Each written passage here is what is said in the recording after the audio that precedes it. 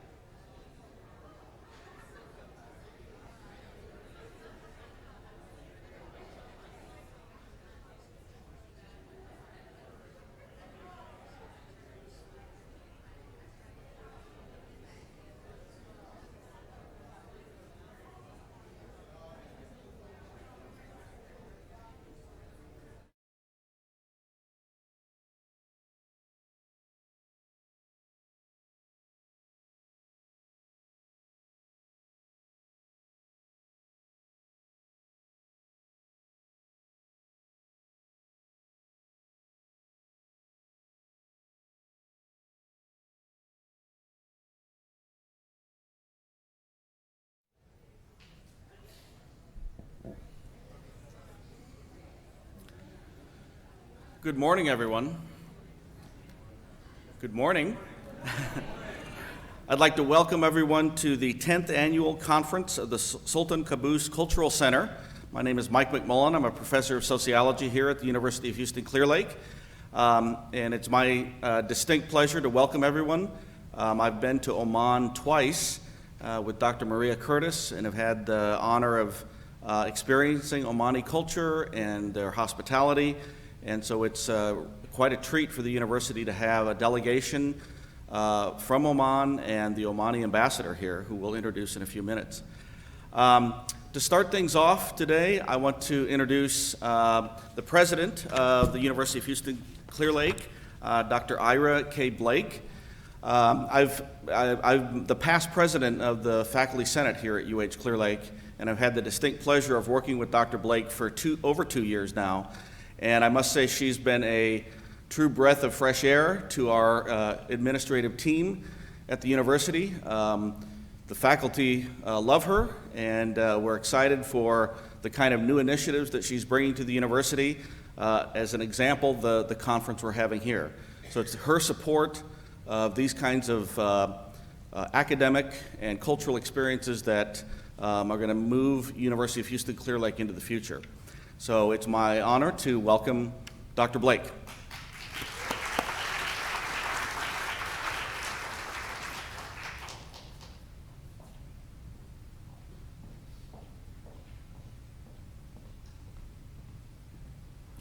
Thank you, Dr. McMullen.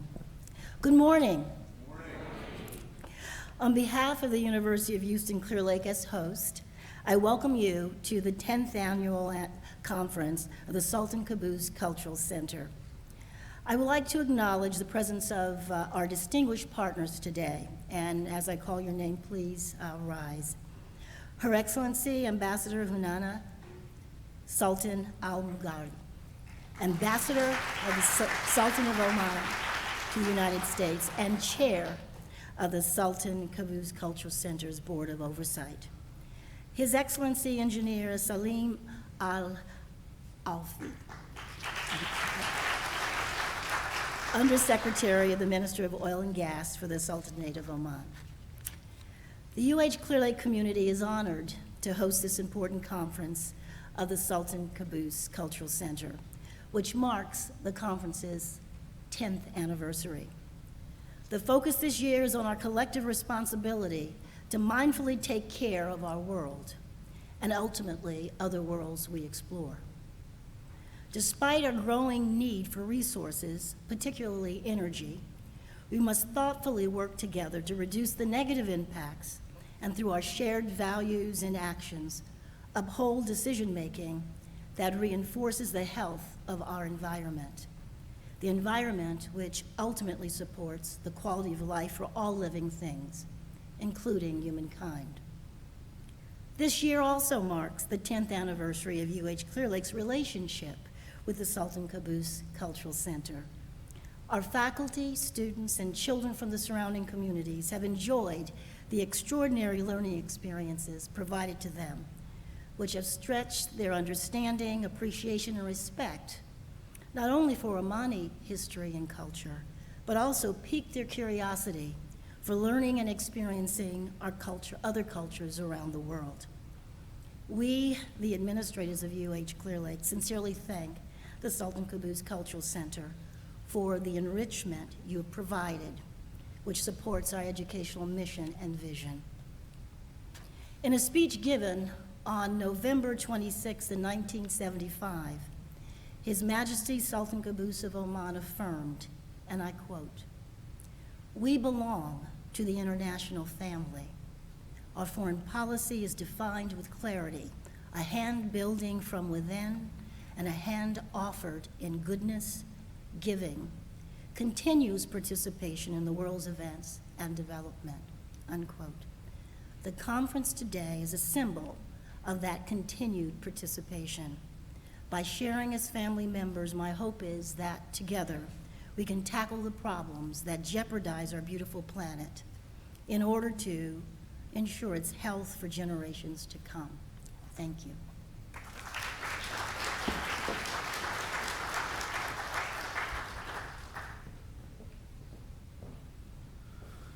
Thank you, Dr. Blake. It's my honor now to introduce Her Excellency Ambassador Hunaina Al-Maghari. It's a rare opportunity to have an ambassador to the U.S. here at UH Clear Lake, so we really appreciate it. Her Excellency Ambassador Hunaina Al-Maghari has served as Ambassador Extraordinary and Plenipotentiary of the Sultanate of Oman in the United States of America since 2005. She also serves as chair of the Sultan Qaboos Cultural Center's Board of Oversight. An economist with an extensive business background, Her Excellency represented the Sultanate in negotiations for the U.S.-Oman Free Trade Agreement and is a tireless advocate for strong U.S.-Omani relations. Prior to her work in diplomacy, she served in many roles in Oman's Ministry of Commerce and Industry and at the Omani Center for Investment Promotion and Export Development. The ambassador earned a BA in Business Communications from the High Polytechnic Institute in Cairo and a master's degree in economics from the New York University. Please welcome Her Excellency.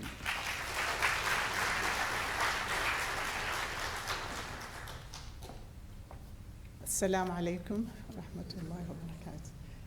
Good morning. Thank you very much, Dr. McMillan, for this very generous introduction. Your Excellency, Engineer Salim Al-Aufi, President Blake, honorable guests, ladies and gentlemen. I would like to welcome you all on behalf of the Sultan Qaboos Cultural Center to the Energy and Environment Stewardship Conference. We meet to discuss issues of importance to our energy usage and our environment. There is a lot of knowledge and information that we could share and benefit from in dealing with the effects of the climate change, which impacts the area of the United States and certainly impacts the Sultanate of Oman. We believe that by sharing our experience, we can learn from one another and help serve as leaders for environment and sustainability in our respective regions of the world. Oman and the United States share a long history that goes back to 1790, when an American ship, the Boston Rambler, sailed into the port of Muscat, Oman. We signed the Treaty of Amity and Commerce with the United States in 1833, and the first Arab diplomat to the United States, who was our first ambassador to the United States, Ahmed bin Nu'man, sailed into the New York Harbor in 1840. Today, we continue with this conference, the shared commitment to amity signed so many years ago. The Sultan Qaboos Cultural Center, or SQCC as we are known, especially in Washington, was established in 2005 by His Majesty Sultan Qaboos bin Said as a means of sharing Omani culture with our American friends. Through scholarships, research fellowships, educational and cultural programs, and Arabic language training, SQCC brings the culture and value of Oman alive both at our headquarters in Washington, D.C., and as programs such as this one around the United States. Each year, SQCC partners with an American university on a topic of mutual interest for our annual conference. This year is particularly special because it marks our 10th annual conference. And what better way to mark this milestone than to hold it at your prestigious university? We hope this conference will serve as the beginning of a new partnership which will outlast the conference and hopefully continue to provide the means of building our Treaty of Amity. Thank you very much.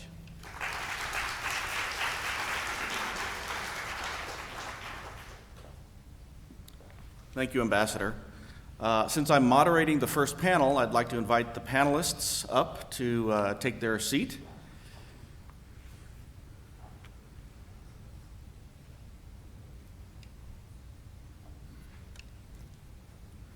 While they're coming up, I'll do a little bit of housekeeping. So I'm the timekeeper, so I will keep time. And each presenter has 15 minutes, and I'll have a little sign over there and say you have 3 minutes left, 1 minute left. So we'll try to respect everybody's time and keep to the schedule. And we'll wait till the end and have questions. There'll be people circulating to hand out cards. So if you want to ask a question, we'll wait till the end of all 4 presentations, but you can raise your hand and some of our students will come around. You can fill out a card and I'll read the question and the presenters can respond. So to start off, our first presenter is Mr. Charles McConnell. Mr. McConnell is the Executive Director of the Center for Carbon Management and Energy Sustainability at the University of Houston. Prior to joining UH Energy, McConnell was the Executive Director of the Energy and Environmental Initiative at Rice University. Mr. McConnell served as the Assistant Secretary of Energy in the U.S. Department of Energy from 2011 to 2013 and was responsible for the Office of Fossil Energy Strategic Policy Leadership, budgets, project management, and research and development of the department's coal, oil, and gas and advanced technologies programs, as well as the operations and management of the U.S. Strategic Petroleum Reserve and the National Energy Technologies Laboratory. He also previously served as Vice President of Carbon Management at Battelle Energy Technology in Columbus, Ohio, and with Praxair Incorporated, serving in a variety of operations, sales, and global business and technology roles, including hydrogen, gasification, and energy as the Global VP of Energy and Hydrogen. Please welcome Mr. Charles McConnell.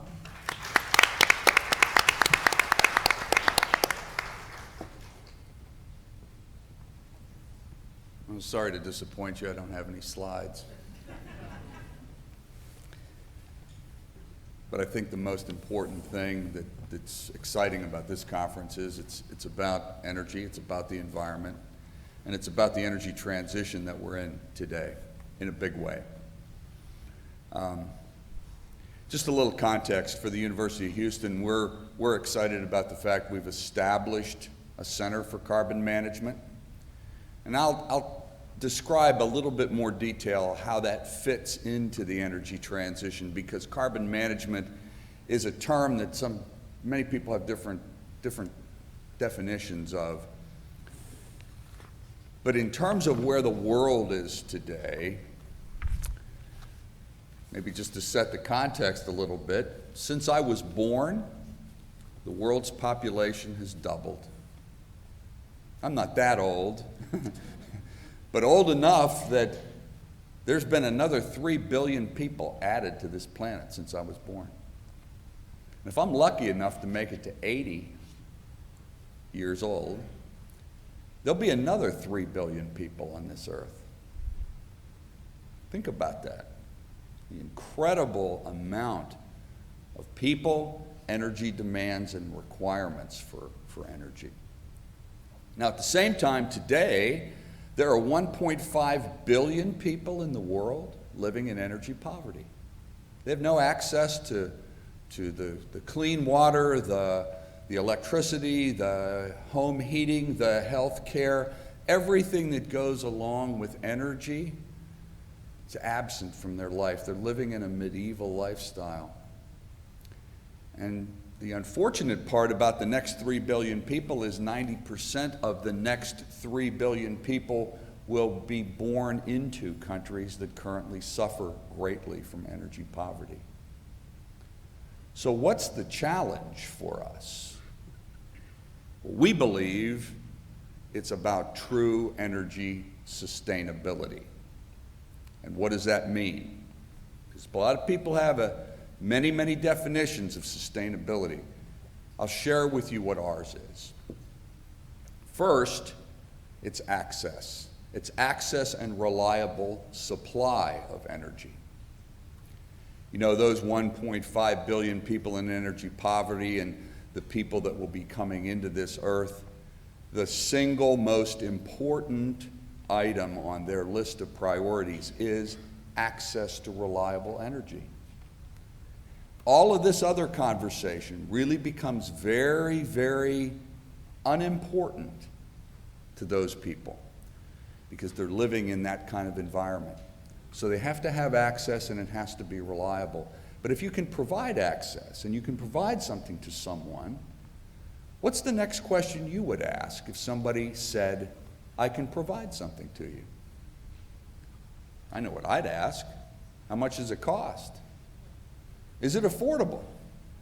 Can it be cost competitive? Is it something I can incorporate into my life? Offer me something wildly expensive or out of my price range doesn't do me any good. It really doesn't provide me access. I need to have something that I can integrate into my lifestyle. And that's how it changes. And if you can meet those two on the litmus test, in many places in the developed world, certainly we have abundance, we have that kind of flexibility in our lives. And that leads us then to the third pillar of real energy sustainability, and that is environmental responsibility. Now, a lot of people would define that as carbon dioxide. Well, it's a lot more than that. It's the use of land, it's the use of water, it's the use of all the things that impact the communities that we live in, the places that we work, the people that work in the energy industry. But certainly carbon and carbon management is a big part of it. It has become central to the conversation. But I would encourage you to continue to remind yourself that from an environmental standpoint, it's just not carbon dioxide. Fugitive methane emissions is another big concern that we all have. The climate and the climate change, very real, very impactful, and very much front and center present for us. But to actually be able to have an environmental program that's going to fit the needs of the world, we believe that those environmental challenges need to be met with transformative technology. That's the magic. That's the magic of what we believe and we hold dear. And it's not simply chemical engineering or geological science or things of that nature, but it also goes into law, policy, business. I happen to believe that policy that's uninformed by technology often turns into just a political football. Same side of the coin, if you've got technology that does not fit and it doesn't actually support the policies that we want to try to advance, and we're simply making more energy, but we're not doing it in an environmentally responsible way, not good enough. And that's, I believe, one of the big responsibilities we have in this country in terms of what the rest of the world wants. And I'll say something that might be a little provocative, but I believe it to be true. I've lived in Singapore. I've worked in Southeast Asia for a number of years and seen a lot of things that I couldn't even imagine before I actually lived there. And what people there value is the technology. They value the magic that comes from thought leadership and ultimately turning it into something that can be accretive to their lives. And the last thing they want is someone coming from here and preaching to them about how they need to behave. Because we know better. And that is the most arrogant and cynical way to try to advance a cause that you can imagine.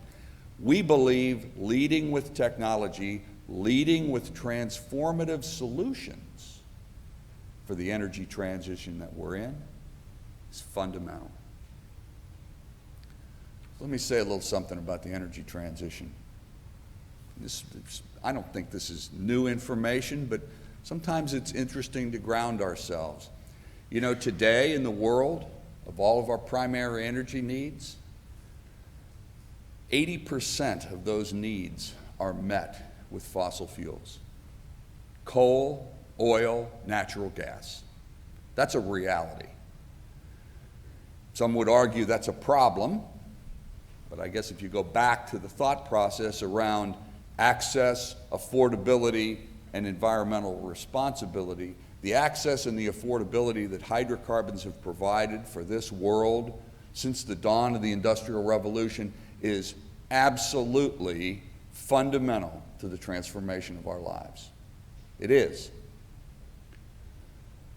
There are some that would believe that the solution to everything today would be to simply keep those hydrocarbons in the ground and we'll solve everything magically. And we don't happen to believe that.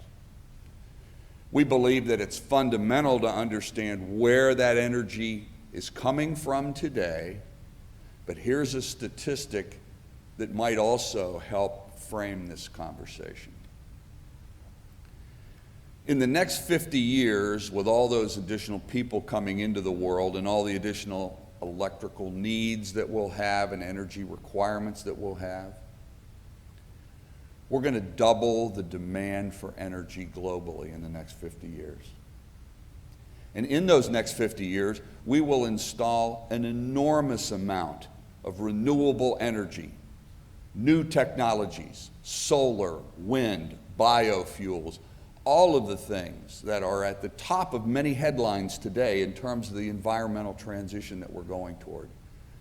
And we support that 100%. We think it's fundamentally important to do, and we will be behind that. And there'll be a lot of money spent, there'll be a lot of investment made, and it will be incredible and unprecedented in the history of the world.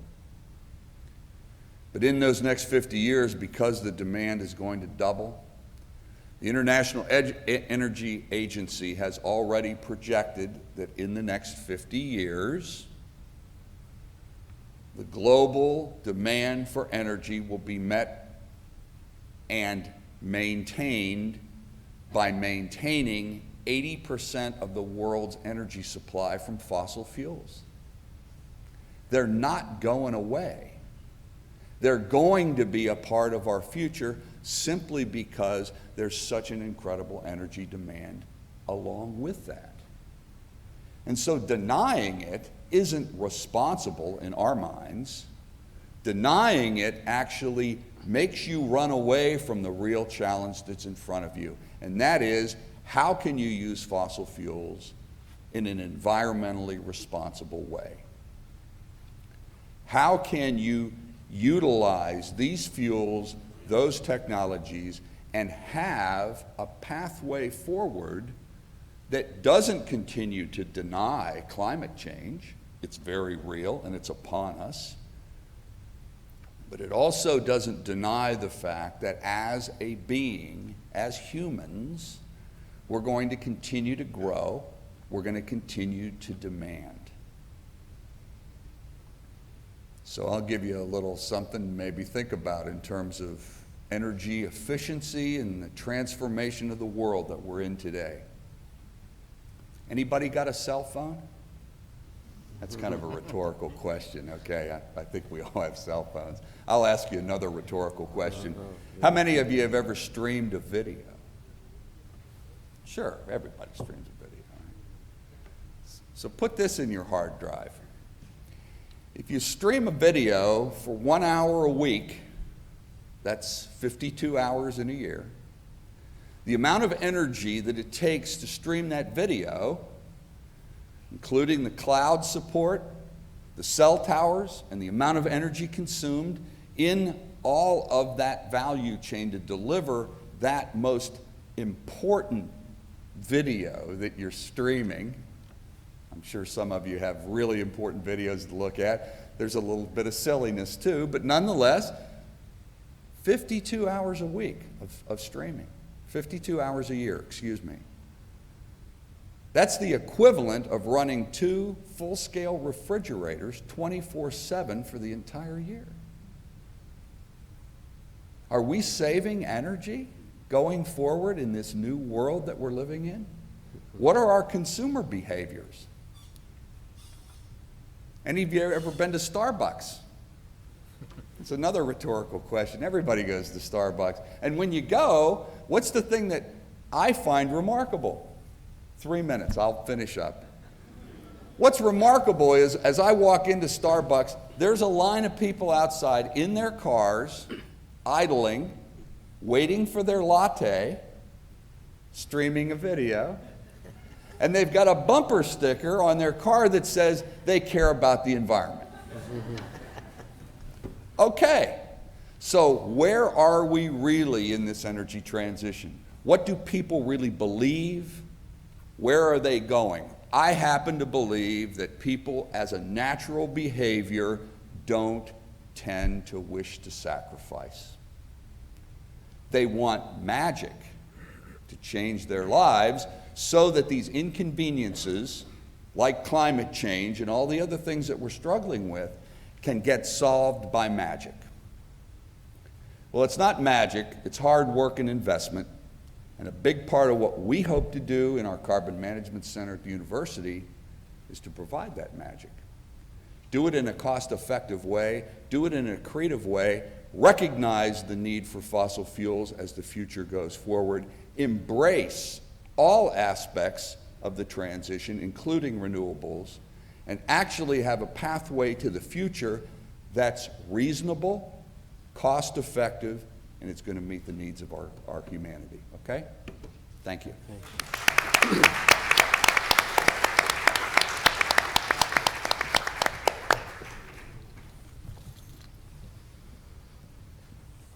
Thank you, Mr. McConnell. Our next speaker is Mr. Salim Al-Salmi. Mr. Salim Al-Salmi is the Middle Eastern Support Team Manager for Occidental Petroleum in Houston. He has over 18 years of oil and gas experience. Prior to his current role, he was the Reservoir Characterization Manager for Occidental Oman. Mr. Al-Salmi has worked in the United States, Brazil, Venezuela, and Oman in multiple roles of increasing responsibilities.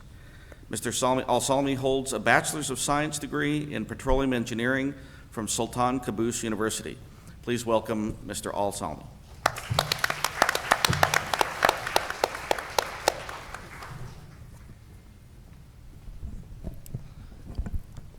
Assalamu alaikum.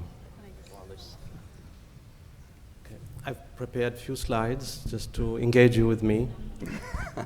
And I would like to thank you very much, Charles. Actually, I've learned something on discipline of consumers with advancement of technology.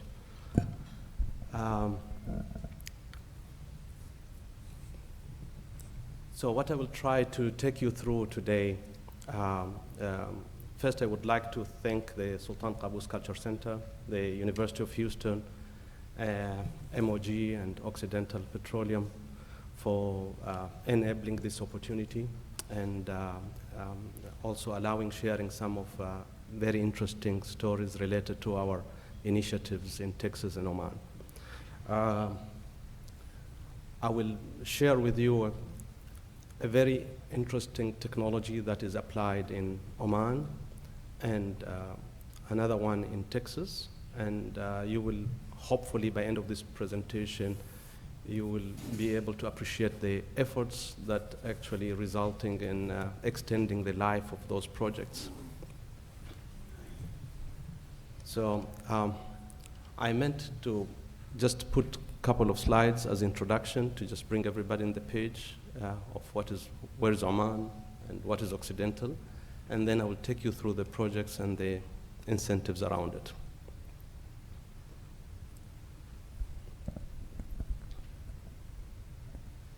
So Oman is very well known in the region for its heritage. It's home for peace and hospitality. Being Omanian may be a little bit biased, but I'll tell you I've quoted people saying that. If you ever have chance to visit Oman, you will definitely have the opportunity to meet with people that have really a different perspective about what is all life about, and different people, quoting them to be kind, friendly, the quotes of hospitalities and others. But definitely you will have chance to meet with people that have different perspective about the world, what is all life about. You will also have opportunity to see some of the best quality frankincense in the world, and also beautiful forts and very ancient surface and subsurface irrigation system called Bldg. please take advantage to get yourself exposed to this if you have opportunity in near future. There are a lot of beautiful things related to nature in Oman, from mountains, deserts, valleys, desert, a lot of beautiful elements related to topography and nature. So this is, sorry, this is the basic thing that I thought it's important to share with you and to make sure I was able to summarize it in one slide. Now, Oman is in Asia as a continent, Middle East as well, surrounded with very rich culture nation. So, and another interesting element to Oman, it's very highly connected to Asia, Europe, and Africa. So you can fly within 6-7 hours to any of those continents, and you can realize the extreme difference of cultures and the level of exposure that is there for the next 50 years for Omanis. And from area point of view, I try to bring you analog to the United States as a size. It's very close to the state of New Mexico. And you will hear a lot that we have very long coastline, so I tried also to bring a scale for what we have in the United States. It's equivalent to the coastline of state of Florida, so it's really big coastline. And so you'll see really very interesting things to do with Oman, from culture, from coastline, from nature, and I encourage you to take opportunity through what also Sultan Qaboos Culture Center offers to expose yourself more to Oman.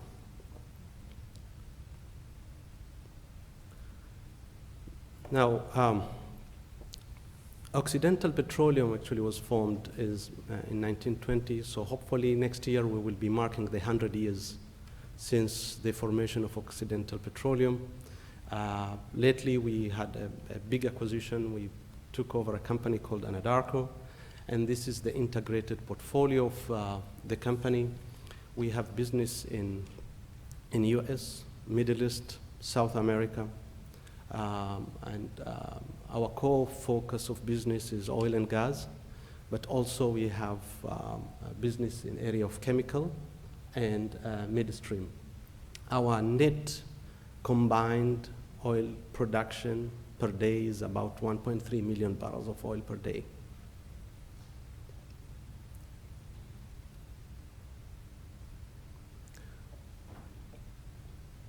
Our business in Oman, specific as Occidental, started somewhere in 1982, 1983,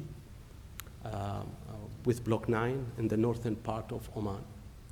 So,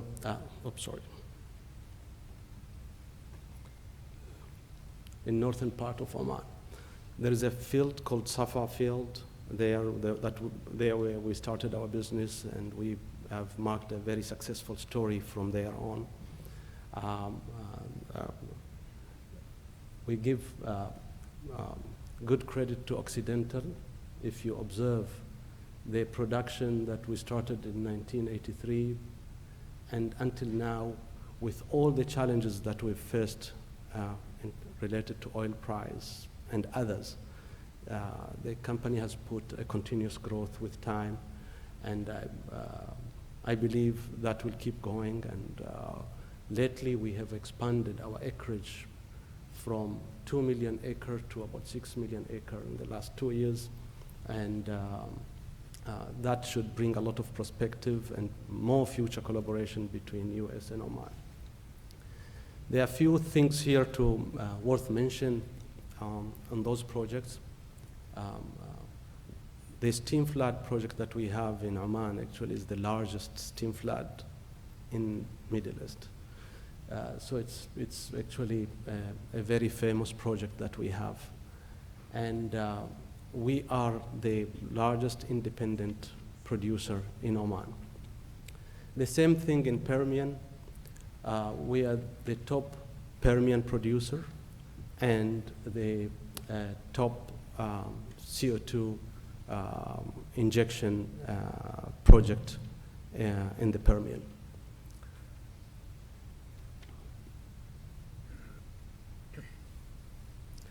For Oman specific, we have two sets of projects in terms of concepts of recovery mechanism. In Oman North, the oil projects are developed with water flood, so we inject vertical and, we drill horizontal producers and horizontal injectors. There is a primary element of production, and then there is a secondary element of production with water flood. For southern Oman, or southern central of Oman, we develop the fields. It's more of a heavy oil environment. We inject steam, we reduce the viscosity, and produce the oil. So the example I have is actually from southern Oman, from Block 53, that I would be focusing more as an example from Oman. Before going and discussing more about EOR, I thought I will try to bring up an analogy of example. And being in Texas, I picked horses. So what I was, I was thinking that if you're really a good horse rider or cavalier, and you will definitely know the capacity or the capabilities of your horses. And you will know how to stretch your horses if you want to show good performance. So the combination of having a very good horse and a very good horse rider is key to enable performance. The same thing has to do with EOR. If you have a very good project with a recipe of having very good team and leadership, you will be able to show very impressive performance. And this is what we are proud of in Oman, and this is what we are proud of in Permian. We think we've put the right recipe of having good projects and amazing team, including the leadership. Before diving deeper to to the examples of the steam flood and the CO2, I wanted just to bring most of us to be on the same page of what is EOR is and what exactly we mean with all those terms. So I've quoted two quotes, but I would like to make it simple for everybody here. I've made a simple schematic and basic text. So if you look to the life of oil field, it goes through different phases. There is a phase at the beginning that is called discovery and appraisal. That's a very early phase. And then there is a phase that is claimed to be commercial. You already know what you have and you're selling the crude or the oil. This phase could be very variable on how it's going to be as life of the project. If you have very heavy oil, similar to what we have in Mukhezna in southern Oman, you cannot go and have very high rate because the oil is viscous in nature and it will require complex economic really to ramp up very high rates. So you will struggle somehow in making the field perform at its best capacity. You will be going with low rates until you get to the economical limit, and you will keep a lot of oil behind in the reservoir. On the other hand, if you have light oil, like what we have in Permian, you will be able to use the energy you have in the reservoir, the pressures, because the viscosity is low, you will be able to ramp up for some time. Once that pressures start to decline, once you take that volumes out, you will start losing the oil, it will start declining big time. You may be able to extend it through actually adding water floods as pressure support.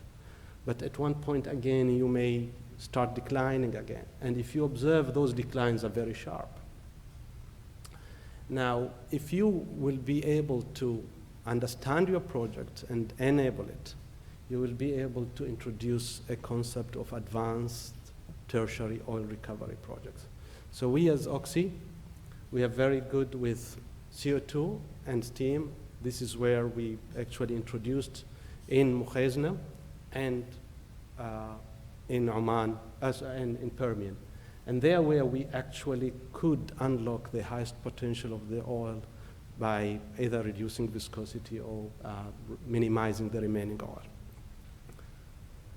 So knowing that EOR projects actually extend the life of the field, you will see a lot of initiatives. So I caught this from SPE, EOR, OGWA. You will see either from PDO or OXY. There are a lot of initiatives to try different technologies to extend the life of the field, which is good. The same thing here in Texas. You will see a lot of initiatives. Most of it is very focused towards CO2 because of the infrastructure we have. So this is the two examples that I wanted to show you, because performance talk, it's not only something that we say we can do it, but we would like to show you what the history and what the results are. So I picked two examples. One is Mukhezna, what you will see, the oil ramp up. We moved this field from 8,000 barrels all the way to 125, 26,000 barrels a day, 17 times fold, but we had to invest massively on steam, the red bars, and we had also to drill a lot of wells, the black bars. And the same thing actually for CO2. If we have not done the CO2 injection flood, the field will be declining at this rate. But by injecting CO2, you could see we've totally changed the trends of the production. This is just a capture to show you, this is one of the largest mechanical vapor compressors in the world, and it is in Oman as a result of steam flood. And this is just to demonstrate the CO2 project scale that we have is the largest with Occidental and gas. Another good thing about EOR projects, they allow you to think beyond borders. To support this project, actually, we had gas pipeline all the way from Qatar to Mukhezna. So that was actually very remarkable, because there is drive to extend the life of the field.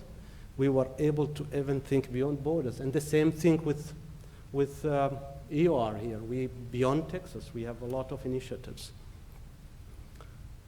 So before my last slide, I would like to summarize it, what EOR projects actually bring to nation. What you will see for people and members from university, from EOR projects, this is an example for steam flood, and you will see here where you will realize your best knowledge about science. You can know how, if you inject high quality steam, you'll have high recovery. Also, it will allow you to do some of very interesting projects related to low carbon venture. There are different initiatives.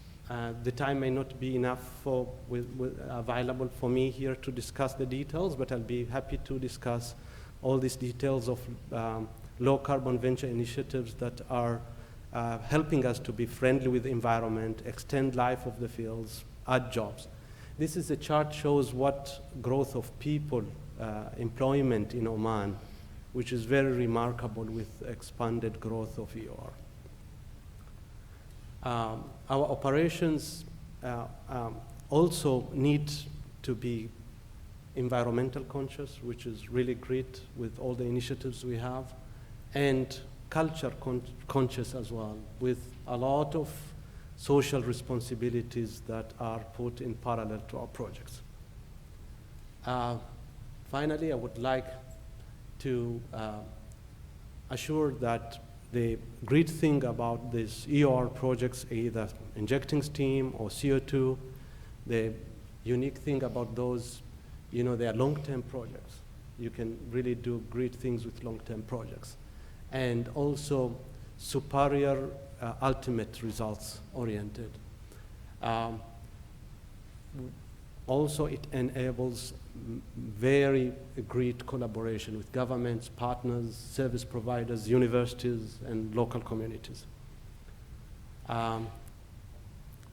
Finally, I would like to thank again the University of Houston, MOG, and Occidental for allowing this data to be shared.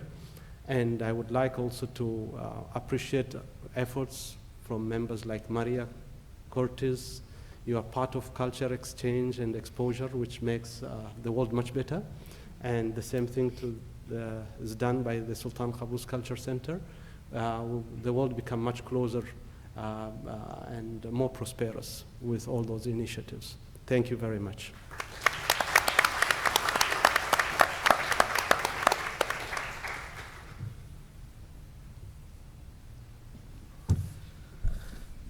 Thank you, Mr. Al-Salmi. Our next speaker is Dr. Salman Al-Shidi, who is the Director of General Management of Petroleum Investments in the Ministry of Oil and Gas at the in the Sultanate of Oman. He is a member of the Board of Directors of Petroleum Development Oman and chairs joint management committees of several oil and gas companies in the Sultanate. Dr. Al-Shidi has held various senior positions in oil and gas industry for Oman Oil Company, Dove Energy, Dubai Petroleum, Shell Exploration and Production Company, and Petroleum Development Oman. He served as chairperson for the Society of Petroleum Engineers, chapters in Oman and in the UAE.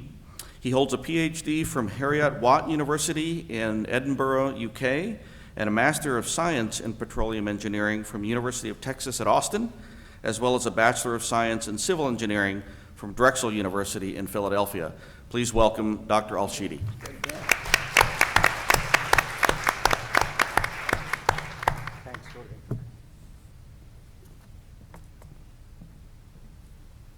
Assalamu alaikum wa rahmatullah.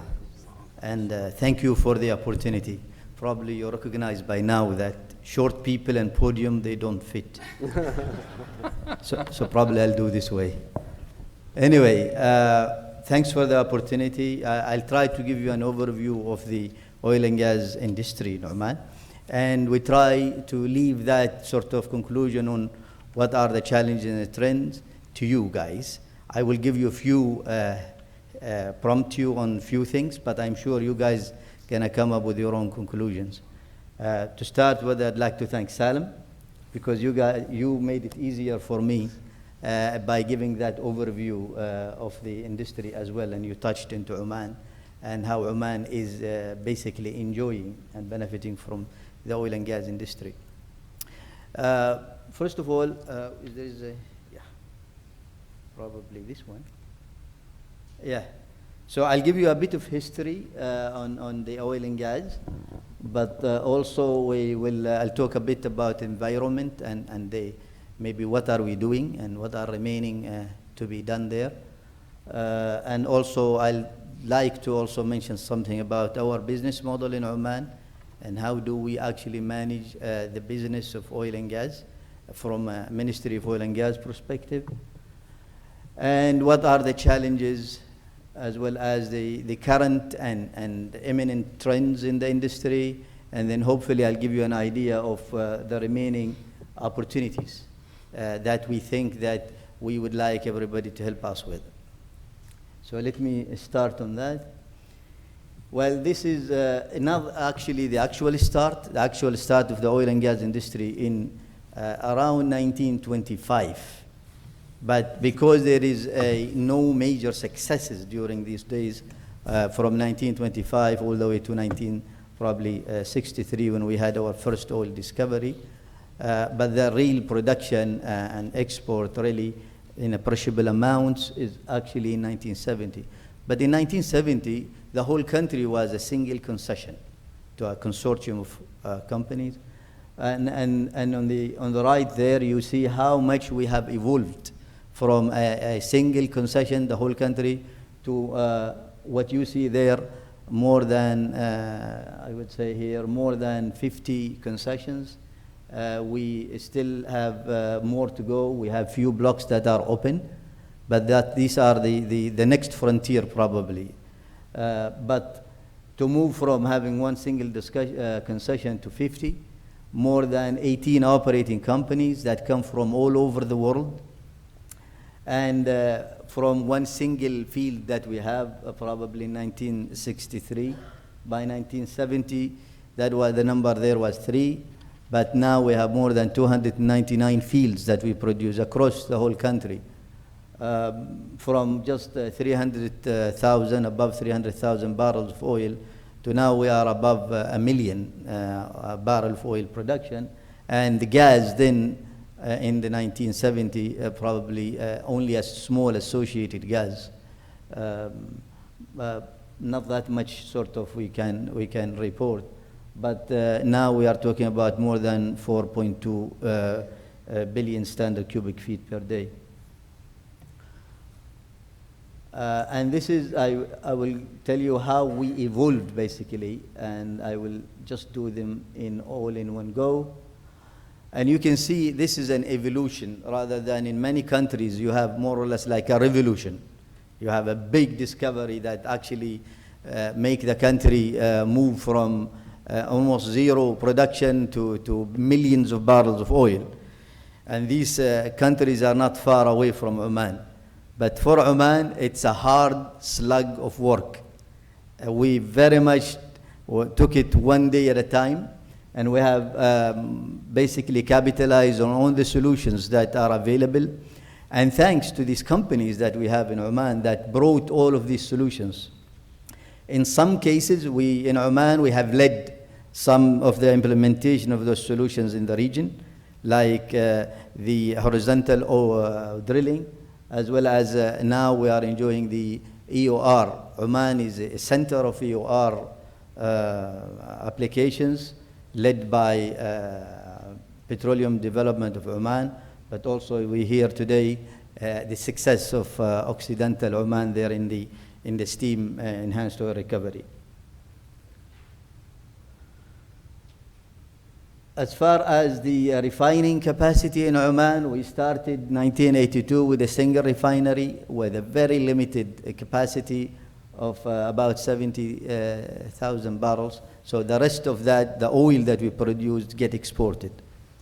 And then that refinery actually have experienced several expansions, leading to, in 2006, the addition of the second refinery in Sohar, which actually give us a big push from the below 100 to more than 200,000 barrels a day worth of refining capacity. And the trend is continuing. Hopefully by 2021 we're going to have the third refinery in Duqm that will put us at around 500,000 barrels a day. So if the production stay the same, we probably 50% of the production will be refined in the country. On the gas front, this is the evolution, as I mentioned earlier. So we started with shallow carbonate production, which was actually one of the major fields we call Bayou field. Okay, and actually that was almost like a cave full of oil, full of gas. So we just have to just drill the wells and produce the gas. But that did not really took us, you can see here, it's only to the end of the 1990s, where then the country really wanted more gas to enable all the industries and satisfy consumption, and also add more revenues to the country. And that's why we expanded that sort of effort to produce from deep plastic, but they also come rich with condensate, and therefore they pay for themselves. And recently we have started actually on producing from deep stringers, but it's sour gas, but it's actually, it will be a significant part moving forward. Where is this gas get consumed? We actually internally, we consume the bulk of it. We export, as you can see here, around 34% of it. So it's most of the gas are actually to enable the growth of the economy in Oman. But we still sort of export at least a third of it. That make basically us sustain that effort. Now in the local industry, as you can see here, there is a significant amount spent in the oil operations. This is again 21% of the net gas, natural gas production. And that's very significant. And hopefully with trying, I will show you in a minute what are we trying to address that challenge. And His Excellency last night also mentioned the effort that we're trying to do to cut down on the consumption in these local consumption, whether it's household or other industries. And so far, as he mentioned yesterday, it's working.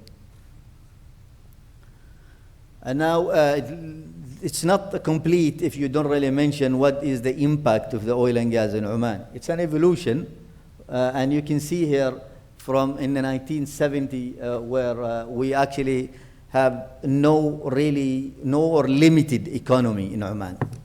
And you will see some pictures later to actually prove the delta from those days to today. And the best way to demonstrate it is through a GDP growth. And the numbers actually not important, but the growth that we have really experienced as a result mainly of the oil and gas. The revenue as well as the economy that is created in the country. This is the pictures that I try to share with you. This is, let's say, if we talk about 1970, there is a single airport in Sib, and you can see that is actually a true picture of that, if the 1970. Single airport in Sib, very limited operation. And from that situation to this almost a state-of-the-art airport that is actually, in some of the people who come visit us, it is really, it stands out. Not because of size, but actually because of its integration of services. And if you come to Muscat Airport, from the time you land to the time you leave the airport, it's literally less than 20 minutes. And that shows the difference. Again, this is a picture of Muscat, and then another one here of Matrah, which is just a town next to it. And you can see the difference between before and after, and this is just a small window of the change. Now, when we come to a very important element of our resources is women, and how much women really participating in the economy. This is, by the way, Muscat. So for those who visited Muscat recently, I think they can appreciate the difference. And this is the situation in Muscat today. In those days, I think I will not be exaggerating if I say very, very few women are actually in the economy or participating in the modern economy. Now you can see there are more than 142,000 women working in all different aspects of life, from health all the way down to the oil and gas. Actually, they are logging our wells. They are actually fracking them. They are logging them. They're cementing them. So, and it's part of our economy. We cannot imagine a world without, especially in the oil and gas, we cannot imagine the world without women participating in the growth. This is another sort of picture where it shows how many kilometers that we have, paved kilometers in 1970, which is just below 2,000 kilometers. And this is just one example of the many roads and bridges that we have in Muscat and all over Oman. Now, in the environment, yes, we have gone through this evolution. Of course, we are conscious of the fact that this evolution and the revenue, as well as basically what we need to do to produce. Are we there? 3 minutes? I'll do fast. So this is, we are not neglecting the environment. We're doing all we can to do that. And there are 4 different elements that we're trying to cover. Is we're trying to reduce flaring, eliminate it completely. If we can. And in the energy efficiency, everything we're trying to do it faster and with less taxing on the environment. And then we deployment of solar panels. All over the place now you see solar panels in our operation. On top of that, we even generate steam from solar. And that's expanding. This is a good example. His Excellency mentioned this, but he did not show the picture of the project, and this is a significant and growing. We're trying to absorb as many as we can from the water we produce. And the business model, we actually in Oman, we are, especially in the oil and gas, we are partners, okay, to every company that come. We try to enable them and pave the way for these companies to produce the value. There is no value, there is no benefit to Oman. So we're trying to actually enable them, and I think Oxy again have a very good example to show. So, and then on top of that, we are actually, we always go for win-win, and we do have a mature industry, so you're not coming into a desert anymore, okay? It's a very mature, all the services are available, and most importantly, Oman, probably for everybody who have visited, it's peaceful, and we are tolerant, okay? And we're trying to actually help if we can. The challenge is also, Oman is not blessed like the rest of the Middle East with big reservoirs, big oil finds. We are actually fall in the crumble zone where the tectonic plates, they really meet near Oman and they crush Oman. And when you explore for oil, it's like looking for a needle in a haystack. It's tough, but it is there. Another challenge is water. Okay, so His Excellency already mentioned that really take a lot of foreign energy to dispose of this water. So 56% of the total energy used in the industry, okay, more or less is used to dispose of water. Diversity of project, we have big projects, small projects, we have EOR, we have simple projects, north, south. So that tells you the challenge that we are dealing with. So not one technology will fit all. We need all the technologies in the world to help us out. And I'll do fast here. Cost is a big problem for us, again because of the water, but also because other things. Okay, we are evolving, so we need, this is an example of one company, but it's actually a representative of the cost escalation in Oman at large. So anybody who has an idea to actually cut cost, we will actually be able, we are ready to pick them wherever they are. As far as the trends, this is no difference than we're trying to do it faster, more environmentally conscious. We're trying to actually deploy as many tools out there to be more efficient. And try to also maximize the value from the every barrel we produce. And in terms of opportunities, we already mentioned water, so anything that helps in water and water management. Also, there is a huge unconventional resources that are literally untapped. So anything that can help us there, we'll appreciate it. Renewable energy, I don't think we can say enough as far as how much we can use of renewable energy, and Oman is very well situated to actually take advantage of that. Any cost reduction technologies will be highly appreciated. Digitalization, this is one of the major, I would think, projects that we are currently undertaking. In there, the opportunity for everybody to lend hand. Thank you very much, guys, and sorry for going over.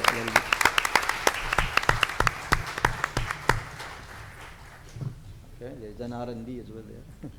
Thank you. I just received a voicemail from Lee's while we were sitting. Thank you, Dr. Al-Shidi. Our last presenter, before I introduce her, I think the cards have been passed around, so if you're thinking of questions from our first three presenters or our last presenter here, please write them down and I guess pass them maybe to this end, and maybe the students can pick them up as her presentation ends and we can then have questions. So our last presenter is Dr. Dina Abdel-Zahir. Dr. Abdel-Zahir is an associate professor of management in the College of Business at the University of Houston Clear Lake. Her former positions include senior account manager and business consultant for TNS, the world's largest custom market research specialists, and assistant brand manager for Procter & Gamble. Her research is mainly in the area of global strategy, with specific interests in corporate, social, and environmental issues and global entrepreneurship. Dr. Zaher's research is on the examination of the relationships between global mindsets, entrepreneurship, orientation, and individual innovation, and was awarded the Kaufman Doctoral Assistant Grant Award in 2011. In addition to teaching strategic management courses here at UH Clear Lake, Dr. Zaher is currently a research consultant on a project titled Effective Entrepreneurship Education and Training Study. This project was initiated and funded by the World Bank and is managed by Thunderbird Global School of Management. Dr. Zaher holds a PhD in Business Administration and International Business from Florida International University.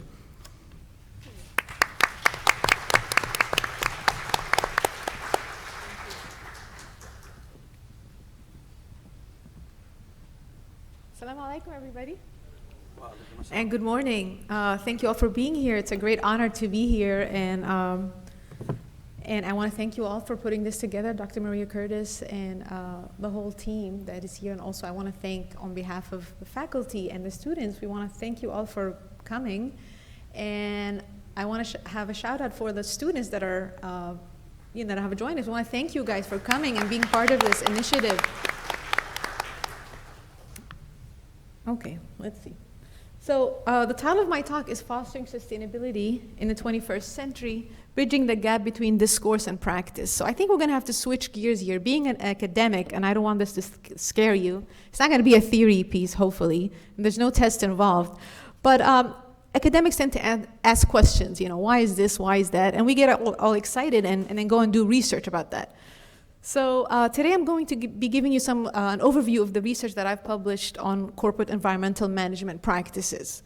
And of course, we're just scratching the surface on the topic. So what's happening? Traditionally, the literature has portrayed or has always talked about corporations as more of basically exploiters. Sorry, guys, but that's what has been traditionally talked about as far as corporate perspectives. But this has changed. So the current literature is seeing corporations in a more positive light. Because of what? Because of what they're doing. So we're seeing more and more corporations investing behind trying to develop eco-advantage, what we call green competitive advantages. They're spending on R&D and innovation to try to become more, again, competitively advantaged. And this is driven by several things. One is you guys, the green consumerism movement, pushing corporations to say, hey, we want more sustainable products, and we're willing to pay for them. So that's a big part of it. But also at a country level, we're seeing more and more countries establish regulations that are, helping or trying to guide corporations to become more sustainable. And they're using that as a source of competitive advantage to bring in more foreign direct investments. So definitely we are in an era where green is gold, right? And this is what we need to be doing, and this is what we're teaching our students, and this is where we're at. Why is this important? Because it makes business sense, right? It makes business sense. When you're pursuing more sustainable practices, it should lead to more efficient practices and cost advantages, and at the end, enhance your triple bottom line and build legitimacy and reputation of corporation. And this is what organizations all care about, is to have a positive reputation in this time of day. But let us understand that there are challenges to making this happen. Again, the difference between theory and practice. As far as the challenges, well, number one is the severity of environmental crises that we're facing. I mean, here in Houston, we can all relate and talk about, the severity of storms we've been getting, the floods. I mean, these are high impact, even though low frequency, but the frequency of these events have increased, and hence, it is a challenge to try to keep up with, again, our technology, as you're saying, to match what is happening as far as environmental crises. Also, we're also seeing that, in this wave or green, bandwagon, we're seeing a lot of corporations and organizations saying, hey, we are all green and all this, but this is not necessarily true. So as stakeholders, as consumers, as investors, we want to sort through that, right? We want to sort from those that are actually doing versus those that are just greenwashing. And we are seeing also evidence of some, what we call cherry picking. We're seeing some companies adopt certain environmental causes and not. So it's important for us to be able to see, okay, what is the whole picture? And when I'm saying corporations, I mean, I study corporations in general, so non necessarily, energy corporations. And for multinational corporations, the challenge is even bigger because it's harder to align what you're doing, across the globe. It's harder to achieve this, have everybody, your different subsidiaries are aligned to what you're trying to do. So things get more complicated as far as, aligning your value chain. And from a political perspective, we know the US pulled out of the Paris, Convention, but we're seeing still a lot of corporations as well as cities are still keeping their agenda, keeping their commitment to following more sustainable practices. So these are all kind of the challenges. So what do? I try to study these different challenges and look at them at different levels. At the organizational level, okay, corporations, profit and nonprofit. I look at it at the country level or at a multi-country level, but also at an individual level. Because at the end of the day, we want individuals to make the right decisions to become more sustainable. So we need to be sure we're looking at it from both angles. And today I'll just give you an overview of some of the, the published research on this topic, what I've published, and all this is available online. You can read the full articles at your convenience. Okay, so the first project is titled Rhetoric is Not Enough. And in this research, we try to sort through the manufacturing companies and seeing, okay, is what they're saying actually what they're doing? And to do that, we looked at basically several elements of their corporate environmental processes. One is what they're saying, so what's being said in their vision and mission statements. Second is their policies, the policies that they have, and then performance, and then reputation. This is kind of the conceptual model of how these things are supposed to relate. You would think that what you say is supposed to guide your policy and guide your performance and eventually build your reputation. So in this empirical study, the interesting finding that we found was that actually we did not find any correlation between what's being stated in the mission statement and policy and performance. So this is interesting. Of course, this is the data set was used in 2010. I bet if we do it again today, things will be different. I bet, because again, in 2010, believe it or not, things have changed. So the world is moving very fast, and also corporation and the dialogue that they're using and the dialogue has also changed. But nevertheless, what we did find to matter is their policies. So having policies that are green, that translates to performance. So hence, it's telling us as stakeholders, we need to be investigating the policies of companies and not kind of get, misinterpret some of what they're saying in their mission statement or in their website. So focusing on policies, that's the finding of that study.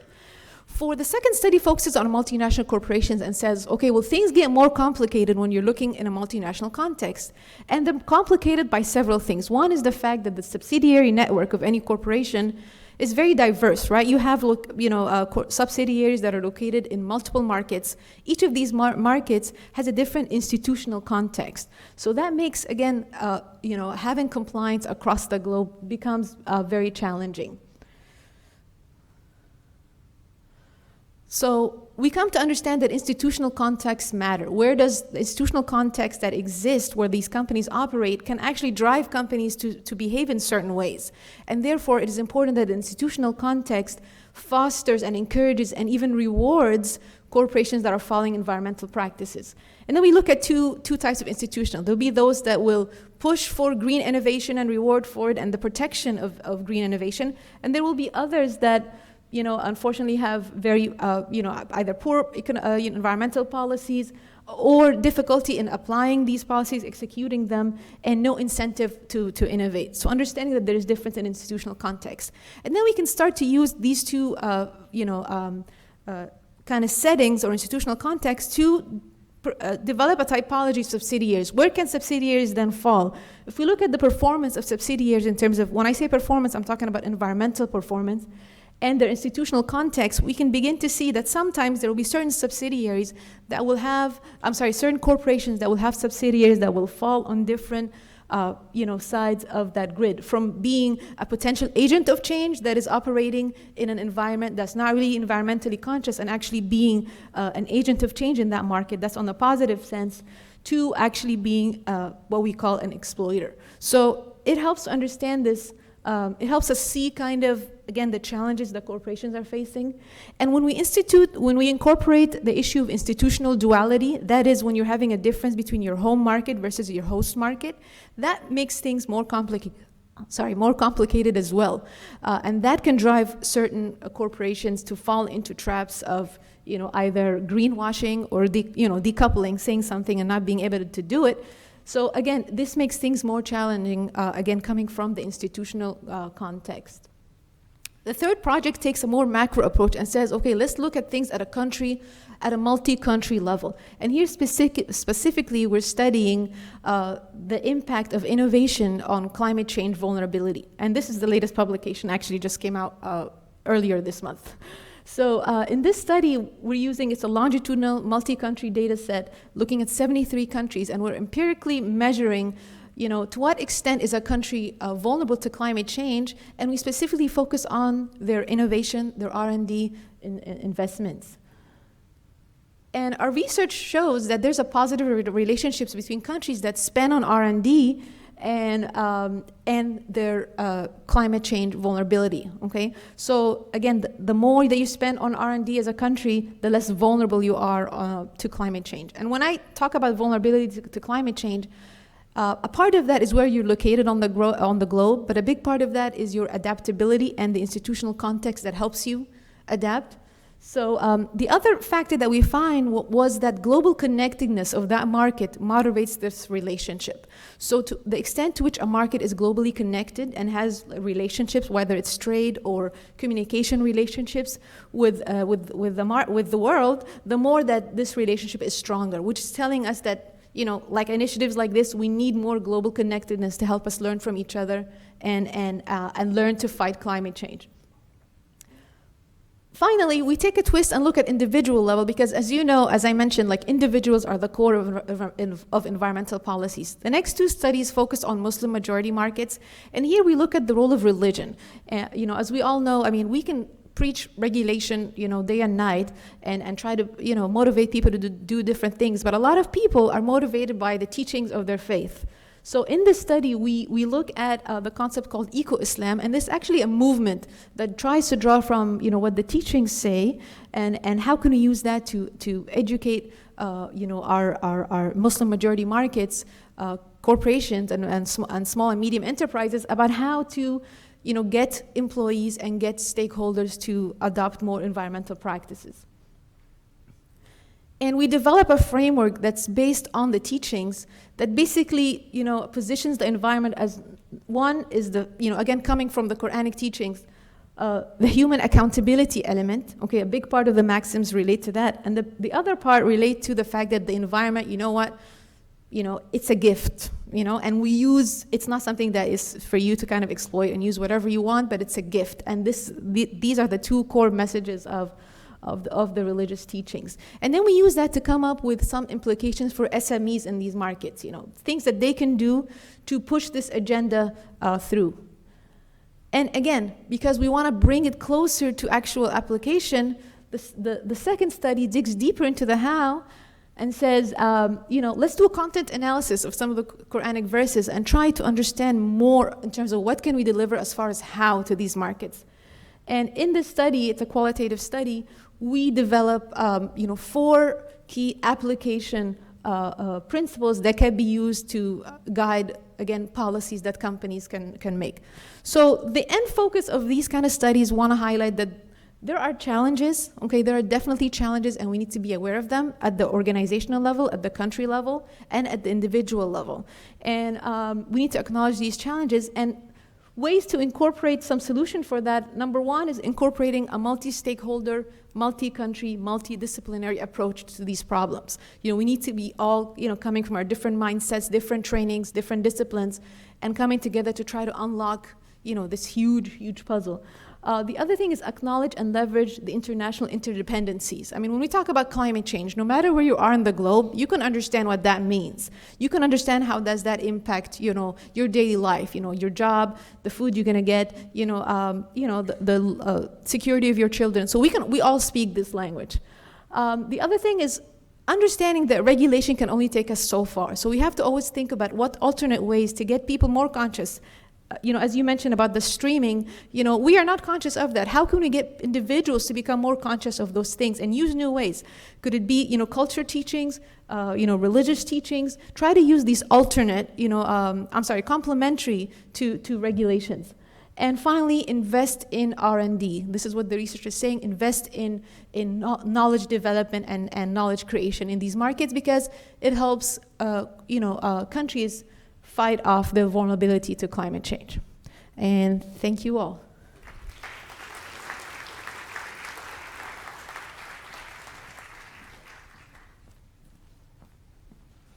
So are there questions? If you have a question, write it down. I guess pass it to this end.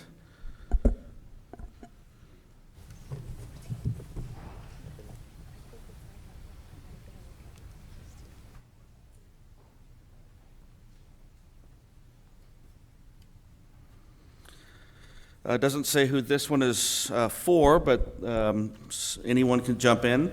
Oman Vision 2040 Committee stated that by the year 2040, Oman will cut down to 6% dependence on oil. What is the current plan of the Ministry of Oil and Gas to achieve that target? Well, I think the question should be down there.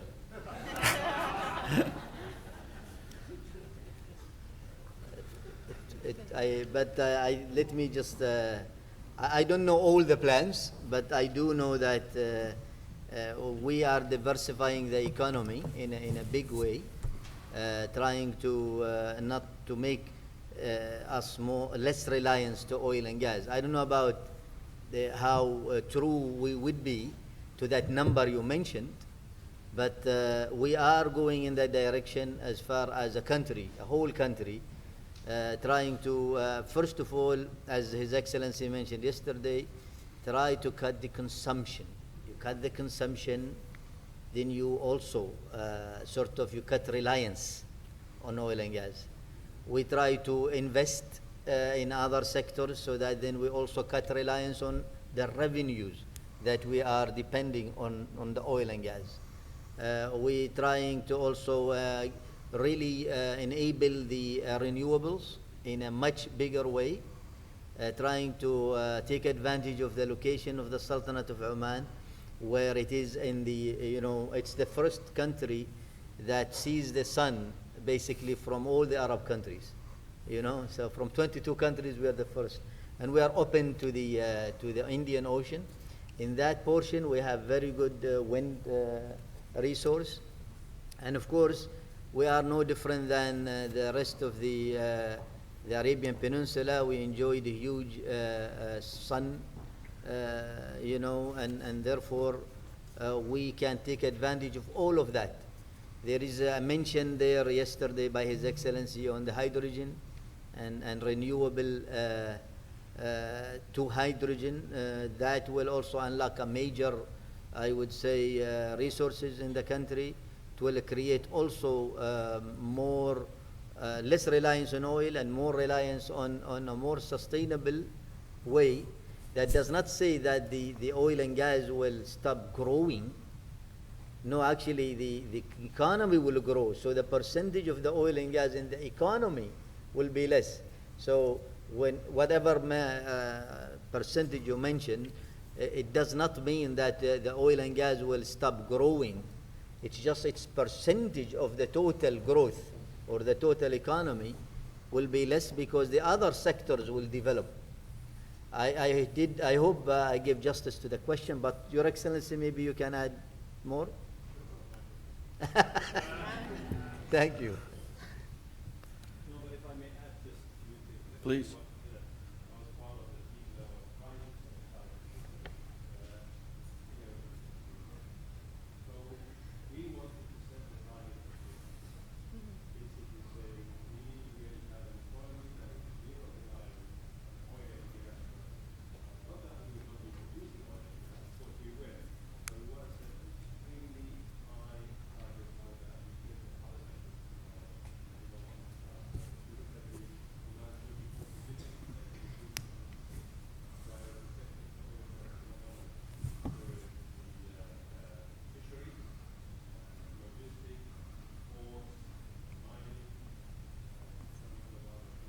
Tourism.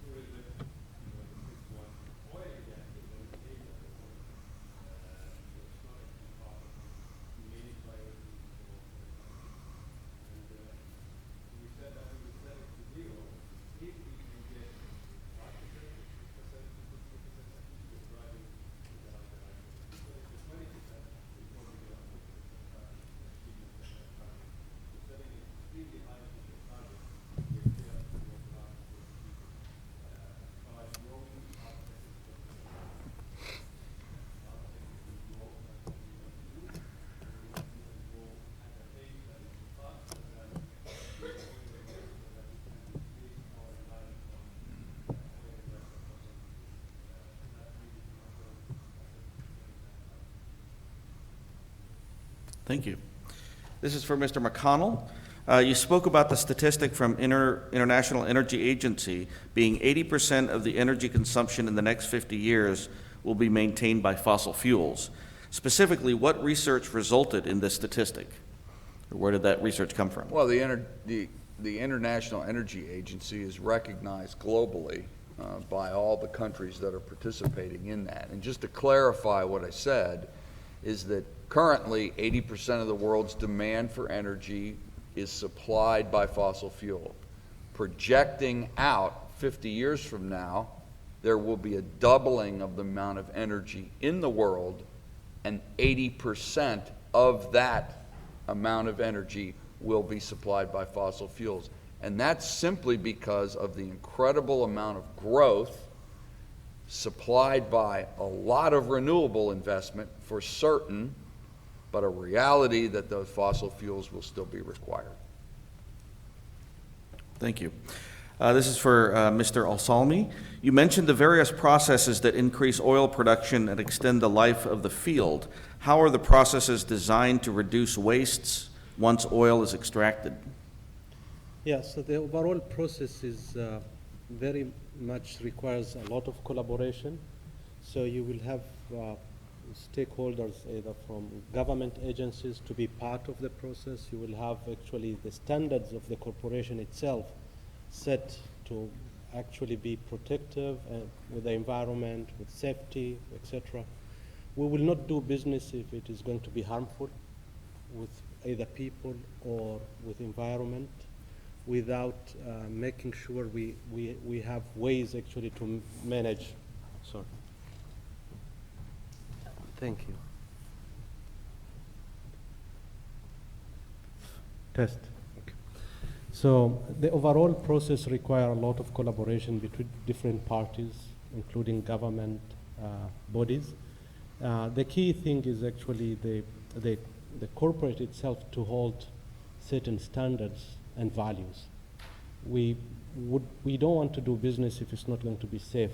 We don't want to do business that is going to harm the environment without considerations of how to deal with the environmental aspects associated with it. So, true, there is a big deal associated to what impact we do in terms of economy, but we are very conscious on what exactly we do with people and what we do with the environment.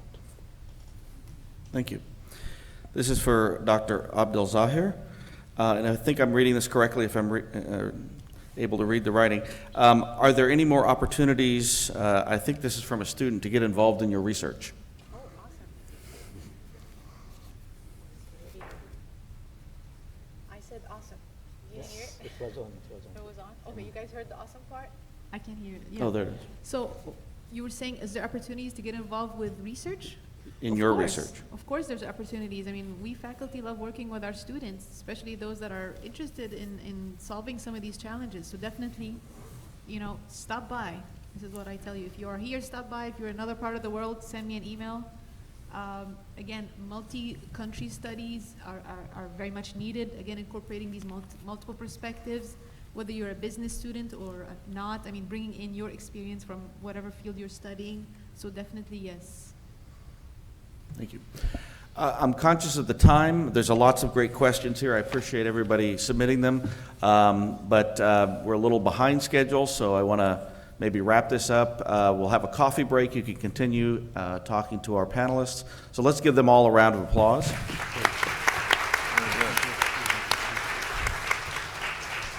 And after a short coffee break, which I think is in the garden room, Well done.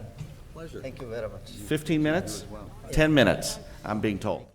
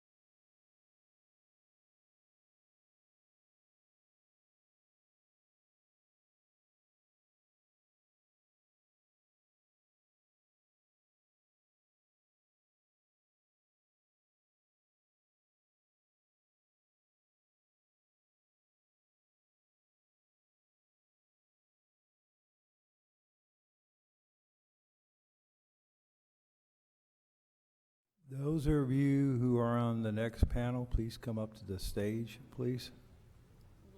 Hi. Are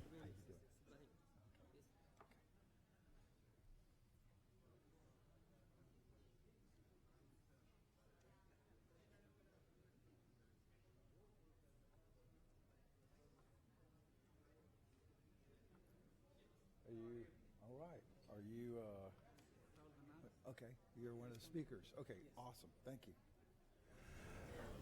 I would ask that everyone please come in and have a seat. We need to get started.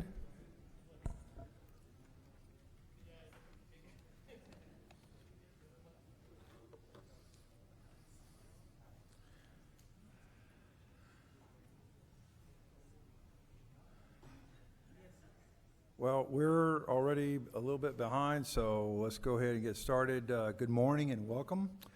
I will be your moderator for the next session, which is entitled Environmental and Climate Change in Coastal Regions and Cities. My name is George Guillen. I serve as the director of the Environmental Institute of Houston, which is dedicated to research and outreach on a wide range of topics related to the environment, and we're very proud to be associated with and involved in the conference and this session. We're fortunate to have such a distinguished group of speakers to discuss some of the major climate-related issues affecting coastal communities in both countries. Our first speaker is Dr. Before I start, as a comment to the speakers, I'll be keeping time like the last session and be raising signs up to let you know we're running out of time. And as a courtesy to the subsequent speakers, please try to keep your presentation on time because we also have lunch after the end of this, and so you don't want people leaving. So anyway, we're very fortunate to have such a distinguished group of speakers, and they're going to be discussing various major issues in climate affecting our coastal communities. Our first speaker is Dr. Mark Makresh. Dr. Mark Makresh is a senior research scientist at the Environmental Institute of Houston and lecturer at the University of Houston Clear Lake College of Science and Engineering. His research focuses on spatial modeling, considering an interdisciplinary approach for analyzing and understanding future environmental and socioeconomic implications. He has collaborated on a number of European projects to develop integrated assessment methodologies for investigating cross-sectoral impacts, vulnerability, and adaptation to future climate and socioeconomic conditions. Examples of these projects include the ClimSave and Impressions projects. Dr. Makresh is an author and co-author of a number of publications, including 2 books. He teaches GIS and remote sensing courses at the undergraduate and graduate levels here at the University of Houston Clear Lake. He earned his PhD from the University of London, a master's degree from Cairo University, and civil engineering degree from Aleppo University. With that, I'd like to welcome Dr. Makresh.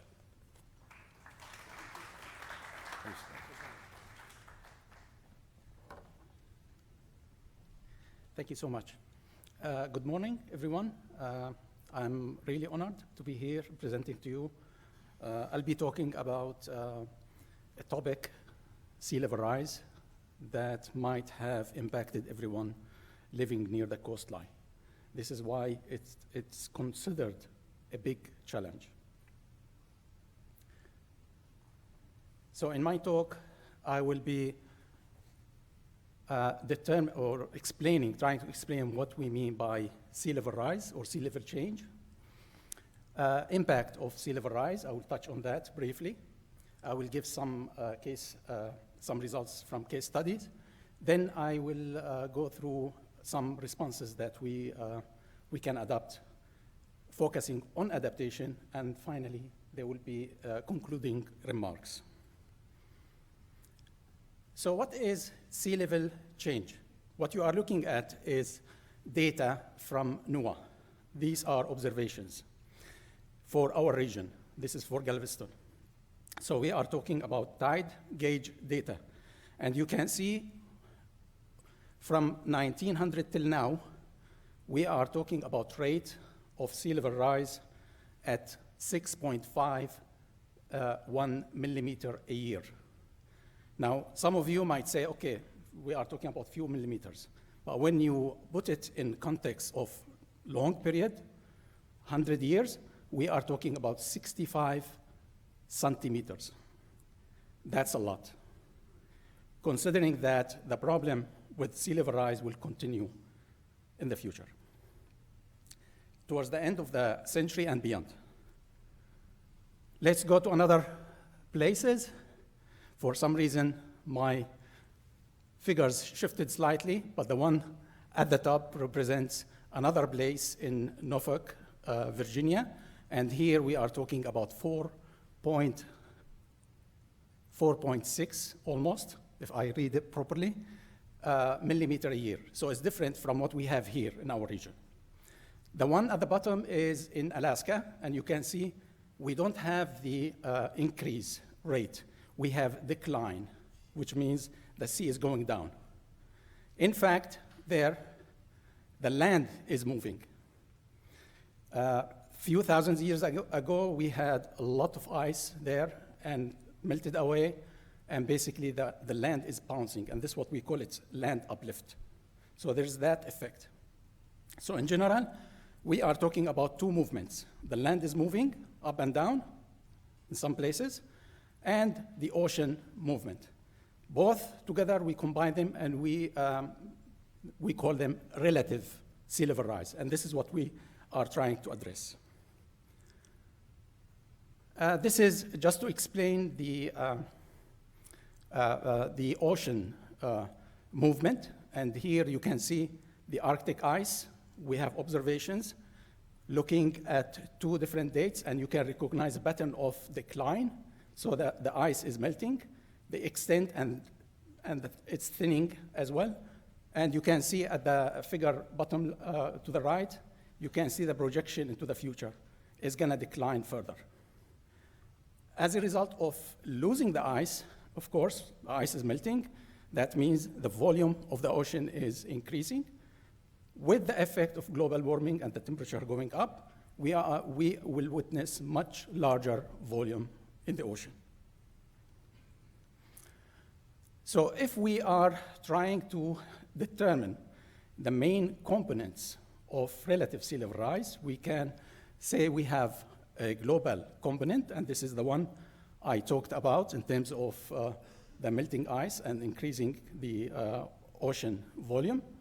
But we have regional effect, regional component, and here we are talking about the effect of climate variability. I talked as well about geological trends, the land movements, and this is regional. It varies from one region to another. There is another component, which is the local component, and here we are talking about human-induced effect. If we extract the fluid from the ground, expect the land to subside. We have experienced this during the last, I would say, 30 to 40 years here in our region, but it's under control now. There's also the effect of oxidation of organic soils as a result of converting the land, as a result of moving to agricultural land. This is just to put it into perspective in the 2 regions we are interested in. The one at the top, we are talking about our region, Gulf of Mexico.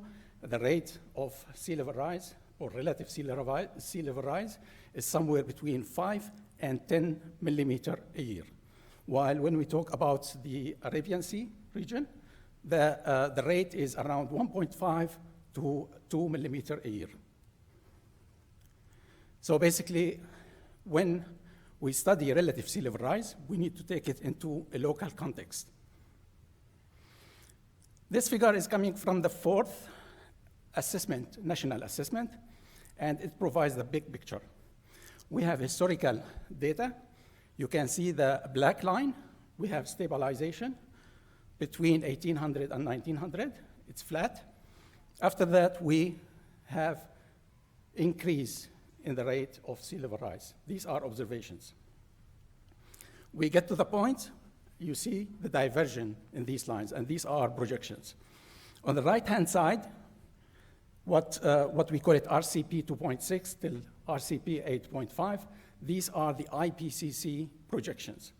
And you can see here that if we mitigate, what I mean by mitigate is reducing greenhouse gases, we might end up, if we are lucky, we end up in the green region. Or if we don't, that means we will end up in the red region. But you can see these lines, diverging lines. These are projected for national assessment, which covers areas in the IPCC that are not covered to capture the trail uncertainty in these projections. Okay, if we look at the impacts, we look into literature and we try to understand if there is any positive really impact for sea level rise, and we couldn't find any. Major impact includes flooding, coastal flooding, include loss in wetlands, coastal wetlands, and includes coastal erosion, as well as we are talking about salt water intrusion. So I will be touching on two processes, flooding and coastland wetland loss. What you are looking at is the implication on flood frequency. If we have an increase in sea level rise, as at 20 centimeters, expect the 100-year event flood to become 3-year event, which means if we read this figure properly, smaller events will produce the same effect as large event if we account for sea level rise. Wetland, the response of, I would say, healthy, natural coastal wetlands can be, to sea level rise, can be expressed in two movements, landward movement and vertical movement, assuming no obstacles in the way. And obstacles here, I'm talking about barriers. We create, we develop the area behind the coastal wetlands, and as a result, we create a barrier. And then we start observing what we call it coastal squeeze and losses in coastal wetland. When we study the impact of sea level rise in order to analyze its impact and how we can deal with that, we have to take it into context. We have to adopt what we call it cross-sectoral approach for that. Sea level will go up, the flood will increase. But if we develop the coastline, we are putting more people in the harmway. That means flood risk will increase as well. If we lose wetlands, the flood risk will increase as well because wetlands can be considered natural defense for us. I looked at potential impacts on our region, on the US and on Oman, using existing models. I picked this one, for example, what we call the DIVA model for short, Dynamic Interactive Vulnerability Assessment Model. And you can see that the average annual people affected by flooding is on the rise, no doubt. If we look at 2018 and compare it with 2100, it's gonna double, 100% increase. When we talk about wetlands, you can see decline, but anyway, I mean, Oman doesn't have a lot of coastal wetlands, just a few square kilometers mangrove, as well as unvegetated land. So we are losing here around 15%. Here in the US, it's slightly different story in terms of coastal wetlands, but you can see an increase in the people that will be flooded, and you can recognize these dips, two dips. These are the results of adaptation. The model itself will trigger adaptation based on cost-benefit analysis that is embedded in the model. You can see here decline in coastal wetlands that can reach, by comparison, 2100 to 2018, around 50 to 60%. So the question, how do we respond to sea level rise? According to the IPCC, we can do two things. We can mitigate by eliminating or making actions in order to control the source of global warming. So in this case, we can reduce the greenhouse gases as well as control the human-induced land subsidence. We can adapt. And in this case, we are talking about actions and adjustments to the natural and human system in order to address potential impacts that are reported in projections. Okay? According to the IPCC as well, we can adapt by doing three things. Number one, we can retreat from high-risk areas. And in this case, we are removing people from the harm way, as well as we create space for nature to reclaim the land. We can accommodate by raising our properties. But we can as well, we can protect.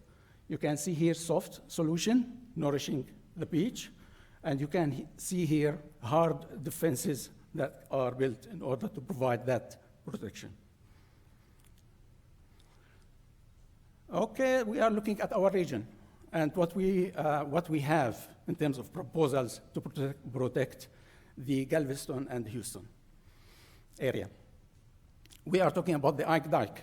And the Ike Dike, here we are talking about system of defenses, including gated barriers, that will be implemented to provide or to seal off the whole Bay Area. It's under investigation. It has been under a lot of analysis in order to understand the implications. If we look around the world, you can see many examples. This is the Thames Barrier, where it was built as a result or response to a big event that took place in 1953. And at that time, we had 300 people died as a result of that flooding, and they decided to build this structure. Now, they didn't account for sea level rise at that time, but if you look at this graph, which represents how many times they closed the barrier, you can see you have an increase, significant increase. Here, we are talking about, I think it's 2014, I can see it. This is an indication that sea level is rising and it has an effect on this structure. Another example is the MOS project in Italy, in Venice. And here you can see tidal effect. The Piazza San Marco in Venice, it's flooded frequently when you have very extreme tide. In order to respond to that, they decided to build gates that they rise when they need. And they, in order to protect the the lagoon of Venice, we have 3 gates here that they are built. This project doesn't account for sea level rise, but it's a response to frequent flooding there. It's going to be completed in 2024. Modeling, we did in some European projects. This is the ClimSafe project. We explored many scenarios, scenario combinations. You can see here, I'm showing 1 meter sea level rise, increased temperatures, 3 degrees, and so on and so forth. And you can see here the effect of adaptation. As we increase the protection, the impact is declining. But you can see here the baseline is not reaching the baseline. The only way that we can reach the baseline level is by significantly adapting, increasing or upgrading the current defenses to 500% or 1,000%. And this is the only way to adapt to that scenario.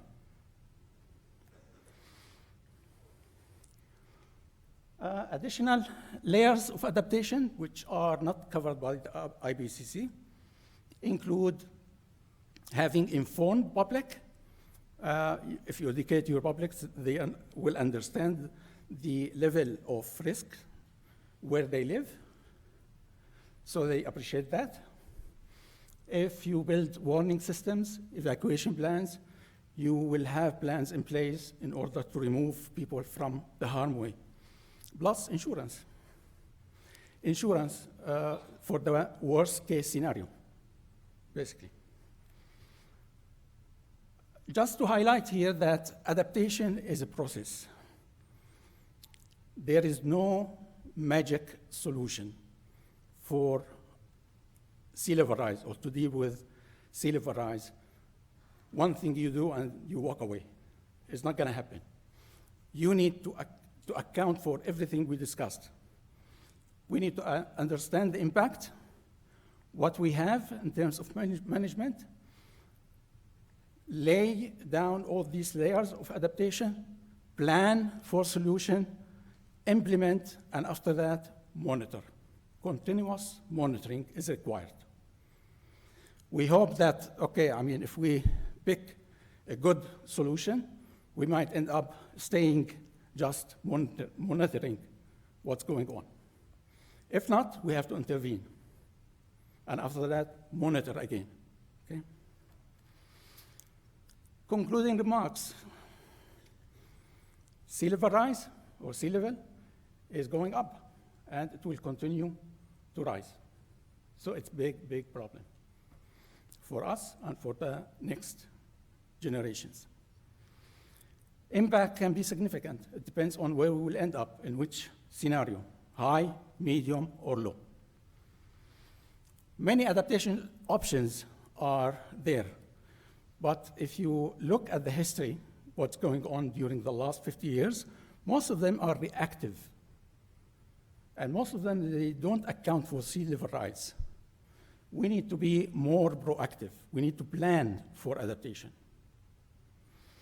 Adaptation is a process that requires combining all these layers I mentioned and monitoring, continuous monitoring. Thank you.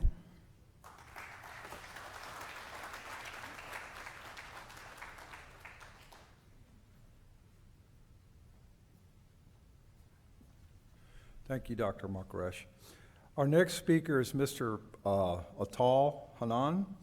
Mr. Atal Hanan is a Planning Division Director for the Harris County Flood Control District.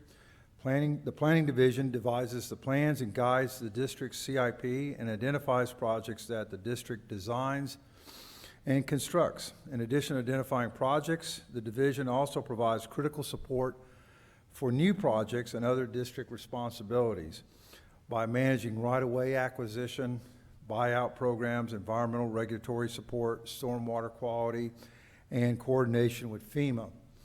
Harris County Flood Control District's model and map management program was developed under Mr. Hanan's leadership, and he has over 20 years experience in watershed management and water resource engineering. Prior to joining the district, he provided technical support to FEMA's National Flood Insurance Program and Disaster Relief Program. He was the lead project engineer for the Tropical Storm Allison Recovery Project for Harris County and the North Carolina statewide mapping project. Mr. Hanan is the author of more than 75 papers and abstracts on a variety of topics. He has extensive experience in modeling as well as advanced one-dimensional and two-dimensional software. He's a registered professional engineer in the state of Texas and Virginia, also a certified floodplain manager. He earned his Master's of Science in Environmental Management and Water Resource Engineering from the City University of New York, and a Master's of Science in Water Resource Engineering from the Bangladesh University of Engineering and Technology. He obtained his Bachelor's of Arts in Civil Engineering from the Bangladesh University of Engineering and Technology.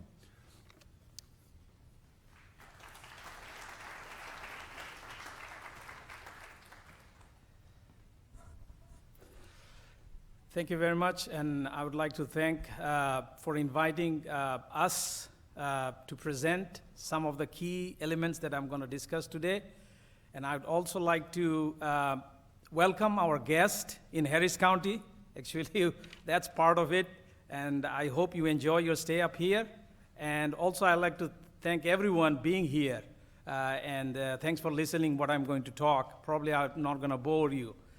One thing I like to highlight before I start is the voice, because it's not getting too noisy. Okay. So one thing I like to emphasize, you see, Harris County flood control. So I'll talk about control a little bit.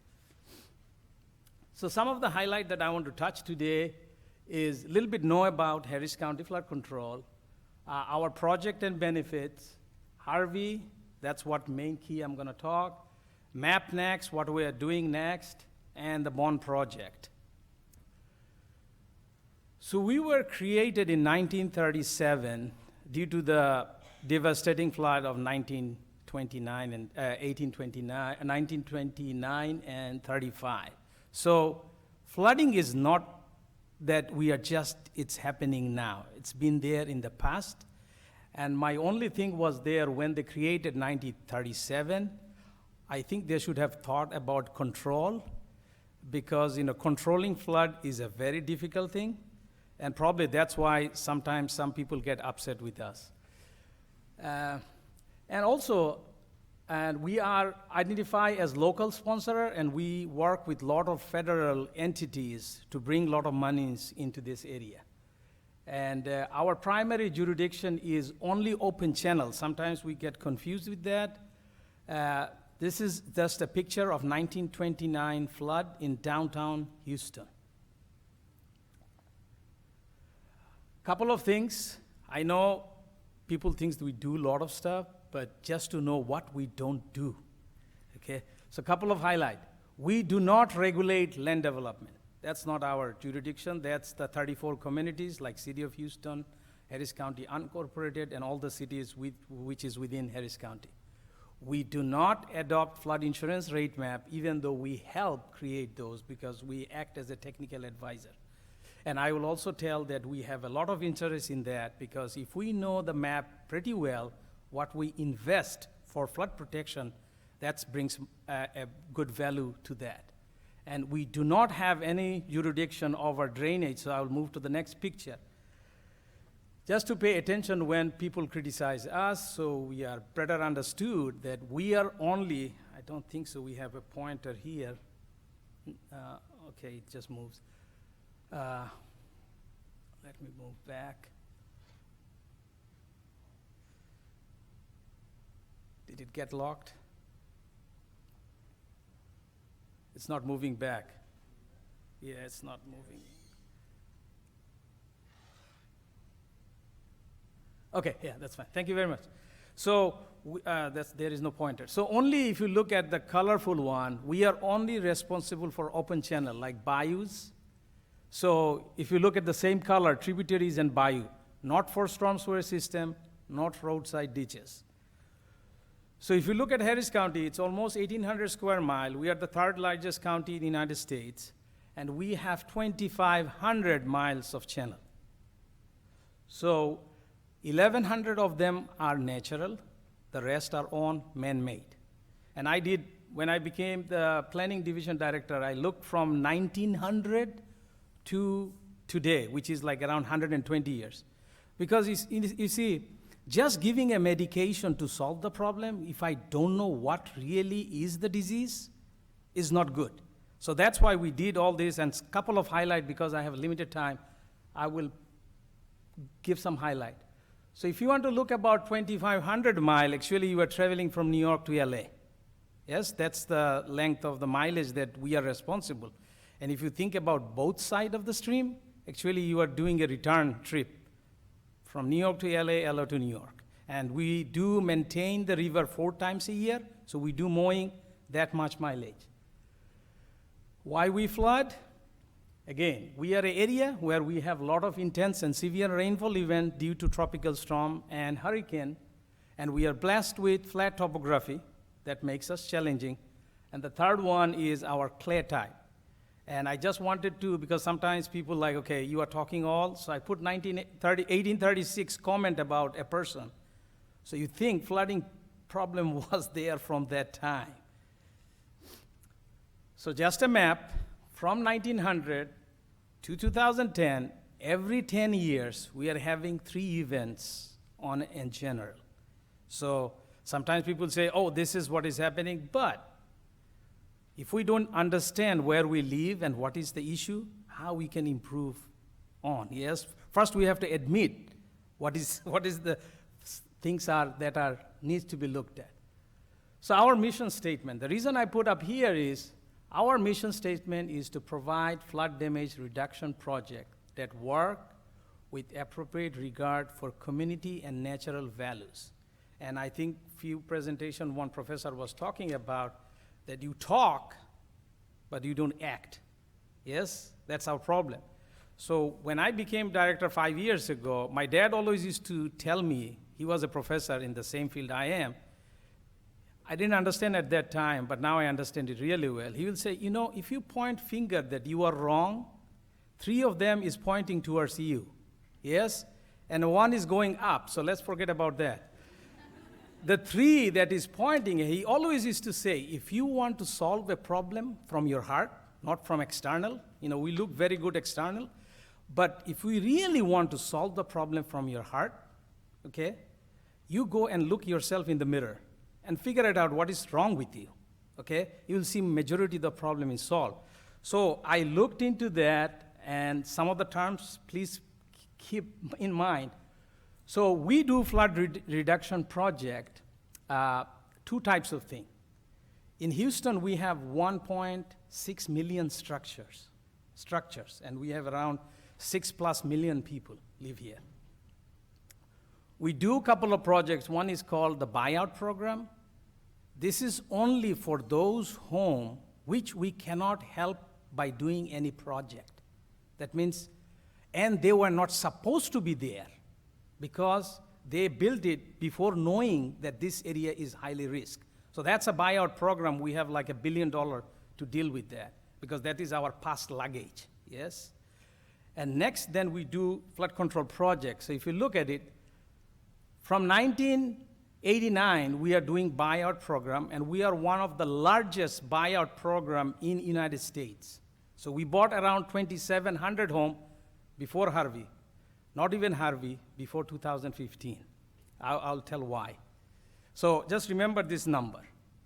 Then we do a lot of our project, as I said, community and natural values. So when we build a couple of things, you see green infrastructure up there. So we work with Park Board. We work with a lot of entities like Prescient and others to bring a lot of features that looks cool in the eye. So just to give you some that really we do, these are real projects on the ground, and also multi-use, because flooding happens once a while, so rest of the time people can enjoy our areas. So some of the wetland, and we are also working with Clear Lake. I don't know exactly whom, but one of my department, they are working for floating mitigation. Floating means it floats during the time of flood, so I can use my volume, and then when it's not, it goes down.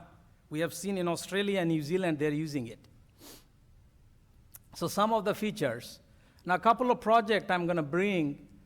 So the first one is on the top, on the left, as I'm looking at it. This is Sims Bayou. We spent $400 million. White Oak Bayou, we spent around $200 million. And the Braze Bayou is $500 million.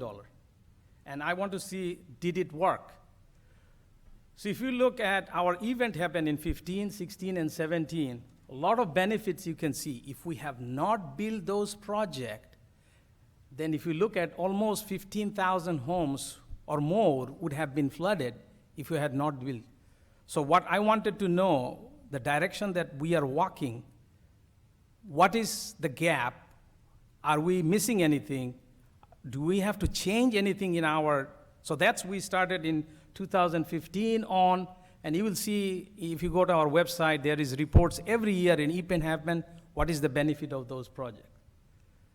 And some of the other features, like not only we do detention, but also bring a lot of natural features. And that's why when you fly over Houston or Harris County, it's not like a lot of people think like it's just flat, doesn't look anything. It's a lot of green, you see it. And those are the reason over 10, 15 years we're working.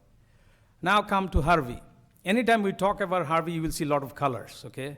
Because it's only one that happened. And look at the rainfall. So I just like to point one thing. If Harvey happens anywhere in the world, it will flood. Not only just Harris County, because 60 inch of rainfall, look at it, it's a record, okay? Okay, so little bit some history about, as I said, we have 1.6 million structures in Harris County, yes? 62% of them, of those structures, were built before 1989. And I'll just keep it, if people are interested, they can ask me a question because time limits. But all those infrastructures that were built in the past, their infrastructure, like for flooding, for drainage, they looked for 4 inches of rainfall in 24 hours. That is a 2-year flood. For the last couple of years, we had 6 inch, 5 inch in 1 hour. So what do you think? They're not going to flood? It cannot, I mean, that's the reality of life. And sometimes people say, make your channel big. I'm like, it doesn't come to the channel. So you understand, we all have to work together if we want to solve something. And people use the word resiliency all the time. I ask, what do you mean by that? Is it only us, resilience, or all? We have to be all. It cannot be one, because rain comes from the top. My dad always used to say, cell phone, tower, satellite, all are being made by human being. So there is a solution because it comes from your head. But the rain that comes is beyond you. So you better be prepared together to solve it. So just our luggage, that more than 60% of the county was developed before knowing where are the risks. And we have 5 million people plus, so it's a major thing for us. Now, whenever flood happens, we get a criticism that the flood insurance rate map is wrong, okay? And it's true. 68% of the flooding happens outside. Why? Infrastructure that I just mentioned about. So in Harris County, we have floodplain maps, and floodplain maps, you have to follow FEMA standard to map it. I said we have 2,500 miles of channel. 1,200 are only mapped, the rest are not. Sometimes people say, why did you not map it? I said, why don't you buy flood insurance? You can buy it with $400. You don't want me to map it and buy flood insurance for $3,000. Doesn't make sense, yes? So a couple of things to be looked at. So after Harvey, actually, we looked at and we said, where are the gaps? So normally, FEMA standards is that 1,200 mile I talked about, it looked at riverine flooding and coastal flooding. We have coastal flooding for majority of the area, almost like 40% of the area. But it doesn't map the one that I said, overland flow, urban flooding we talk about, and others. So now we are going to map those. So we have 144 panels. Of those, 40 of them are subject to coastal flooding. And you can see a huge area, and the blue areas are the 1,200 mile that looks risks for 100 years. So now a little bit map next, because we understood that as an engineer, we present a lot of stuff, but a lot of acronym we use, and probably people don't understand us what we're talking about. So now we put emphasis on communication a lot. So we are educating our citizen so that they know and they can make decision what needs to be done, and we'll provide all the information. Just to highlight, mapping has, sometimes people say, oh, you just make mapping, okay? We just don't do mapping. There are standards. Key things is the topo. Next is, we call it hydrology, actually tells where, how much water is going. Next is hydraulics, how much elevation is happening. And obviously, there is mapping techniques to map it, and that's how a map is produced.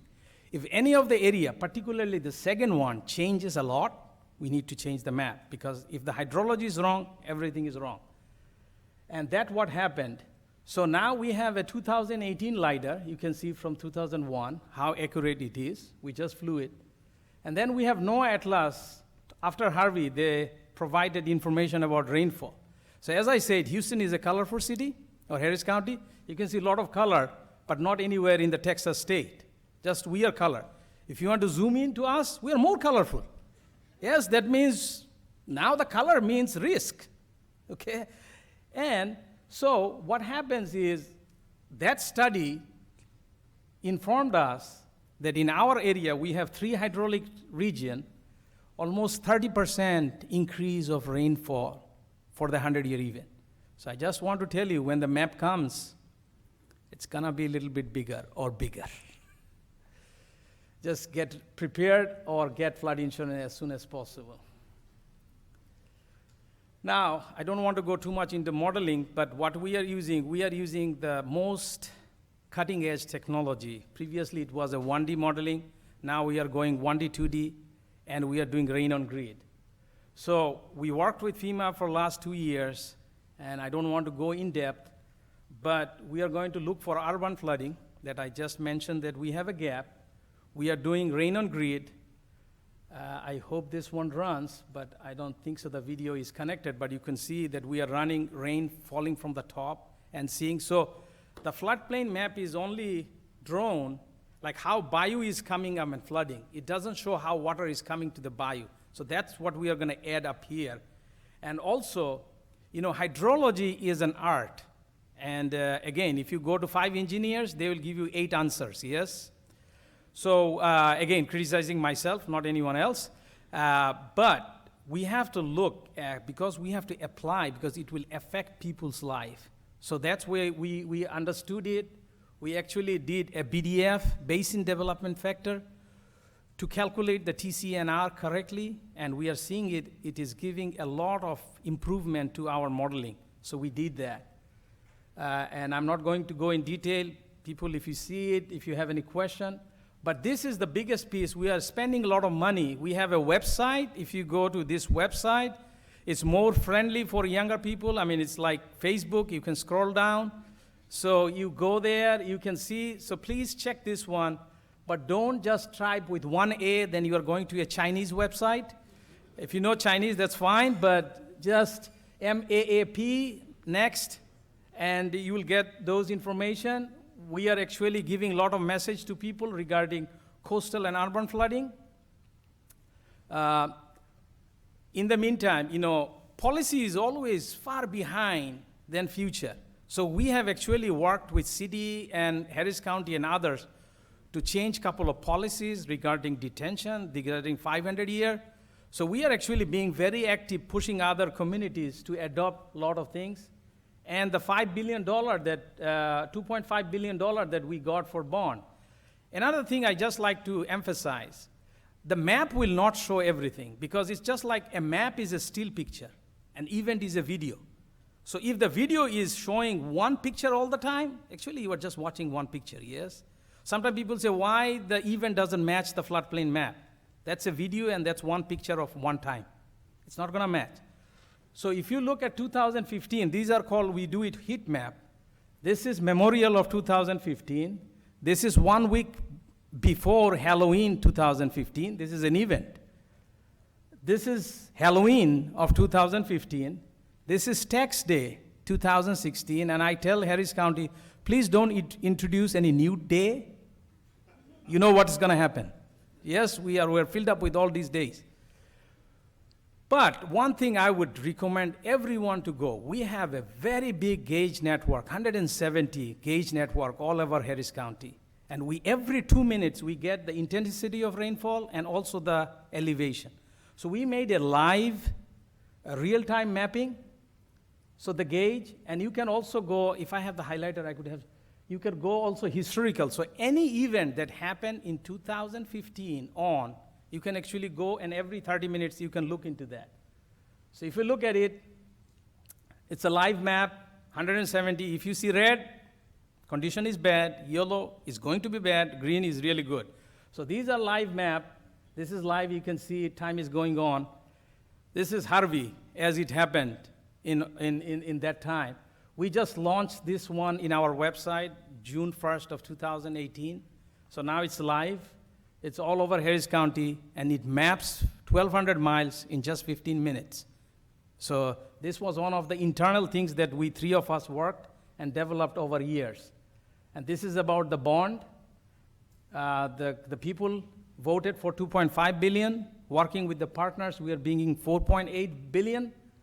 And if you go to our website, you can see all the information, and these are the things we have done in last 2 years. So I'd like to thank everyone, and with this, I'd like to end my discussion. Thank you very much.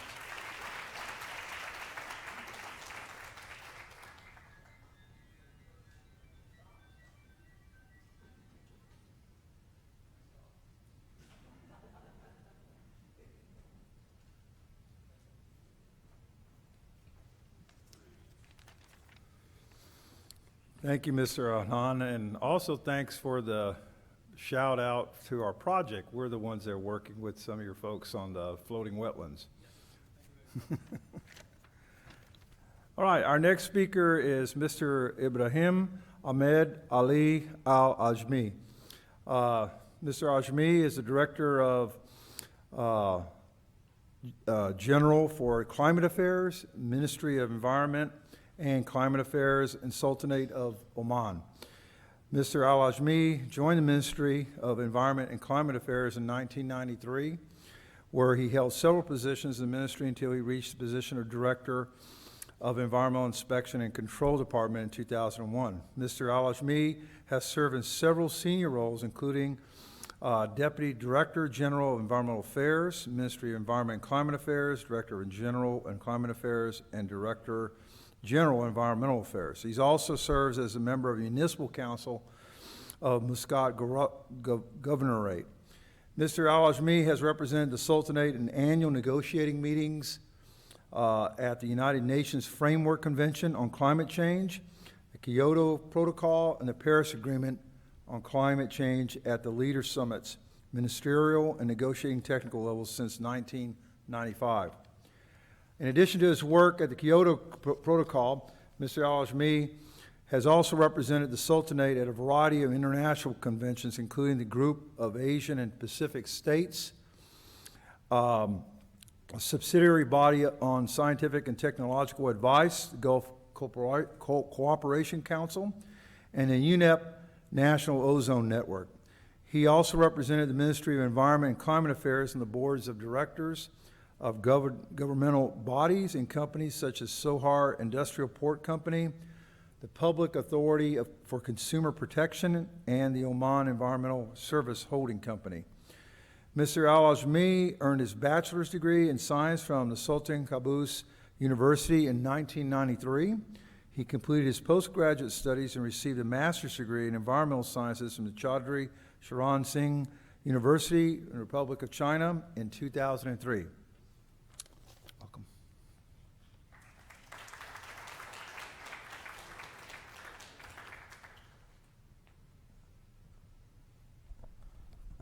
Assalamu alaikum wa rahmatullahi wa barakatuh. Good morning.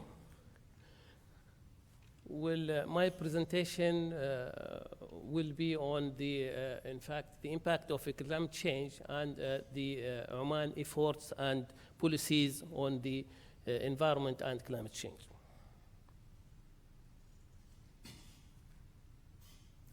Well, the themes of my presentation will be introduction, and in the second theme, I will give some examples of the vulnerability risk and adaptation of climate change in the Sultanate of Oman.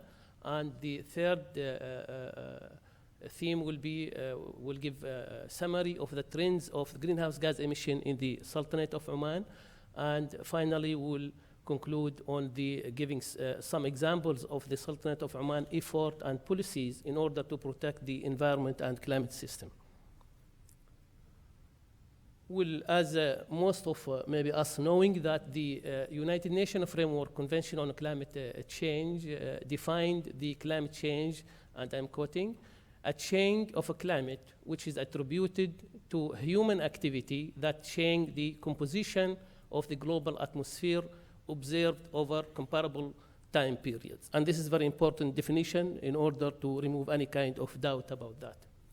Well, acknowledging the change in the Earth atmosphere and the climate particularly, and its adverse impact on the human, the international community, in fact, responded by adopting 4 major international conventions, and those are summarized in the next slide. In 1992, the international community adopted the UNFCCC at the first Earth Summit in Rio de Janeiro in Brazil, and the ultimate objective of this convention was stabilization of the greenhouse gases concentrations in the atmosphere at a level that would prevent dangerous anthropogenic interference with the climate system. And in 1997, and in order to put some legal binding commitment for the parties, the international community further adopted the Kyoto Protocol. And we, maybe some of us knowing the history of all these 4 conventions. And the main objective of the Kyoto Protocol is to develop a legal instrument obligating the developed countries, because they are the big emitters on this issue, to reduce their greenhouse gas emission in order to achieve the objective of the UNFCCC. In September 2015, in fact, and after evaluation process through the international levels, the international community concluded that there should be some integration of the concept of sustainable development, and that, in fact, the negotiation process concluded the adoption of the objective of the sustainable development, and the new, in fact, United Nations plans for the development, which is so-called 2030. And the same year, in December, in fact, the Paris Agreement on Climate Change also was adopted. So if we would just only looking for the this recent years, we'll find that so many efforts have been done through the international community, as well as by the countries, in order to tackle the risk and the vulnerabilities and the hazard of the climate change. Well, NXA, for example, of the Kyoto Protocol identified, in fact, 6 types of the greenhouse gas emissions which need to be controlled. The first is the carbon dioxide, methane, nitrous oxide, HFCs, perfluorocarbons, and sulfur hexafluoride. And of course, Dr. Mark in his previous presentation highlighted that some of the risk relating to IPCC report. In 1988, the Intergovernmental Panel on Climate Change has prepared and issued several, in fact, comprehensive assessment report on climate change as a global issue. And those, in fact, reports highlighted 2 main facts. First, the risk of the global warming and climate change are a reality. After this report, there was no doubt at the global levels and by all countries that climate change is a theoretical phenomenon. It is real, it's happening, and the international community shall respond. The second, that the industrial and human activity is the main cause of this global warming, and that's very obvious during the period between 1951 till 2010. Now, the second theme, I will give some example based on the studies we carried in Sultanate of Oman on the vulnerability, risk, and adaptation of the climate change. We found that there be certain sectors which be affected by the climate change. And for example, I selected some of those sectors because of the time factors. I gave very brief about it. For example, on the water resources, we found that the frequency of the destructive flash flooding is already evidenced. And that is evidenced by increased frequency of extreme so-called wadi flows, which is surface water in certain channels, starting from the mountain area and ended sometimes or mainly to the seas. Then the heavy obstruction of water from the aquifers, particularly, for example, we will talk about Gemma aquifers, exert pressure on the groundwater, and this resulting, in fact, into sea water intrusion into this groundwater aquifers, and this, in fact, cases happening since 1980. The future sea level rise is also projected to impose serious adverse impact on the groundwater quality in some of Oman's most aquifers. If we will talk about the surface waters, the observed change, that clear change in rainfall intensity and duration and frequency is observed in Oman since the period, between the period 2000-2014. And these studies, in fact, have been carried by a team of experts and academia in the Sultan Qaboos University with association and collaboration with experts from the UNEP, mainly in the regional office in Bahrain.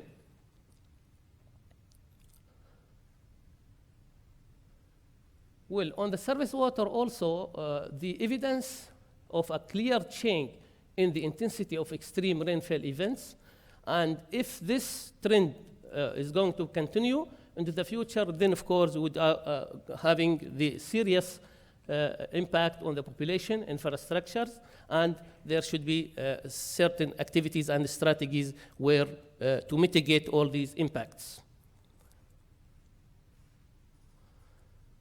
I talked about Gemma aquifers, and in this slide, maybe we'll little bit explain the problem.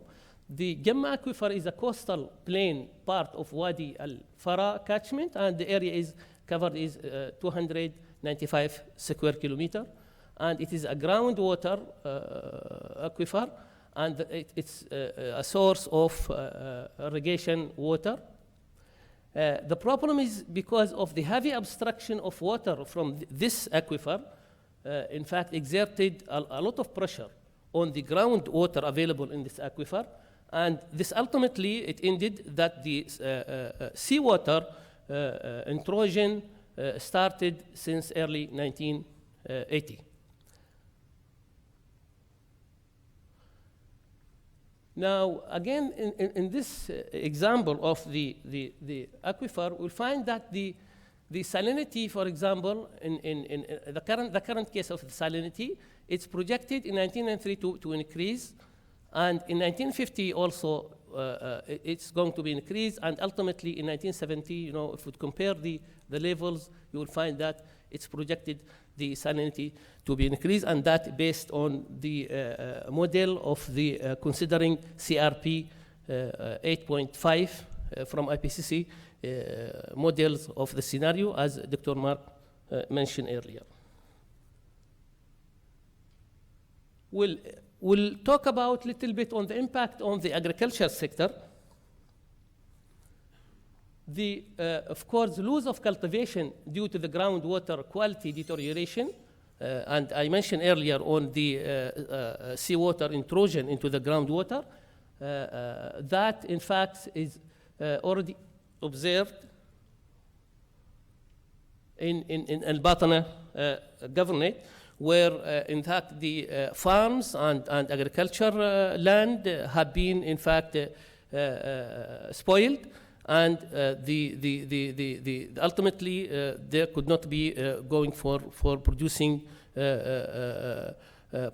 product, agricultural product in that area, and mostly the area have been under that pressure. Of course, there had been some cases where certain farmers, they used RO systems in order to use the existing or modifying or adapting themselves to the current situation, but that's of course have limited capabilities.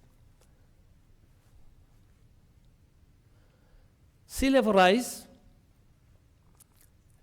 From those studies, in fact, we identified that the sea level rise in Oman, we took in the projection of a scenario of 0.2 meter 0.5 meter, and 1 meters. And that's in fact concluded that we are having in fact a risk also of the sea level rise in mainly, for example, or the most vulnerable governorate is Al-Batna, if you can see it, and then Muscat and Sharqiyya. So under that scenario, those in fact subjected to the risk from the sea level rise.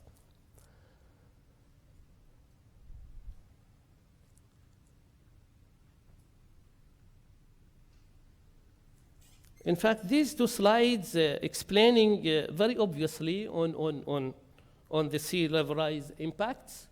This is very severe and extreme coastal erosion along the shoreline of Karawan village in Wilayat of Sohar. So if you would see the coastal erosion, it's very, very, very extreme. The second one is you'll find active coastal erosion along the shoreline of a Sib area. And the other one is there is also indication of the coastal erosion along the shoreline just only in front of one of our desalination and power plant in Barka. Now, going to the impacts on the marine environment, the marine environment, for example, would be affected in two ways. First, increase in the water temperature will contribute to a restructuring of the whole marine ecosystem, with implication of course, for ocean circulation, biogeochemical cycling, and marine biodiversity. And the second, due to climate change, the Western Arabian Sea will become warmer and more saline. And that, of course, have very adverse impact on the ecosystem as a whole. And some of it is key chemical properties, such as pH, dissolved oxygen, nitrate, are also projected to be adversely impacted.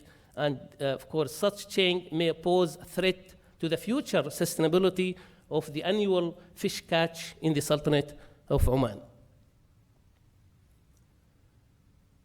We will move to the theme number 3. We will give just only a summary of the trends of the greenhouse gas emission in the country. And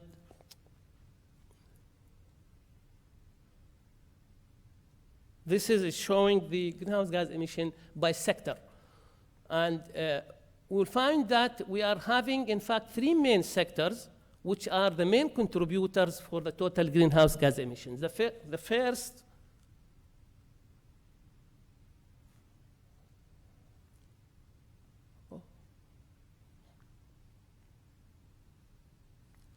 first is energy, where in 2000, calculated the total contribution of this sector is 17,195 gigagram. And in 2015, it's going to 61,000.5 or almost. And the percentage of change is very huge. And this is, of course, justified because of the economy based on the energy. The industrial process, also the second one, it's increased in 2000 from 2,800 almost to 17,000, and that's almost that the percentage of change. Then, of course, the solvent agriculture and land use change is negligible, but also we are having potential of the waste sector also contributing to the total. Despite of this, of course, our total national emission is still insignificant compared to the big emitters. But despite of that, the government is also taking initiative and actions in order to deal very effectively with this trend. Now, if we're coming to the greenhouse gas emission per gases, we'll find that the CO2 is coming at the top, representing something around 13,000.4 at 2000, and that have been increased to 16,000.6 and the percentage 300 almost 50 within that period, 15 years. Then coming methane, and then nitrous oxide. So from this, in fact, these two slides, it's very obvious that the energy sector is the main contributor to the total greenhouse gas emission. The industrial process and product use is the second largest, which represent 13%, and followed by the waste sector, which represent 4%. The least source of emission is the agriculture sector, forestry, and other land use, which only represents something around 3%. Well, the last theme is some examples of the Sultanate of Oman effort and policies in order to protect the environment and to tackle the risk of the climate change. Of course, as most people knowing that the Sultanate of Oman having national policies, development plans, and national strategies at the national levels. In fact, since 1970s, when His Majesty took over the power, the Sultanate has realized the importance of establishing the balance between the economic development, social development, and also the requirement of protection of the environment and climate system. Okay. So that's led, in fact, and encouraged the government to take certain, in fact, policies, actions, initiatives, and that would, I'll give some of those examples under the direction of His Majesty. The first, the 5-year development plan of the government since 1974. It includes the initial principle of linking the development with the need to preserve the environment and climate system. Article 12 of the Basic Law of the Sultanate, issued by the Royal Decree, also clearly stipulate the Sultanate commitment to preserving the environment, climate system, and combating pollution. The development of the National Strategy for Adaptation and Mitigation to the Climate Change 2020-2040 also face the threat from climate change, and it highlighted the give roadmap for the government under all the sectors to tackle all those threats which I mentioned. The Sultanate signed and ratified all the United Nations Convention relating to the climate change, particularly UNFCCC, KP, the Paris Agreement, and the Sultanate has submitted its initial national communication to the UNFCCC in 1913 as per the requirement of the protocol, and it also submitted in fact, that was the first submission for us. And the Sultanate of Oman also made a great strive in the last 5 years to rule out the regulation and project harnessed for solar and wind. And His Excellency, in fact, mentioned in yesterday dinner all those activities. In 2018, the Sultanate adopted a firm policy aimed at minimum of renewable energy, 10% by 2025 and 30% by 2030. The Sultanate of Oman, in fact, issued regulations to cover all those requirements. We are having regulation for the CDM project, and we are having regulation for the ozone protection. We are having also regulation for the climate change issues. The Sultanate also participate regularly in all the conferences, in fact, at different levels, and summit for that one, and it at 2 main levels, at high level segment and at the technical negotiation levels on regular basis. And the Sultanate, in fact, launching a range of national climate affairs initiatives, such as national initiative entitled Better Climate for Green Future, and the other is relating to the ozone protection. I'm concluding. And this is some of the, in fact, drawing by the children relating to the 2 initiatives, as I mentioned, and these have been awarded certain prizes by the ministry. This is some of the photos of the seminars, workshop, exhibition, in fact, we used to organize regularly in the ministry. Thank you for your attention.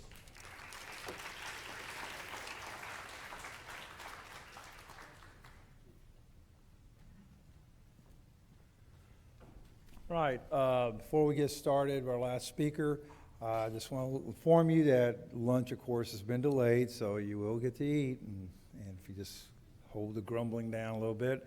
We have, last but not least, Mr. Doug Peterson. Mr. Peterson is the owner of Hawkeye Strategic Communications. He hails from Davenport, Iowa, Mississippi River City that handles major floods without an obstructive levee. He holds an MA in Public Affairs from the University of Iowa, and after 34 years with NASA, he recently retired from the Office of External Relations, Strategic Communications at the Johnson Space Center. Mr. Peterson continues being involved with Exploration Green Conservancy Advisory Board after 6 years of advocating and co-leading the development of a permanent 200-acre flood detention, conservation, and recreation area. He also serves as vice chair of the Houston Sierra Club Political Committee. As an environmental activist, he recently organized the Houston Region of Concerned Citizens to create 3 major public forums on flooding, storm surge, pollution, and health, and we were very proud to assist in that effort. As a political activist and campaign staffer, Mr. Peterson was Communications and Policy Director of the successful Adrian Garcia campaign for Harris County Commissioner after serving on Hillary Clinton's Iowa campaign, running for Houston City Council at large after years of political activism. And with that, I'll turn it over to you, Doug.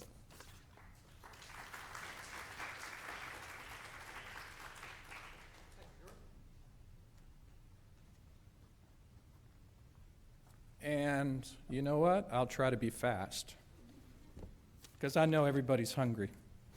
Yeah, I'll start with, let me see, oh boy, this is hard to see. To start with, this is a story, this is a grassroots story about this community, the Clear Lake community and some of the other small towns around here, and it's really closely related to University of Houston Clear Lake because the water that is held in this detention system ultimately flows through Horsepen Bayou that actually flows just on the other side of this building right through this campus. And Exploration Green is, as George said, it's a 200-acre former golf course that is step-by-step, 5 different phases being turned into a series of 5 large detention lakes, and also a conserved area. We have a conservation easement on it to maintain this as a nature park in perpetuity. You should know in the past, when this golf course was going out of business, it became very popular with a lot of the development interests in the Clear Lake area where they wanted to put in apartment complexes and condominiums, which would have made our flood situation, which was already bad, much worse. And so the Clear Lake City Water Authority handles water, drainage, drinking water, as well as sewage in this area. We're at the most southern tip of Harris County, as well as the most southern tip of Houston, the city of Houston. The Clear Lake City Water Authority was created about 50 years ago to handle those functions in this area when it wasn't a part of Houston. The Water Authority is a small, democratically elected organization of 5 board members. This is really important because what we've done here probably would not have been able to happen if we were actually a part of the city of Houston's water system, because it took a lot of kind of independent thinking and proactive steps to bring this project about. So I am going to try to go fast here. Okay. Let me see this. Okay. Yes, this is just a picture of our Phase 1 area that is actually about 3/4 of a mile to the west of here, where the overall project is. And it is a great example of retrofitting an aging infrastructure that was here since this whole area was developed 50 years ago when NASA moved in. And to turn it into a really resilient area, the Clear Lake City Water Authority was able to purchase this property for about $6 million. And the Water Authority handles all of the water functions, the flooding mitigation planning and operations. And in our partnership arrangement, we created the community. Volunteers created a nonprofit 501c3 conservancy to handle the natural parts of it, to replant or plant about 1,000 trees, native Texas trees in each one of the sections, and to raise the money for trails, trees, Texas shrubbery, prairie grasses. This area, as I mentioned, was a community at risk. As you can see, 7 100-year floods, 5 500-year floods in this immediate area since 1979. That was really the trigger. The Water Authority has the legislated function to protect the residences, the residential homes from flooding. This is kind of hard to see. This is almost an eye chart, but this is the area. It's kind of a V shape, and University of Houston is right over here, so you're very, very close. And this is the Phase 1 area that I'll talk about here in a minute. This is just a little bit of a sample of what the golf course looked like before we went to work on it. And it was defunct and it was broken down. It was ultimately a raw park, the way the community stepped up. The community, from the standpoint of this was a real grassroots effort, when these developers wanted to put in the apartments and condominiums, the community, the people that live out here rose up and said, keep green spaces green. And that was the nugget, that was the start of the proactive approach for doing this. This is kind of a rendering of what the typical section looked like from above, and it just had a drainage ditch running through it that then ultimately went into Horsepen Bayou that comes through here, goes to Armand Bayou, then to Clear Lake, and then out to Galveston Bay. And this is an artist's rendering of what our master plan looked like for the future. The slide before was the past, and this would be the future. And I can tell you this is going to be pretty much a visual presentation. I'm going to start picking it up here. This particular slide identifies the different project areas. Phase 1 down at the bottom is essentially complete, and I recommend if you have time while you're here, you can simply drive west on Bay Area Boulevard, turn right at the Dunkin' Donuts, and drive about 2 blocks to 5 blocks, and you can see the Phase 1 area that's developed and the Phase 2 area, which, wrong button. Phase 2 area right here, which is just now completed excavation and also has the trails in, and nothing's been planted there, but it's a great way to see kind of the 1-2-step process. And it also, this is the Phase 1 area, a little bit highlighted, and you can see the green right there around the edges of the water. That's about 8 acres of wetlands that we've planted. The Conservancy, as I mentioned, is all volunteers, and we've had literally hundreds of volunteers out there on some Saturdays planting trees and also planting wetland plants out in the water. You can see Phase 2 is up here. The water flows from Phase 2 into Phase 1 and comes across here. It's a habitat island, and then we have kind of a little dam here that holds the water back until this area fills up, and then it proceeds into the next section that is still being built. This is, everybody's got a Harvey story when it comes down to it, and Harvey hit this area. I think the figures were about 43 inches of rain generally in this area, and we were surprised. This project, phase one, this is phase one, and at that point it was 80% complete, the excavation part of it, and it's estimated that it held about 100 million gallons of stormwater and detained it for days as to keep it out of the bayous, which were already flooding. About 150 homes were protected at that point. Ultimately, when all 5 phases are done, they'll hold about 500 million gallons of stormwater and protect another 2,000 homes. And this is, again, a community project talking about the size of some of these things, and that we use volunteers for our wetland planting over in the lower right. We have a tree nursery. We get trees donated by Trees for Houston, and we nurse them through for a couple years in our tree nursery. And then we literally get hundreds of volunteers to do the planting.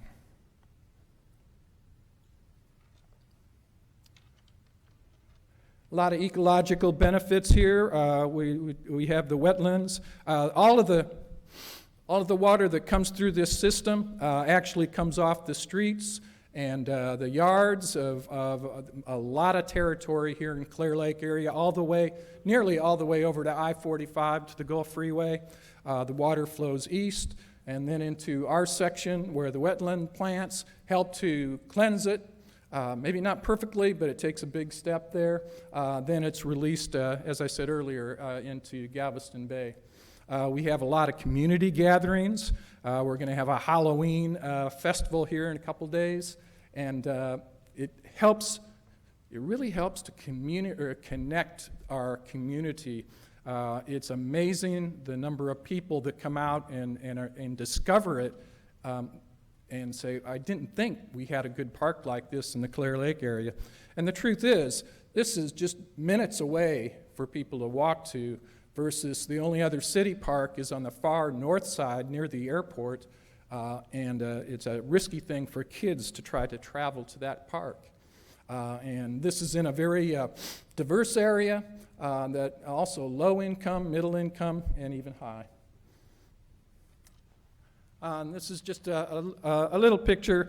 We have over 400 species of different trees and plants and different animals and insects. We are very proud of what we're doing there, turning this area into something that it never was before as a golf course. And yeah, we get an alligator now and then through there, although we get those over at the Space Center too, out in the parking lots. When it comes down to it, they're just about everywhere. And this is just, again, we're very proud of the volunteers that we have, and it's always a good Saturday to go out and take some action and help your community and your local park be even nicer. And this is a bit much, but it's real. Our project has been underway really for about 6 years, and we've had many town hall meetings, like a previous chart said, and have worked very carefully to raise funds. Our Conservancy raises all the funds to develop everything from the water line or from the shoreline upwards. And so we have been very successful in raising funds, over $1.5 million at this point from the Texas Parks and Wildlife, as well as several other agencies and nonprofit organizations. We've won a lot of awards, the Harris County HGAC, Houston Galveston Area Council, says 2, but actually we just got a 3rd award from the HGAC last week. And so we're very proud of the reputation we've developed. And talk about partners, we are very attuned to the need for expertise for a lot of the things we do, but also to get other organizations involved for their expertise and resources. And you see a number of different organizations there. The Harris County is very supportive. Commissioner Adrian Garcia is extremely supportive at this point, as well as City of Houston. The local city council member, Dave Martin, has been helpful. And as you can see, it's come together nicely, and that's just a picture there of some of the many people you'll see out there enjoying the peace and quiet and absence of car traffic. Oh, and I'll snap through this. This is kind of a little bit of an overdone series of charts to show the different phases one at a time. I'm surprised it actually works. I didn't think animation was going to work here at all. And that's phase 3B and phase 5. 3B is an important element because we have a stream that actually comes from over toward the freeway, comes through right there into 3B, that then flows into Horsepen Bayou. And it works. As luck would have it, the biggest challenge and the reason things get slowed down sometimes is weather. And this picture here, it's a little hard to tell, but there's a lot of water in there. It's not filled up. This is phase 2, and this is during the day of Imelda, the day after Imelda. So it paused work a little bit, but it's always nice to have a little proof of concept. And then this is just our top-level schedule. We expect to be complete with both the entry plaza and the planning after doing all the excavation by 2022. And it's been a pretty long road. This all got started when the Water Authority had hydrology studies done back in 2005. But we're looking forward to this and moving out post-haste. And this is just a picture that allows us to highlight some of the benefits of the facility, the multipurpose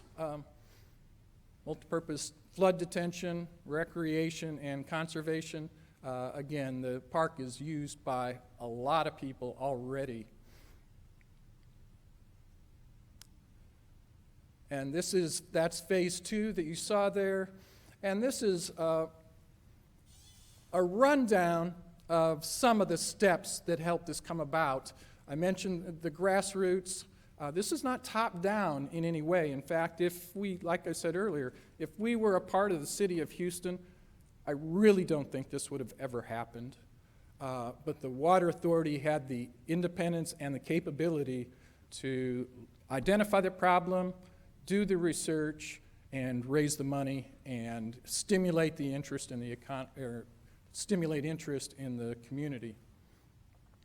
And I think that's really about it. I'm trying to move quickly here. So that's it today.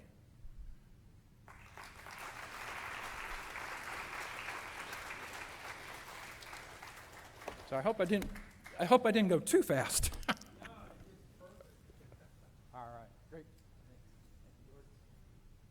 I just want to say that, yeah, we're very proud of this in our local community, the project, and we're hoping that UHCL will also be one of those sponsors here soon. I've been talking with Clear Lake City Water Authority about staging some of the nursery operations, because as they are developing this, they need to move their operations somewhere else as they excavate the land and so forth. So, great project. We're going to just keep questions down to a couple of questions. I don't know if there's any cards that have been generated. Are you the card handler here? And afterwards, because of lunch and everything, we'll ask a few more questions and make left it? Did you not leave it in the seat? No, I came from that when we got the break, coffee, and I entered here. So to my memory, it was my hand. Unless I forget it inside that where I got my coffee.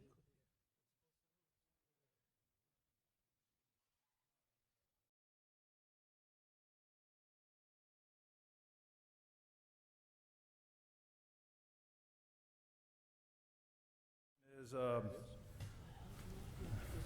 and let me see what. I came directly here. I didn't stop there.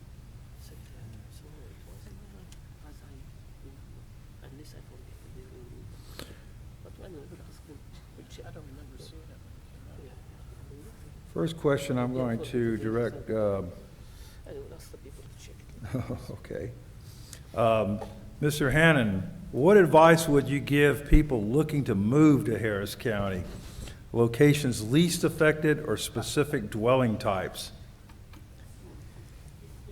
Probably I'll answer without the mic, or the mic is working. Okay, Oh, that's good. that's right. You need a. So, you know, every area has its risk. Yes, if you go to California, earthquake. Yes, if you go to Oklahoma, you have tornado. If you go to New York, you have snow. I mean, they call it blizzard. Yes, so everywhere there are risks. And for Harris County, yes, we have a flooding issue. Yet we get I mean, I showed a lot of risk of flooding, but I think my advice would be, I cannot say absolutely that there is a particular safe area in Harris County, but my advice would be if it rains on your rooftop, you better have flood insurance. You know? So that's the first protection you take, and then obviously we are all together and many agencies are there. We are doing our level best. But one thing I like to say again, this business is not a good business, you know, like flooding, because when it floods, we are too late. And people don't give us money ahead to work, to do those work. And I think people and everybody will change their mind. And I thank the voters to vote for the $2.5 billion, and I hope in the next 10 years, you will see a big change. Thank you. Thank you. This is I guess, a question to anyone on the panel, or everyone on the panel. What is the likelihood of Harvey happening again in the United States? Houston, and I guess somebody lives up in Kingwood, Northeast Houston. Anyone want to take a stab at that? I'll just start. Kingwood, yes, it is a very interesting area for the last couple of years because we have a lot of intense rainfall up there. And one thing I like to mention here, Harris County is pretty big. I mean, it's 1,800 square miles. So if the event of 2015, 16, and 17 is everywhere. 17 is a model rainfall, I call, because it rained all over Harris County. But if you look 15 and 16, then if it happened in the tri-state where I used to live in Virginia, it would have rained in Virginia, Maryland, and all. So again, I showed a couple of like heat map. So it didn't rain all over, but the risk is always there, I mean, of having those. But Harvey, I have no idea. I mean, when the tropical storm Allison, we had 32 inch of rainfall, that was off the chart. So now that is completely off after Harvey. So again, I think we have to accept what can happen and do our best to protect ourselves. Okay, I said only two questions, but I'm going to ask one because I was given one more. Doug, have you or do you plan on publishing something on your experience with Exploration Green? I know who asked. I know who asked that question. Michael. I've thought about that some. I think it's probably worth a good paper about civic engagement and the ability of communities to really take care of their issues as long as they feel empowered to do it. Self-actualized, and I think we mentioned Kingwood, and if you track or you follow the flooding and the results and the recovery, you will find that the communities that are engaged and feel the capacity to enter into kind of the political world or the government world and make their needs known and repeatedly get across that message, they will tend to rise to the top. And I guess I'm just kind of saying, I'm describing what I would put into a paper about the overall process. I think it is about civic engagement and civic participation and people rising up and taking action to make stuff happen. And sometimes that's contacting the government, other times it might be creating an organization from scratch, but it's been mentioned several times, being proactive. And you can't, I mean, if you make plans, that's good, but you better figure out how to implement those plans on your own. Thank you. With that, we're going to close the session. Feel free to try to intercept these gentlemen on the way to lunch. And later at the end of the meeting, we might have some more time for questions. But thank you, everyone. Thank you to the excellent panel we had. I don't know if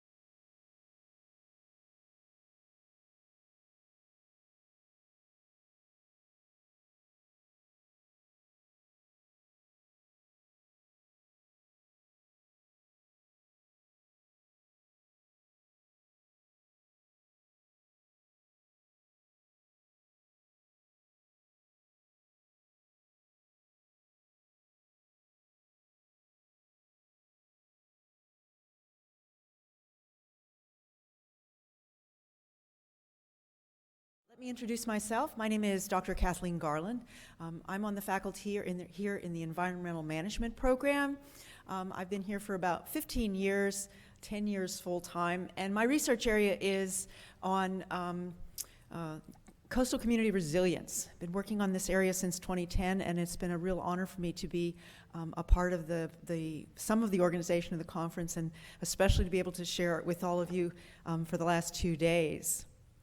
So first of all, I would like to thank Her Excellency, Your Excellency the Ambassador, and Your Excellency the Undersecretary for joining us, all of our other distinguished guests. Again, it's been a pleasure for me to talk with many of you over the last couple of days. I'd like to ask and welcome everyone else to the meeting today. Thank Dr. Curtis for involving me, because it's been really a lot of fun, and also congratulations on all of the logistical work you and Kathleen have done putting this together, and all of the staff at the SQCC. It's been a beautiful experience, so thank you. I'm not going to go much further. I'm going to go ahead and introduce our first speaker. The presentation order is different, and so our first speaker will be Lieutenant Colonel Faisal bin Salim Al-Hajri. I had the pleasure of going on a tour of our Houston TranStar Emergency Operations Center and traffic management system with him yesterday, and talking to him about his work, which is right up the alley of what I've been working on for a long time, and learning about what people who do what he does do. So, Lieutenant Colonel Faisal Al-Hajri serves as Director of the Executive Office at the National Committee for Civil Defense, Sultanate of Oman. Lieutenant Colonel Al-Hajri is responsible for coordinating responses to national disasters and emergencies. He's the man in charge when things go bad. He is the National Emergency Management Center Director. He also serves as the official spokesperson for the National Committee for Civil Defense. Among his many duties, he oversees national planning preparedness, response, and recovery activities, risk assessment and reduction activities, and national training and education programs, exercises, and drills. He has many international memberships and organizations in which he participates, including he is a member of the board of directors of the Gulf countries. I'm sorry, let me see if I get that right. The GCC, and I want to make sure I get that right for you guys. Where is he? It is the, where is it? Right, no, that's not the one. Where's the GCC? Gulf Cooperation Council, which I believe refers to the Persian Gulf. The Gulf Cooperation Council Emergency Management Center. He is also the United Nations Disaster Assessment and Coordination Officer. He holds a bachelor's degree from Eastern Kentucky University, a master's degree from Sultan Qaboos University, and is pursuing his PhD in disaster management at Bournemouth University in the UK. Welcome.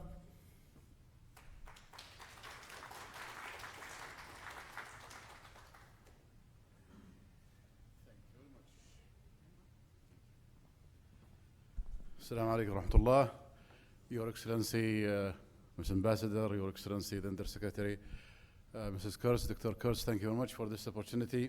It's my pleasure to give you an overview, a very quick overview of the Omani disaster management system, a system that has evolved since 2007 when we had an unprecedented destructive cyclone that really, the last cyclone that we have was back in '74 when the country was underdeveloped, and it was in one of these remote islands. However, 2007 cyclone was really, in terms of magnitude or in terms of destruction that it left, made Oman think of developing a system that can not only make the country ready to deal with emergencies, but also to be able to mitigate the risks that are associated with such hazards.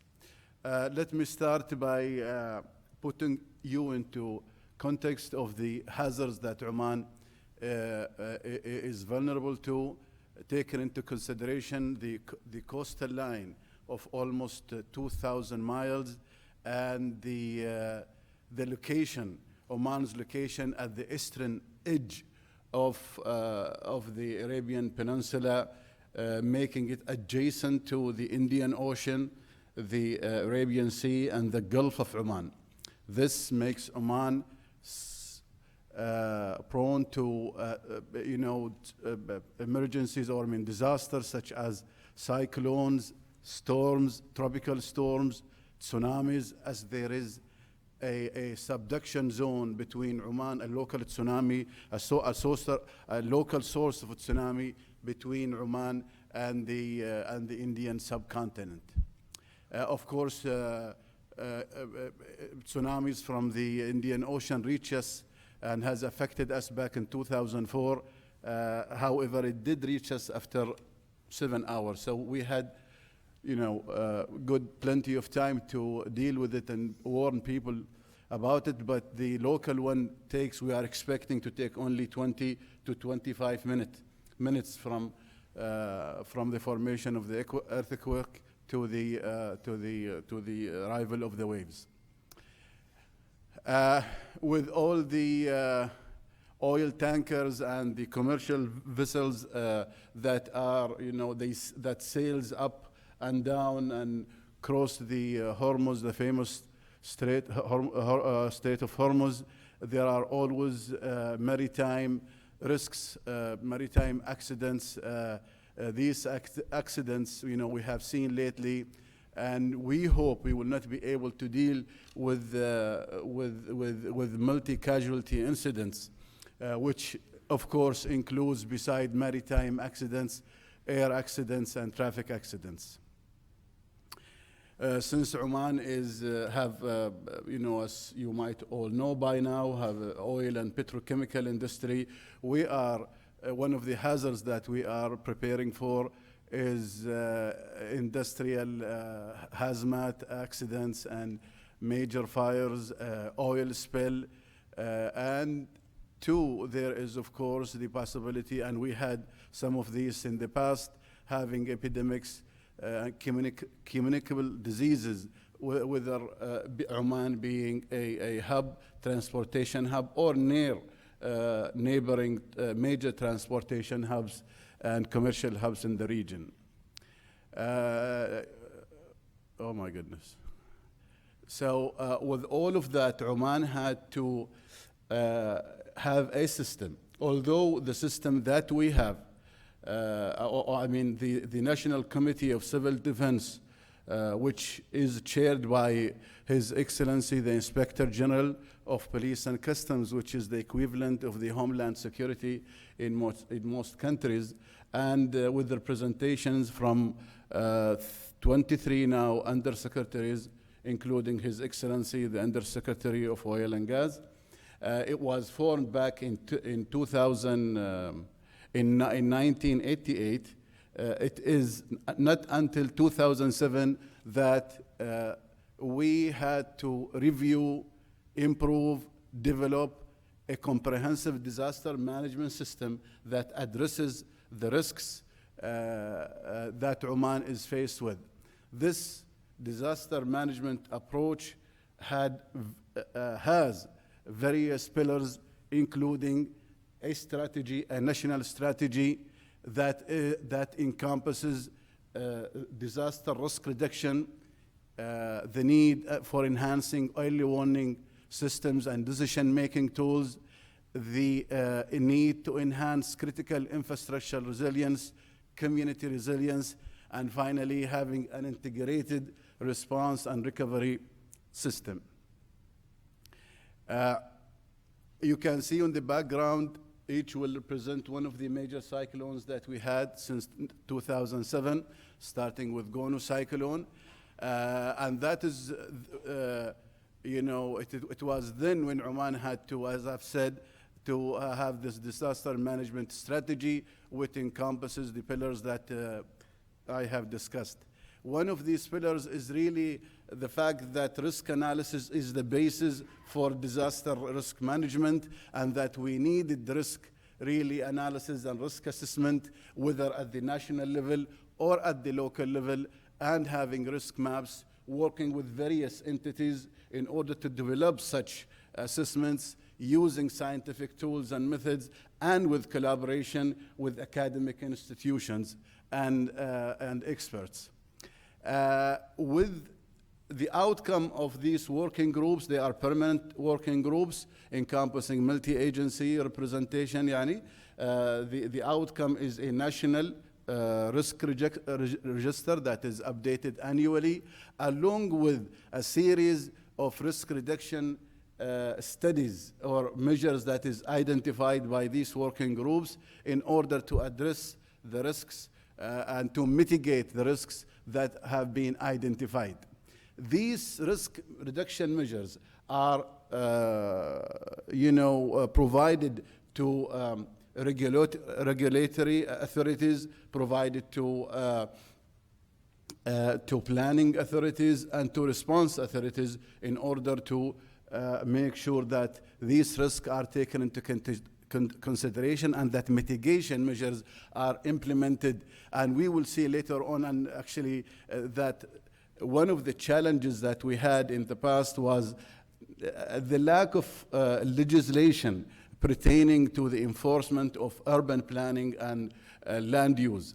This lack have been addressed with the new strategy by incorporating risk mitigation and risk reduction requirements in the newly developed national urban or spatial planning strategy. Risk consideration and risk mitigation have been carefully looked at and implemented in various infrastructure in newly established or erected infrastructure projects like roads and economic projects, huge economic projects that are erected in Oman, and of course protection measures in form of dams and in form of drainage systems are being implemented to take into consideration the mitigation needs for such risks. And really, this is one of the challenges that we had. Again, as many of our speakers have mentioned today, and as the discussions we had yesterday, it is really difficult to secure the funds needed for mitigation projects. Unlike when it is during response. When it is response time, everybody contributes. However, when it is mitigation and it is that proactive approach, usually authorities will be hesitant to participate in such other. So this is a part of the outcome of the risk assessment initiatives and the urban planning initiatives that have been taken place, and of the dams and water drainage systems that have proven its efficiency and its effectiveness, especially in last year's major cyclone Mikono, which we had a newly erected dam that protected the Salalah city, which could have been really significantly affected or destroyed by the floods. So these measures are really helping and contributing in saving lives. Along with that, there is we are working with different ministries and departments, government departments, enhancing our early warning systems and decision-making tools. Oman has a newly established national multi-hazard early warning center that not only looks after meteorology but also after tsunami. And we have one of the few state-of-the-art regional tsunami monitoring systems. Again, taking into consideration the 20 minutes time frame for the tsunamis, for local tsunamis. Now, early warning systems really have contributed into saving lives, whether back in 2007 or as of this year. Last month we had another cyclone. This cyclone, honestly, we had 0 fatalities and 0 casualties, and this is something we are very much proud of, and this is really could have not been achieved without this comprehensive and this cooperation between different agencies, including early warning systems, that we have managed to enhance their cooperation, their coordination, and their information sharing with the media and with the media community. Oman takes early warning very seriously, and we have this very strong ties and relationships between early warning systems and communication or media systems. Beside having technical early warning systems, there are always coordination and cooperation and awareness programs and communication between concerned departments, governmental departments, for example, Ministry of Fisheries and Agriculture, having awareness program for fishermen to protect their lives and properties, for livestock owners, for communities, and of course, Ministry of Oil and Gas looking after their, oil and gas plants and oil and gas industry. And we have the Ministry of Environment providing awareness for hazmat, precautionary measures. Critical infrastructure and business resilience is one of the major things that we pay attention to, and we have had requirements that identifies business continuity requirements in critical infrastructure, and we do follow up with various installations and infrastructures to make sure that they adhere to these requirements. All of this comes to contribute to community resilience, but beside having that national response mechanism, now we have moved to governorate level, and now at the community level, we are trying to enable communities to be able to self-sustained and being able to be ready and protect themselves from calamities. Finally, there is the integrated response and recovery system, which really is a very complex, multi-agency, multi-level, with a common unified command and control system that brings together all resources, the national resources, and mobilize them, direct them toward an incident in order to provide the main functions of emergencies, whether they are search and rescue, medical response and public health, relief and shelter, critical infrastructure recovery, so on and so forth. With this, I think as you can see here, this is the National Emergency Management Framework at the national level, at the governorate level, and at the wilayat levels. And then, of course, the main functions of this system that is worked under the command and control of the National Emergency Management Center, which brings together representatives from all agencies, including the private sector and the NGOs. Thank you very much.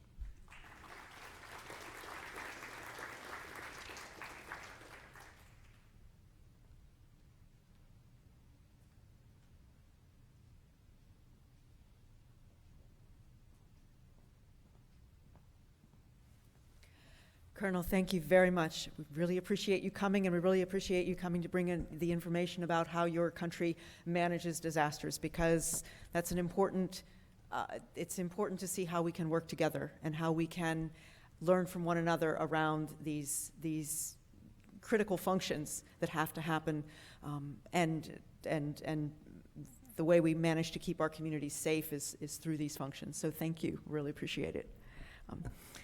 I guess we can slow down just a minute here, just because now we don't have to catch that, you'll be able to catch that flight. When we talk about preparing communities and communities responding to disasters, there are really, I think, four main elements to what that encompasses, and our speakers today do reflect those four main elements.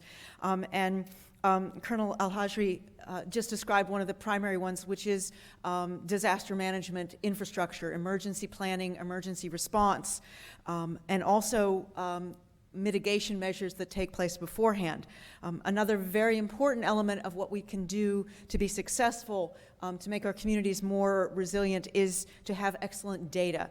And we kind of take for granted these beautiful images from space that show us hurricanes and cyclones and our communities at night and these beautiful images. But without that kind of remote sensing data, we wouldn't be able to see those images and make a lot of the kinds of inferences and sometimes actually the calculations which allow us to know what is actually happening on the ground. One of our speakers, and he will be our next speaker, represents how we collect that data. Another very important element of community resilience is how we establish partnerships across the community and with other organizations in the community. Our third speaker, Ms. Lisa Gonzalez, represents that point of view.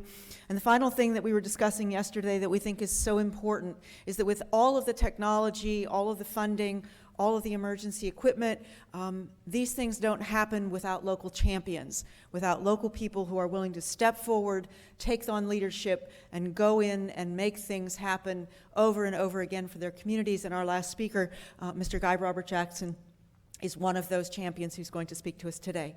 So our next speaker is Dr. William Stefanoff from Johnson Space Center. He is the manager of the Exploration Science Office within the Astromaterials Research and Exploration Science Division, Exploration, Integration, and Science Directorate at Johnson Space Center. In this role, he works together with the leads of the Earth Science and Remote Sensing Unit, Image Science and Analysis Group, and Exploration Science Projects teams within the office to support agency initiatives in terrestrial and planetary exploration, operations, and science. Dr. Stefanoff serves as the International Space Station Program Scientist for Earth Observation, facilitating continued development and use of the space station as a remote sensing platform for basic and applied research, and as a platform for data collection to support disaster response. As principal investigator for the Crew Earth Observations Facility on the ISS, he is directly involved in astronaut training for scientific observation and data collection in support of future human space exploration missions. Dr. Stefanoff is an internationally recognized researcher in remote sensing of urban, geological, and ecological processes, and has authored or co-authored over 50 peer-reviewed journal articles, book chapters, maps, and conference proceedings articles. He has published on topics ranging from the use of handheld infrared cameras for lunar field geology to the application of remotely sensed data for assessment of spider diversity in the Phoenix, Arizona metropolitan area. Dr. Stefanoff holds a Bachelor of Science in Environmental Science from the University of Massachusetts at Lowell, a Master of Science in Geology from Arizona State University, and a PhD in Geology from the Arizona State University. Welcome, Dr. Stefanoff.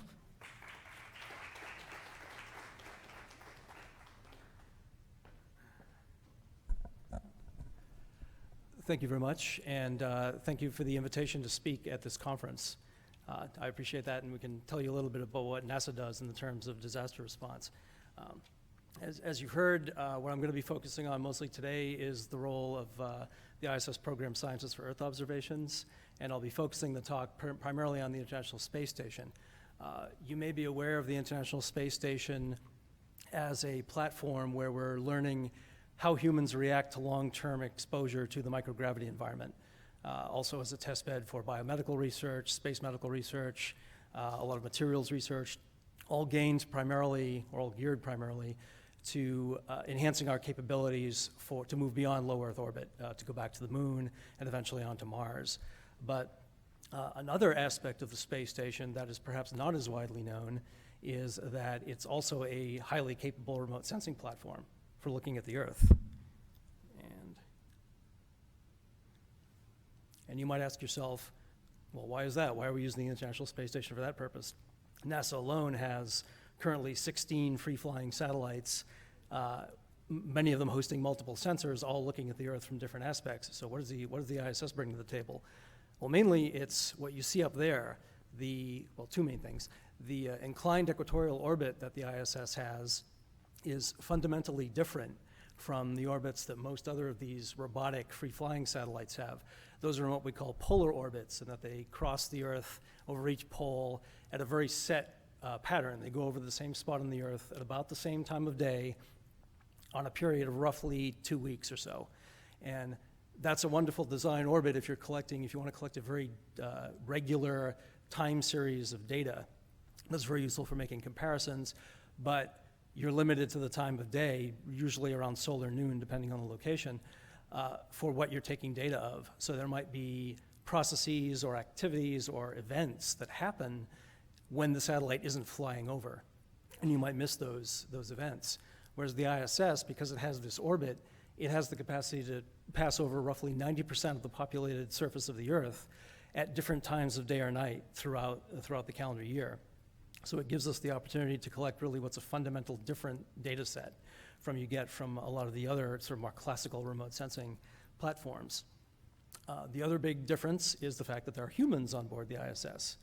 And as it turns out, particularly for disaster response, this is a really critical component because quite literally, an astronaut can look outside of a window on the ISS and see something happening.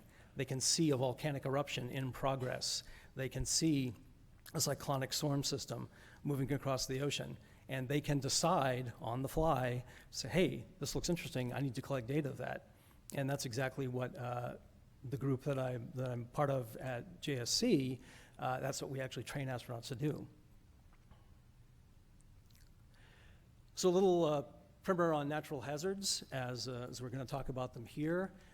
Natural hazards are, of course, natural processes that occur on the Earth, but they become disasters typically when they intersect with human populations and human settlements. We can see quite a lot of these from space, and I've highlighted the ones here that we currently can see very well from the space station. There are other sensors in orbit that can see all of these, or some of them better than we can see from the ISS. For instance, earthquakes are kind of difficult to see from the ISS right now because we don't have sensors on board that are tuned, if you will, to look at earthquakes, or rather the effects of earthquakes. But other sensors, like radar sensors or LiDAR sensors, can be very, very useful for looking at and detecting the damage from earthquakes and ground displacements. But these are the sorts of things that we can typically see from the space station right now. And a lot of them range from the ones that immediately might come to your mind: volcanic eruptions, tsunamis from earthquakes, landslides, sort of the immediate hazards, if you want to call them that. We can also see over time more long-term or slow hazards, things like the effects of sea level rise, vegetation change over time, and droughts. And so these are all things that we have been able to see from the space station and contribute data to the international community for. So here's the current schematic of the space station, and because I do work for NASA, I speak in acronym, and so I'm not going to go and I'm not going to define all of these acronyms. I'm going to point out one or two, really more from the perspective of what they are and what they do. But this kind of illustrates the ISS and shows all the different locations. Pretty much almost any spot on the ISS can be used to host a remote sensing instrument. We not only have the exterior spots, the areas you see, ELC, the external logistics carriers, but there's also the habitable volume, things like the Columbus module, the Japanese experiment module, the GEM-EF up there, and also the US Destiny Lab module. So the ISS can host not only external instruments, but internal instruments as well in what we call the shirt sleeve environment. And if you're designing a remote sensing instrument, this can be very advantageous because you can just design the instrument. You don't have to design it to endure space. And likewise, the ISS is a popular platform for technology development for new sensor designs because it's very easy to get to the ISS. NASA or our commercial partners will fly you up there. But we also come with a very robust data and power infrastructure system. So you also don't need to develop the spacecraft to support your sensor. So that's where a lot of these sensors are test beds for later free-flying instruments. But just to give you an idea of the current capabilities, we have sensors like the EcoStress sensor, which is a thermal infrared remote sensing instrument that is primarily designed to look at evapotranspiration dynamics on the surface of the Earth. Essentially, they're looking at heat stress in plants, and they're assessing over the time they're going to be on the ISS how plants are becoming more stressed over time as global temperature rises. Kind of allied to that is the GIDI, the JEDI LiDAR system, which is mapping surface canopy across the surface of the Earth over the duration of their mission. Again, to see how above ground biomass is changing over time as temperatures increase. The sensor that I'm going to spend the most time talking about is one of the internal sensors, and that's the Crew Earth Observations Facility. This is the humans taking imagery using handheld digital cameras. And these are commercial off-the-shelf instruments. You could buy these cameras in a store, but we tend to have really big lenses up there, which in microgravity is kind of a nice place to have them because you don't have to wrestle with them. They just sort of free float. So we can take pretty detailed information. The highest resolution we can get from a human taking a picture out of an ISS window is about 2 to 3 meters per pixel, which is very useful for quite a lot of hazards and detecting them and visualizing what's going on with them. There are some caveats to this data set in that since it is a human holding a camera, it's a very variable data set. There can be a variety of look angles, the resolution of the imagery can differ, the lighting illumination can change. So as I mentioned earlier, it's a different data set from more typical remotely sensed data, and I mean that in every sense of the word, because in some senses it's a more difficult data set to work with. It takes a little bit more pre-processing, but it can also help fill in a lot of the gaps that you see in some of the other data sets. So how do we actually do this? Well, the team at JSC every day looks to see where the ISS is going to be flying over, and then we determine what targets the crew might be able to see. We send that information up to them in a data package on a daily basis that calls out where the targets are, why we want them to take the imagery of the target, and what sort of camera settings, what lenses we want them to use. And hopefully, if they have time and desire, then they will go to a window and will result with happy, successful astronauts taking the imagery that we want them to take. Once we get that imagery, we then add that to our online database and make it available for the general public. And by the general public, I don't just mean the US public. It's our data set is available to the global public free of charge. So switching a little bit to disaster response, how is the ISS involved in disaster response? We are a NASA participating platform in primarily for the International Disaster Charter. Its official name is International Charter Space and Major Disasters. This is an international agreement by countries that have space-based assets that do Earth observation. It's an agreement that says that if a disaster event occurs and a country, at this point any country on the Earth, can request that data be obtained in response to this event. So whether it be a tropical cyclone, a wildfire event, a volcanic eruption, a tsunami, the country can submit the data request, the activation request to the International Charter, and then that request goes out to all of the signatory agencies. As it turns out, NASA is actually not a direct signatory onto the charter. For the US, it's the US Geological Survey, which is the one that actually distributes the data that is collected by US assets. Other agencies in other parts of the world, like JAXA, the Japan Aerospace Agency, or CNES, the French Remote Sensing Agency, they are direct signatories, and so they communicate directly with the charter. We, NASA, communicate with the charter through the US Geological Survey. So when we collect data, what we do is we do a little bit of processing for it.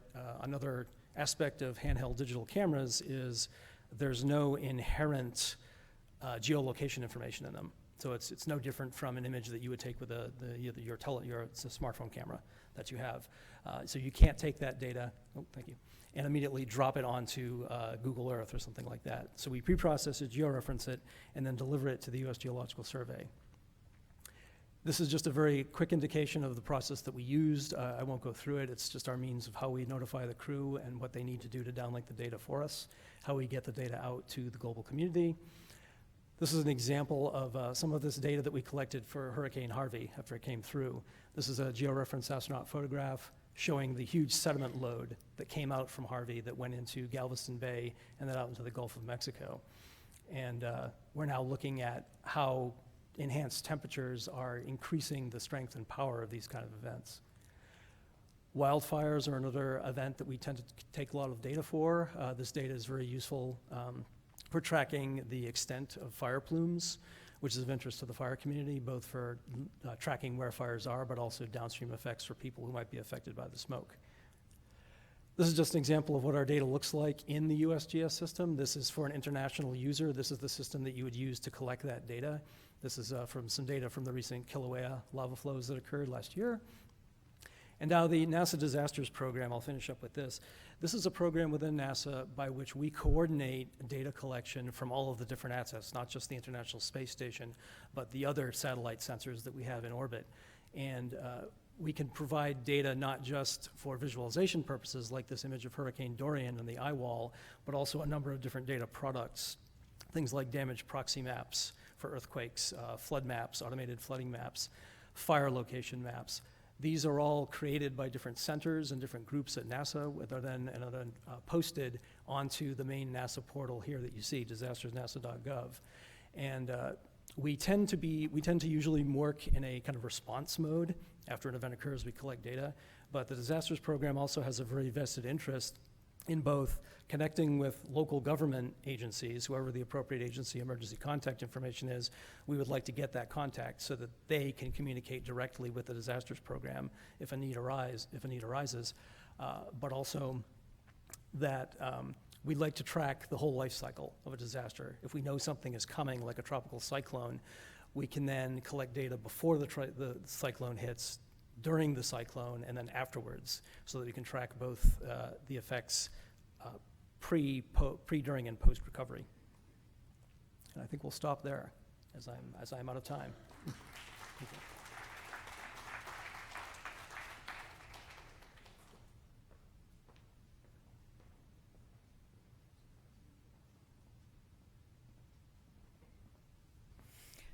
Thank you, Dr. Stefanoff.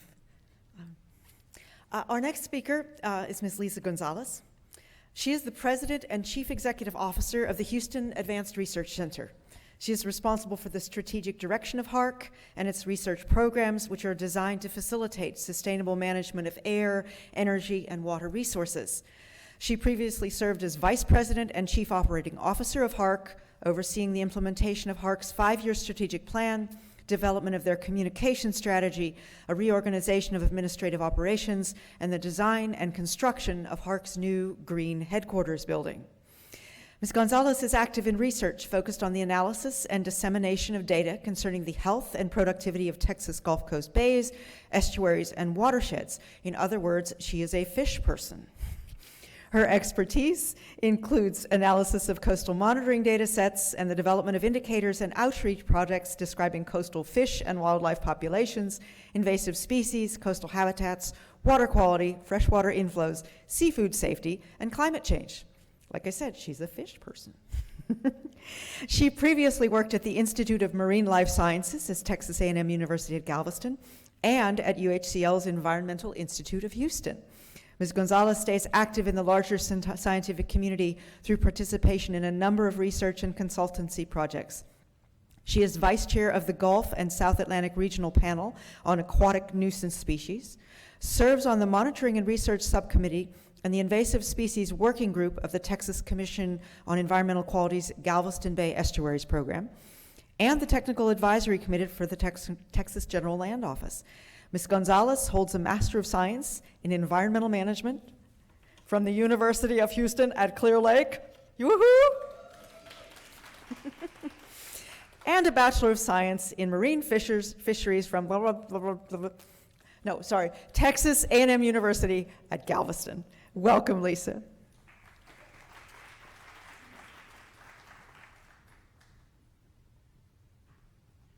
Good afternoon, everyone. It is a delight to be back home at UH Clear Lake and speaking in front of our distinguished guests and faculty and students. And I have to say, one of the things that I loved this morning was the student that asked, how can I get involved? That was wonderful to hear that question, because as a former student of UH Clear Lake, I can say that it was the work that I did here, the education, and the networks that I established here as a graduate student that put me on the path to what I'm doing today. So take advantage of everything that comes your way as a student. A little bit about HARC before I get started. We are a nonprofit organization that's located in North Houston, up in the Woodlands. We were founded back in 1982 by George Mitchell, who many of you may recognize. He's also known as the father of hydraulic fracturing.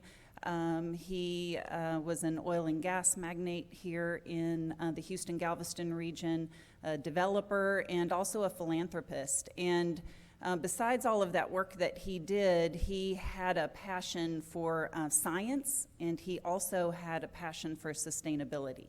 And that's really what drives our mission as a nonprofit research organization. And as Kathleen mentioned, we do a lot of work in energy, air, water, and climate issues. So here we are in Southeast Texas, and just like other cities around the U.S., internationally, in Oman, we deal with a number of natural hazards relating to climate. Here in the Houston-Galveston region, I think it was mentioned this morning, we have just under 7 million people living here. We are slated to have about 10 million people here in the region by the year 2040, and about half of the state's population lives in the eastern part of the state between Houston and Dallas-Fort Worth. And so these are a number of the issues that we deal with throughout time, and we've spoken a lot about flooding, sea level rise, but we also deal with things like drought and wildfire. And here in Texas, many of our hazards have something to do with water. We either have way too much or way too little. And these days, we find ourselves having to manage between these two extremes. And when we're dealing with these issues, we also have to think about them in the context of just the long-term stressors that we deal with in an urban and coastal environment. And those include anything from population increases, impervious cover, to air quality, to long-term issues with pollution that you do end up with in an industrialized and urban city. And there are interactions between these acute stressors and these chronic long-term stressors that we as a region are trying to understand, and also trying to find solutions and strategies to. And as Kathleen mentioned, it takes a lot of different partnerships. So I'll be talking about some examples of that work today. As we think about disasters here in Texas and in the Houston-Galveston region, we of course have to think about them in terms of the national context. The year that Harvey hit, we also had major hurricanes hit Florida and Puerto Rico. And so it's something that we've come to understand, that the federal government is not going to be able to help large cities in regions such as Houston, Galveston, be whole after these events. And it's going to take a lot of diverse resources from very different partners to invest in those long-term strategies. Because as it was said this morning, there is no silver bullet, there is no one solution. This is a long-term, lifetime investment that we have to be thinking about as a region. We also think about these hazards in the international context because our region has so many international connections with the energy industry, with our ports and transportation systems, and with the people and the communities that live here that come from all over the world.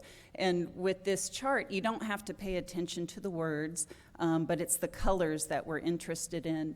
If you look to the left, you'll see that the dominant color is blue, and from left to right, we're on a time scale from 2009 to 2019. And before 2014, you can see, and this is based on a report and data from the World Economic Forum, and before 2014, you can see that blue really dominates the left side of that chart. And that's because internationally, many of the risks that people in the business community were thinking about had to do with economics. And that's, of course, when we were dealing with the global recession. But since that time, if you look to the right of the chart, you start to see other colors dominate. Green, those represent environmental risks. That reddish-orange color are societal risks, and gold are geopolitical risks. And so we see this changing environment as we move through time, and Houston, as an international city, is working to put strategies in place in the middle of this context. So here we are, we call ourselves the Bayou City. We also call ourselves the energy capital of Texas. Sometimes we like to call ourselves the energy capital of the world. That may be a little facetious, especially when we're with our international friends. But we do think a lot about energy resources here in the Houston-Galveston region. And one of the things that we've come to learn is that no storm is the same, especially when it comes to effects locally on our cities and communities and local governments. And so here we are. If you look at this blue line right here, this is Ike in 2008. This is data from ERCOT, which is basically, that's our Texas's electricity grid, our power grid. And you can see, you know, it's very cyclic. But in 2008, this was a large power disruption right here when Hurricane Ike hit. There were parts of the greater Houston region, probably some of you in this audience, myself included, who lost electricity for nearly 3 weeks at our homes. If we look over here, this is Hurricane Harvey in 2017, and it was a very different storm. We didn't have near the impact to the power grid. This is the Gulf Coast power grid, by the way, so this is representing our region. But it was a very different storm in terms of power disruptions.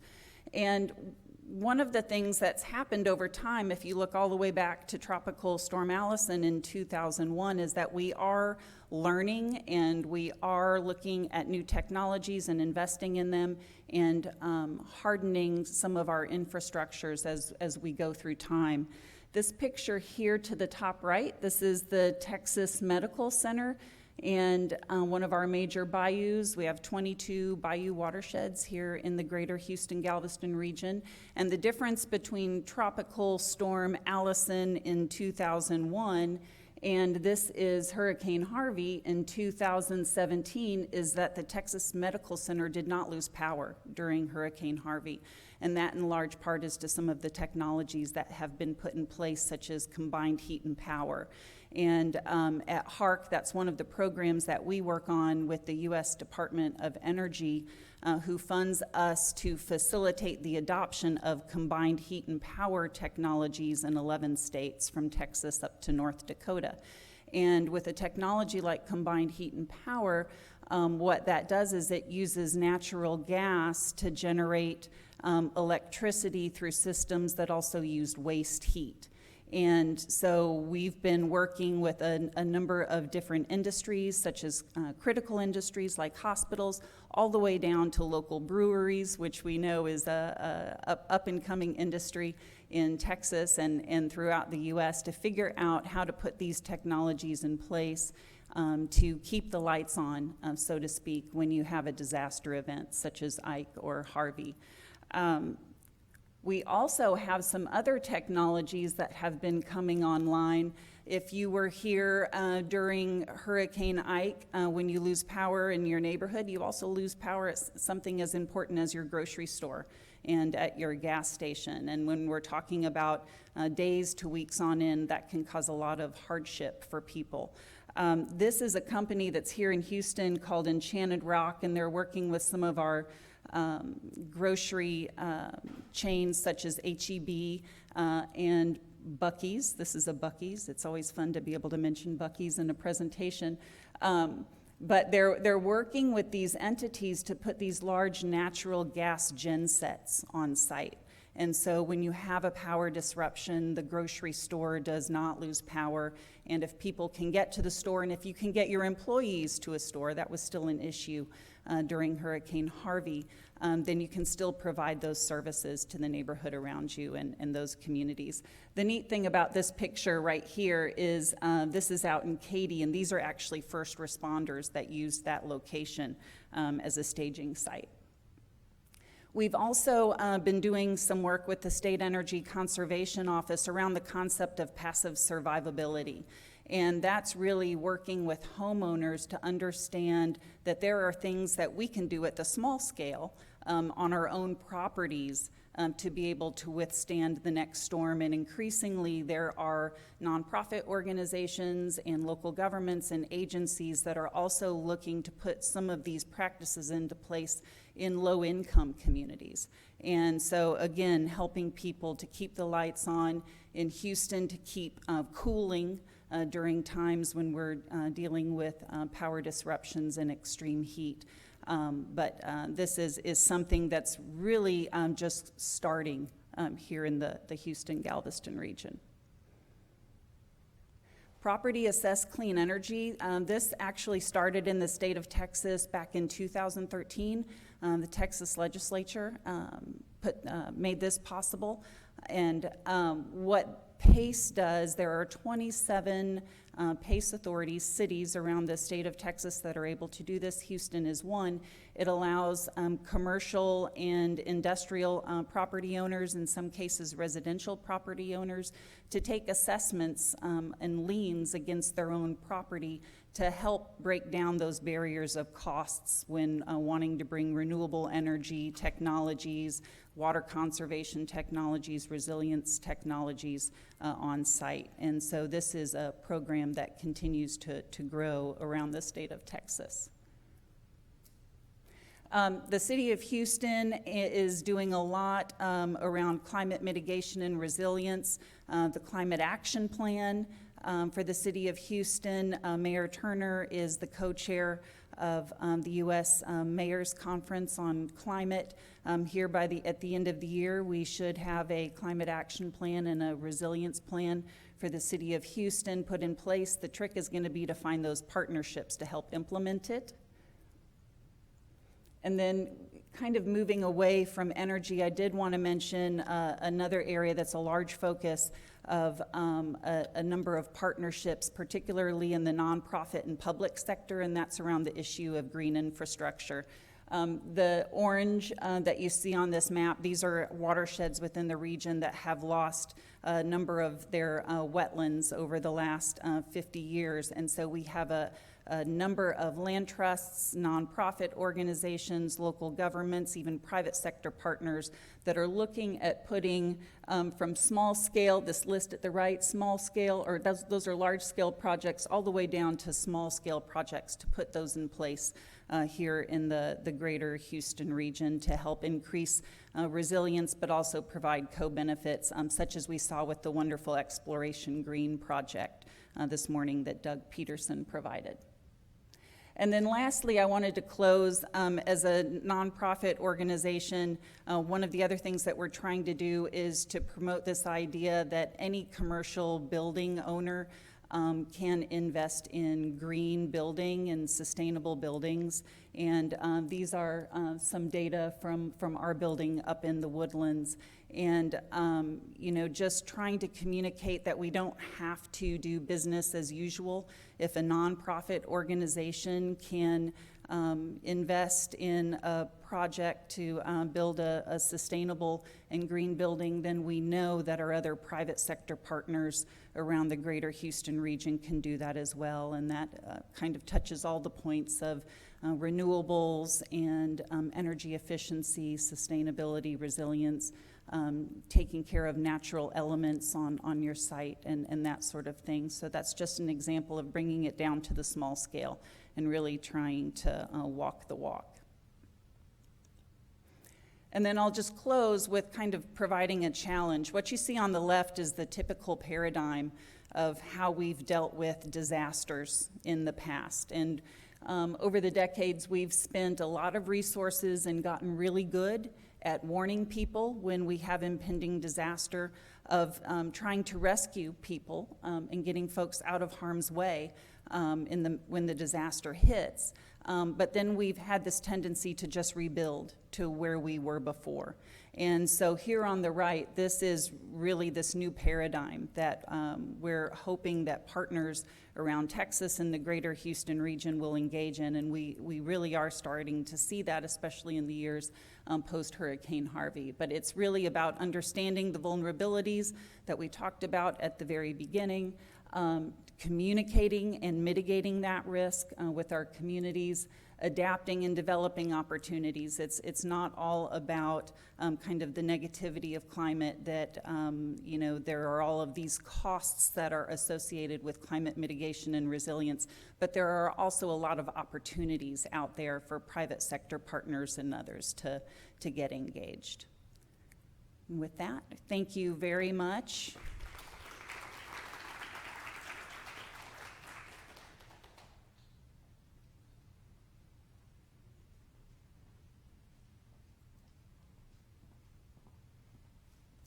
Thank you, Lisa. That was great. Now, we talk a lot about large cities. You know, we've talked actually, you know, hearing from our Omani friends about a whole country.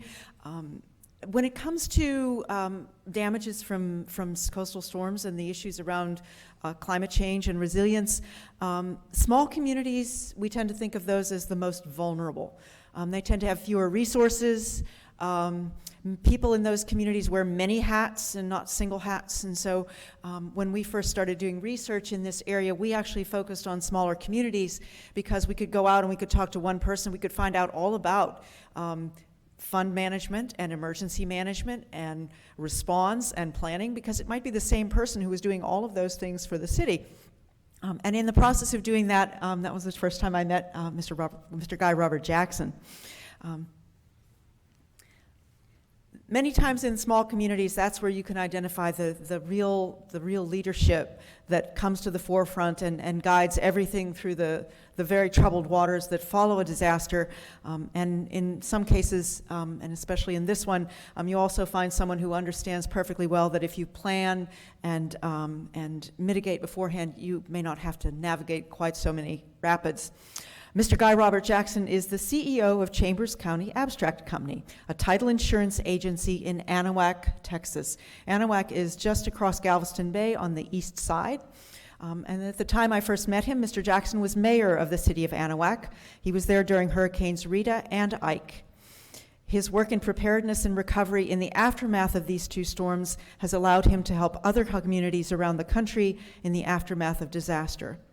While he is no longer mayor, Mr. Jackson continues to serve the public as the Mutual Assistance Coordinator for Chambers County Emergency Management.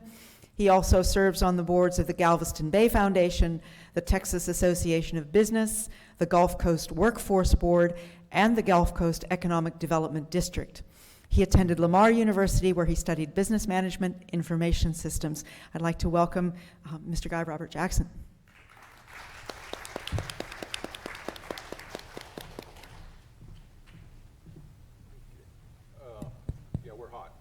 Hear me?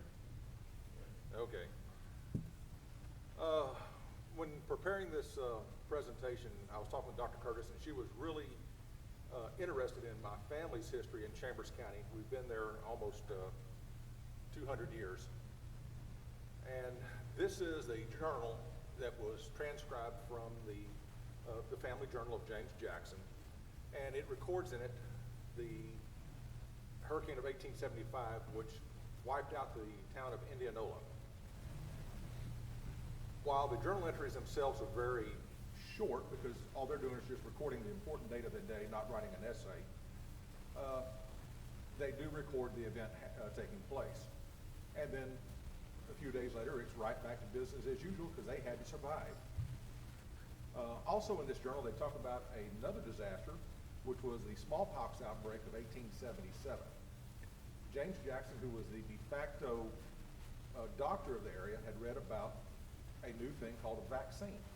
He procured some, inoculated his family, offered it to the people in the community. Many families did not take him up on it, and they paid a heavy price when that disease, struck their families. While the journal ends before the hurricane of 1900 that hit Galveston, this is one of my favorite books about the hurricane. It is written about Isaac Klein, who was a meteorologist at Galveston for the U.S. government. And a connection I have with that is Isaac's brother Joseph, who was his assistant, married James Jackson's daughter, Eula. So I have a familiar, a family connection in with him. The next major hurricane that I want to talk about took place in 1915. This is a book written by Ralph Jackson, and he recounts living on the ranch as a child. While he only writes about 2 pages about the storm, he does paint a very vivid picture about the death and destruction. Also at the same time, Ralph's uncle Claude had written a letter to his mother, who was in San Antonio, telling her from an adult perspective of what was happening, the level of destruction. And hopefully those will be available as an additional download. Is that right, Dr. Curtis?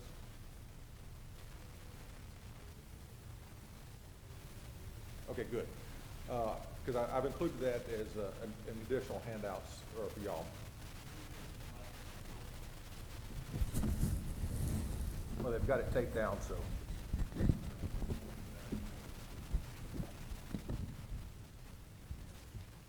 Okay, is that better? Okay, my apologies. What do you do if you have a hurricane that you cannot tell anybody about? In the middle of World War II, a hurricane formed in the Gulf of Mexico. Some people call it a surprise hurricane because it formed so quickly and came ashore. Others call it the secret hurricane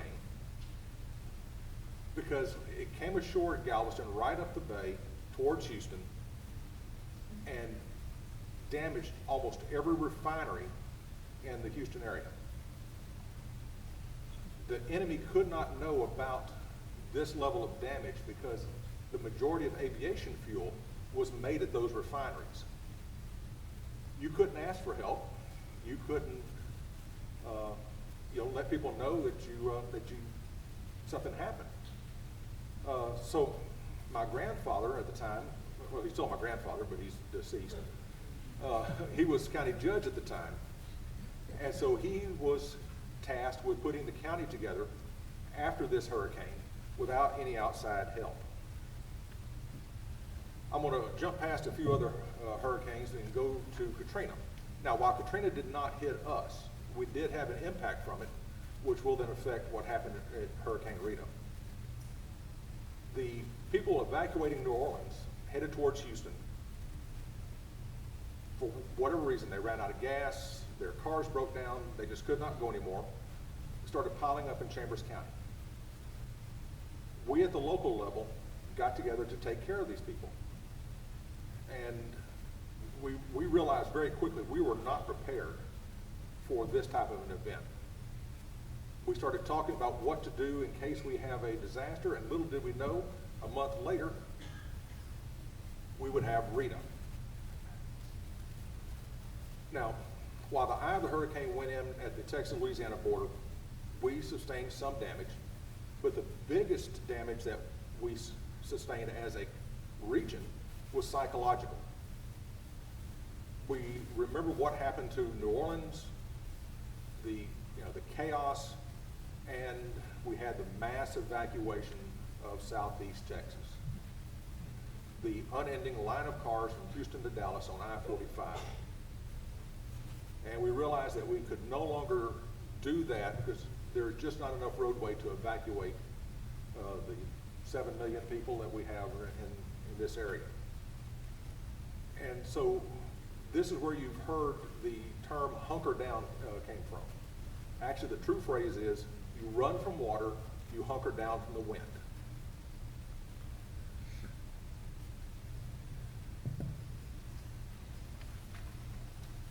So as I said, the Rita taught us what not to do.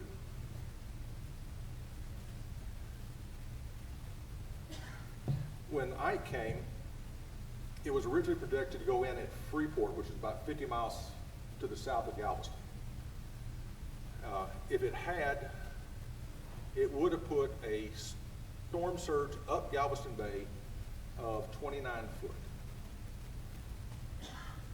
Those of us who were here for Ike realize how bad the storm surge was, but it could have been much worse. We were very fortunate that the storm went across Galveston because it pushed that storm surge over to the Texas-Louisiana border.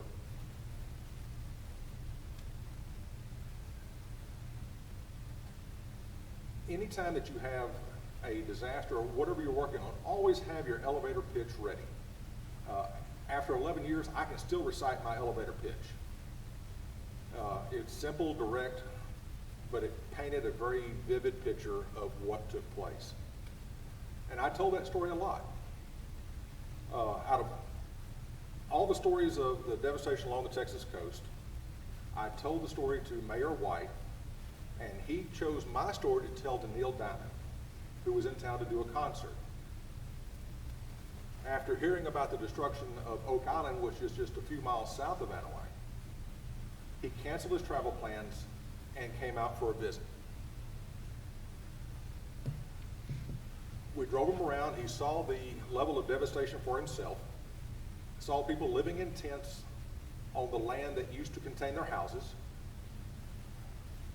and we drove past a community meeting that was taking place on the concrete slab of what used to be a church.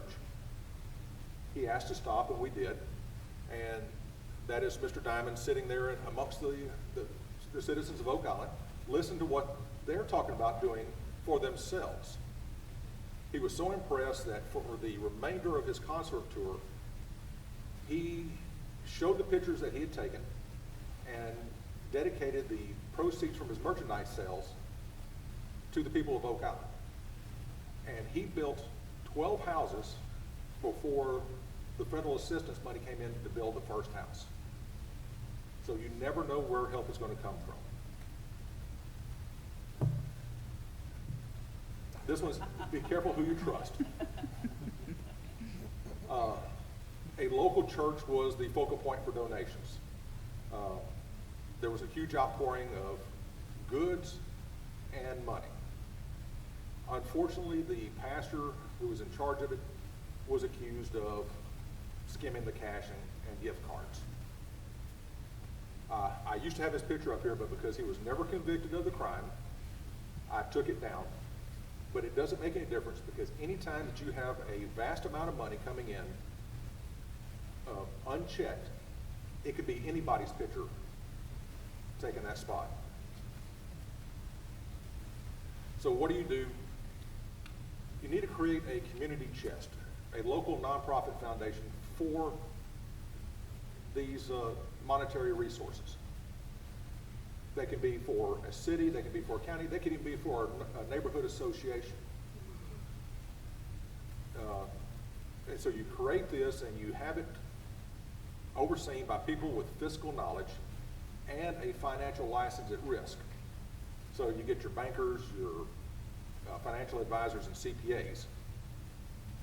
And so not only is this good for disasters, but it's also good for betterment of your community. I've got a small life insurance policy. I've left part of that to our local community chest, just to be used to help the community after I'm gone. This is probably one of the most iconic images of Hurricane Ike. The lone house standing on Bldg Peninsula. It was not standing by chance. It was standing because of building codes.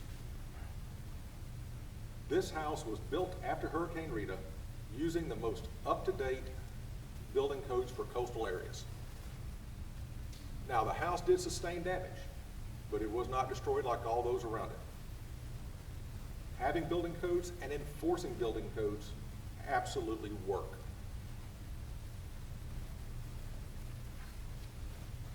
You want to remove the barriers for your businesses to get open back up after a disaster. As much as I care about my citizens, I also care about my businesses. To make it easier for the businesses, the city waived all permits and fees needed for utility connections. We even actually paid for outside utilities, such as a power company, to come in and hook people up. And the only thing that we asked of the business is they stayed in business for 1 year, and if they did not, we had them sign a personal guarantee. We had 0 defaults and actually added 2 businesses because of this policy we had put in place. Now, everything we have done up to this point was just off the cuff. We did not have a written plan.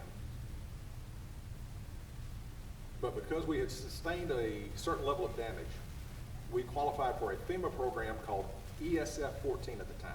They've since changed the name of it. It was to develop a sustainability and resiliency plan. That is the cover of our plan, and it will also be included in the materials you can download.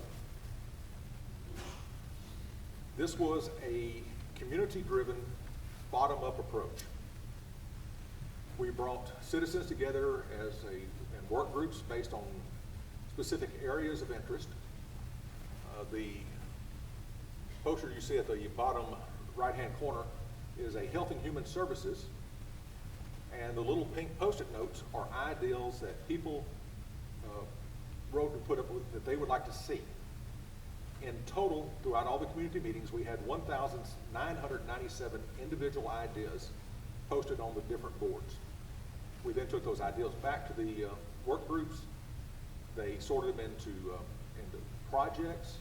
We then went back out to the communities and did what's called dot voting. You walk in, you're given a strip of 20 adhesive dots, and you go put on the dots on the things that you find most important. And here's a ranking page of some of those projects. Did it make a difference? Absolutely. Because of the ranking of Health and Human Services, specifically the hospital, the local hospital district was able to go get grant funding to build 2 new clinics and a wellness center, something they could not have done otherwise without having documentation that says this is what the citizens want, this is what they voted on. Is that me? That's me. Okay, good thing we're almost finished. Now the framework continues to work. We've talked about Hurricane Harvey. Whenever the Weather Service has to add new colors to a map to indicate amount of rainfall, you know it's serious. It has also worked with Imelda, and even earlier this year, the plan worked with the Amazon Prime cargo plane crash that took place at the north end of Galveston Bay.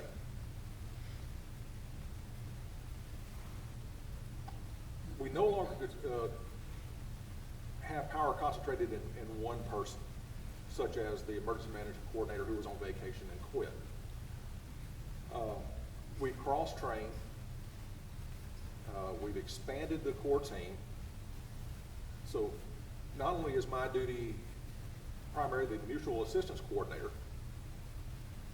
I'm also cross-trained as a public information officer and an incident scene commander. So if I were to be the first one on the scene for a disaster, I have the authority to take control and operate until the next highest person comes along and relieves me. I feel that is very important.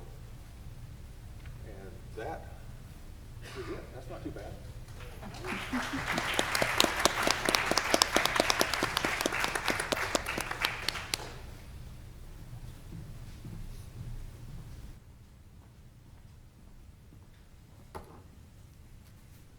That wraps up our session. I want to thank our speakers again. Could you please give them a round of applause?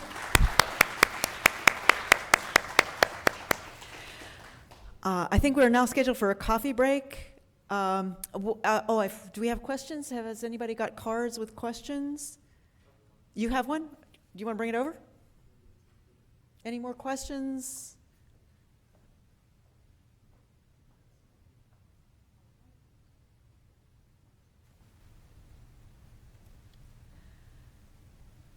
To Dr. William Stefanoff, does ISS provide any information about subsea activities, like monitoring mid-ocean ridges? I think we're live. Well, the answer, unfortunately, is no. We don't. There's actually very few orbital remote sensing assets that can monitor that kind of activity under the ocean. For that, you really need sort of an oceanic-based or a subsurface-based sensor network to do that kind of work.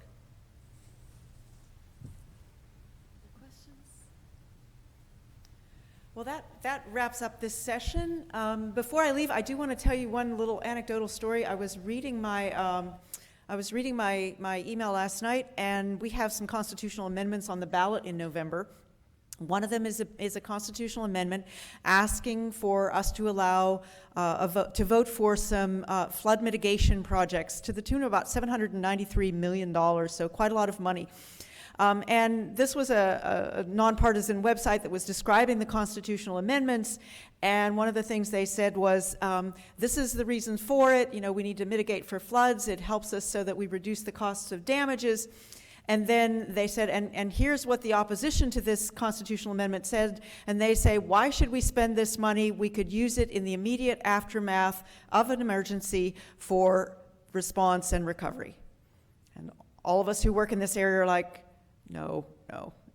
But that's literally what the opposition to the bill is why would we plan? We can just spend it to clean up afterwards. So we continue to have this political issue around mitigation projects, which basically bring back about 10 times the return on investment that cleanup costs do. So for $1 of mitigation, you save $10 in response costs. It's really cost effective. Was there a question over here? Okay, well then, coffee break, followed, what time do we have to have people back?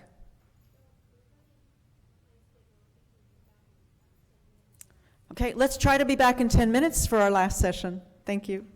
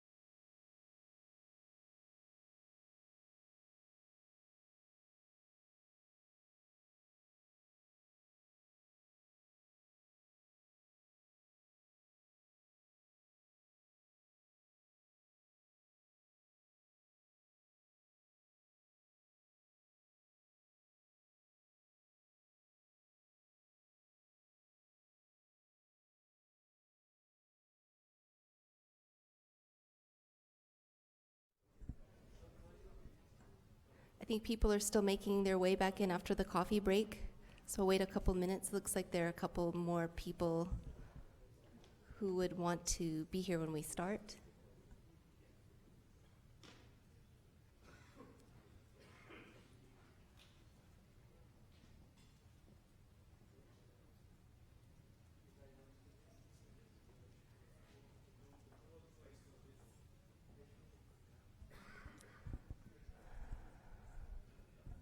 All right, go ahead and get started. My name is Maria Curtis. I teach anthropology and cross-cultural studies here at UH Clear Lake. I started working here in 2007, and one of the things that I did, I didn't quite know where it would lead, but that was to join as a faculty advisor for the Model Arab League student organization. And our first ever country that we represented was Oman. So we've been getting to know your wonderful country ever since. So we've taken three groups of students on three separate trips. We hope to go back many more times. And those are the students who've been getting us water and all kinds of things all day. So I'm very thankful to all of them. I think that they are slowly dwindling, or maybe getting us more water, who knows. But anyway, it's great to be here. It's great to continue this panel. Dr. Lula, who was a very important figure in the field of science diplomacy, gave a wonderful talk this afternoon. So it's a great privilege to hear from someone with that breadth of experience. So we'll go ahead and dig into this topic a little further. We have four wonderful speakers to listen to today. Our first is Mr. Franck Avis, who is the president of the French-American Chamber of Commerce in Houston. He's the former Inspector General of Finance in the French government, and he held various positions between 1995 and 2009 in the French Ministry of Economy and in state-owned agencies dealing with public-private investments, framework conditions for business development and economic attractiveness, and innovation policies. He also worked as an expert with the European Commission in charge of preparing the accession to the European Union of the Czech Republic, Hungary, and Poland.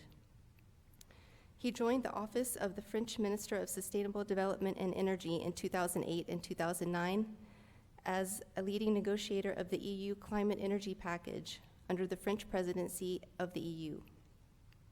Appointed by the International Mass Transit Group, RATP, it's hard to say that in English, RATP Group in 2009 as Director for Auditing and Strategy, he became, in 2012, the Group Executive VP and Executive Director of the Metro and the Urban Train Network of the Paris region. He holds a master's degree in law studies and in foreign languages and was a postgraduate of the French School of Administration, and he's also an Arabic speaker. So thank you very much. We look forward to hearing from you.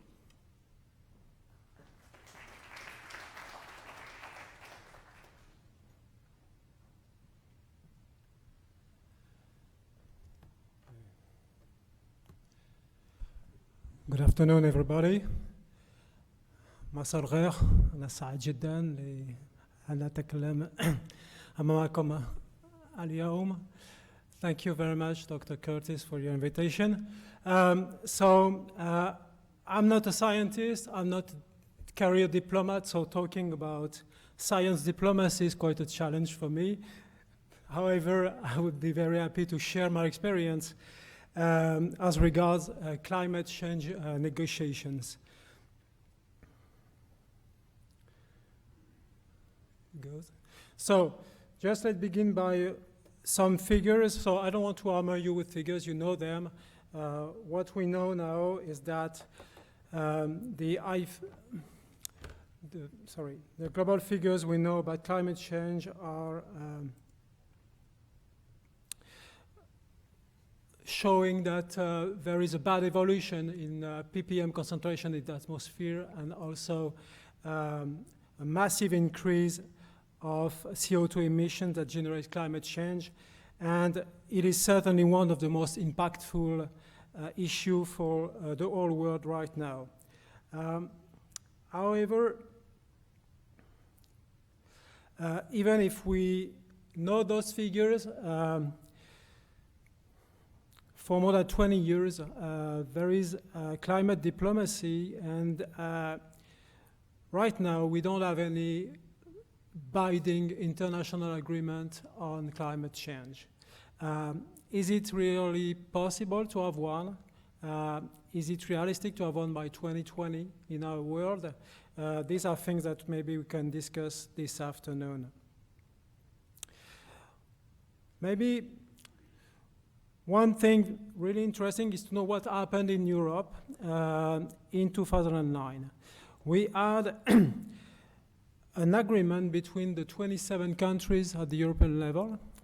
These are different countries and sovereign countries agreed on binding targets for 2020, especially reducing by 20% their green gas emissions, and also having 20% of their energy produced from renewables and 20% increase in energy efficiency. And the idea was to make it through new instruments like the cap and trade system, and also through financial commitments for innovation like CO2 capture, or through international financing to mitigate climate change impact, especially to finance reforestation in the world. And so these were goals really important, and we succeed to have an agreement in 2009 about it between the countries, the 27 countries, and the Parliament, the European Parliament. So it was a big success. And what I can say as takeaways from this negotiation at the European level is that some ingredients were used to have this, to cook this agreement. The first one is that when you are talking about climate change, you are talking about technical things. And we had a lot of work, technical works between the public experts and the private experts on the issue of climate change, and a really deep, and you need this deep work to make people understand the causes and the consequences of the climate change. At the same time, we tried to build binding targets, but they were adjusted to domestic goals, and I will come back to that issue. What helped to have an agreement too was the fact that the industry sector at that time, even if there was a lot of lobby about not having an agreement, a binding agreement, many industries understood that maybe it was a chance, the energy transition. It is a new market, it is a way to innovate in a Schumpeterian way, and they understood that it was a chance for them, an opportunity to move ahead and maybe to be ahead of the market as regards these new technologies. And of course, we had a very strong political leadership. At that time, the agreement was made under the French presidency of the Union, and we had at that time, as the real chief negotiator, President Sarkozy. He was president in France at that time, and this guy is really able to gather his colleagues in a room and try and to make them get a consensus about things. And this was really important, to get an agreement in the last hours of the discussions, to erase all the differences between the countries and to find the right consensus to pass the agreement. So we got it, but as we were in an international negotiation, of course, at that time, we needed to have some compromise, and maybe from my part, I saw them as a kind of frustrations. We had to offset some measures implemented in the agreement in order mainly to allow some countries to reduce their CO2 emission at an adjusted pace, especially to avoid too much increase of the price of electricity in their countries. I'm thinking about the Eastern European countries. We had also to imagine some exceptions for some industries to avoid what we called at that time carbon leakage. That means delocalization outside of Europe for industry that are that consume a lot of carbon or oil, and all those offsets had the impact of the efficiency of the agreement, and mainly on the price of the ton of carbon, which was set in our modeling to be between something 50 euros to 80 euros, and in fact, the ton of carbon right now is 5 euros. So it is not a strong incentive for companies to reduce their CO2 emissions. So Europe reduced its pollution, but it was not enough to reach the target of the European climate energy package. So a new package was passed by the European Union, sorry, this one, and with new targets for 2030, more ambitious than the first targets. Okay. So let's come back to the 2009 agreement. So it was passed in spite of strong different interests between the European countries. As I said, these are sovereign and different countries. So we had to find solutions to get a compromise. And it was the idea was to pave the way to a more global agreement. And unfortunately, we did not get an agreement in Copenhagen in 2009. And the agreement we got was in 2015, the Paris Agreement. But it is still not a binding agreement. So maybe it is not sufficient to tackle the issue of climate change and global warming. And time is running out. If you look at the figures right now and the forecast of the IPCC, the ppm, they still rise. And now the scenarios of the IPCC show that maybe we can go up to 5.5 degrees Celsius by the end of the century, which is a catastrophe for the whole planet. So there is emergency to double down the diplomatic effort. But there are still very strong opposed interests between countries about climate change and global warming. Many countries still have domestic policies that are counterproductive from a point of view of global warming. I can quote Brazil and other countries. And I do think that at the international level, there is no strong leadership to get right now an agreement. So we can be very pessimistic about this, the ability of diplomats to get a real strong agreement that can tackle the problem right now. So I would like to share with you that when you look at what is going on in the world, there are maybe some elements of optimism. There is a growing pressure from civic leaders. When you look at the consumers, they want to change their habits. They want to consume more green products or more green energy.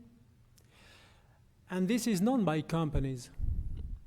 And when you look at a city like Houston, which is the world capital of energy, the energy companies in Houston right now are thinking that maybe Houston should be the world capital of new energy.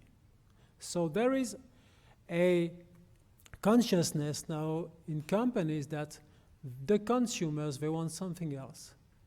They want energy transition, green products, and this will create a new market and companies have to adjust to the new market if they want to be still there by 2030, 2040, and the years after. When you look at the banking sector, now the central banks, Central Bank of England, Central Bank of France, and many others, and private banks, now they're thinking about rating companies and cities according to their exposure to natural disasters. This is something that will happen. So this is something that will trigger also within companies new policies to cope with this new kind of rating, the way they are less vulnerable to natural disasters.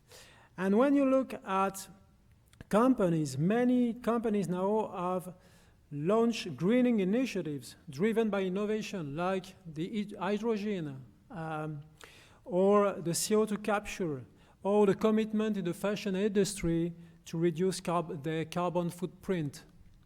So all those initiatives, and you can add initiatives from local governments. I think about California, that has resisted a few weeks ago the wish of the federal American government about reducing the footprint of vehicles.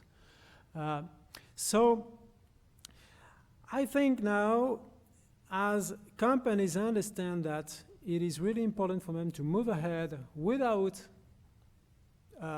political pressure, so to adjust to the market, to the needs of the consumers, and to benefit from innovation, to invent new products and new markets. I think these are real good news for this issue, and I hope that maybe that's a tipping point or a key to open, to unlock the diplomatic lock right now, and maybe wind up pushing politicians and political willingness toward a global binding agreement. So, as I mentioned on the slide, maybe new sources of energy and companies will outrank diplomatic efforts, and maybe they can help the diplomats to find the right ways to have a binding agreement, we hope, in the near future. So, thank you very much. Sorry for my side, they were less colorful than before today. Thank you for your attention.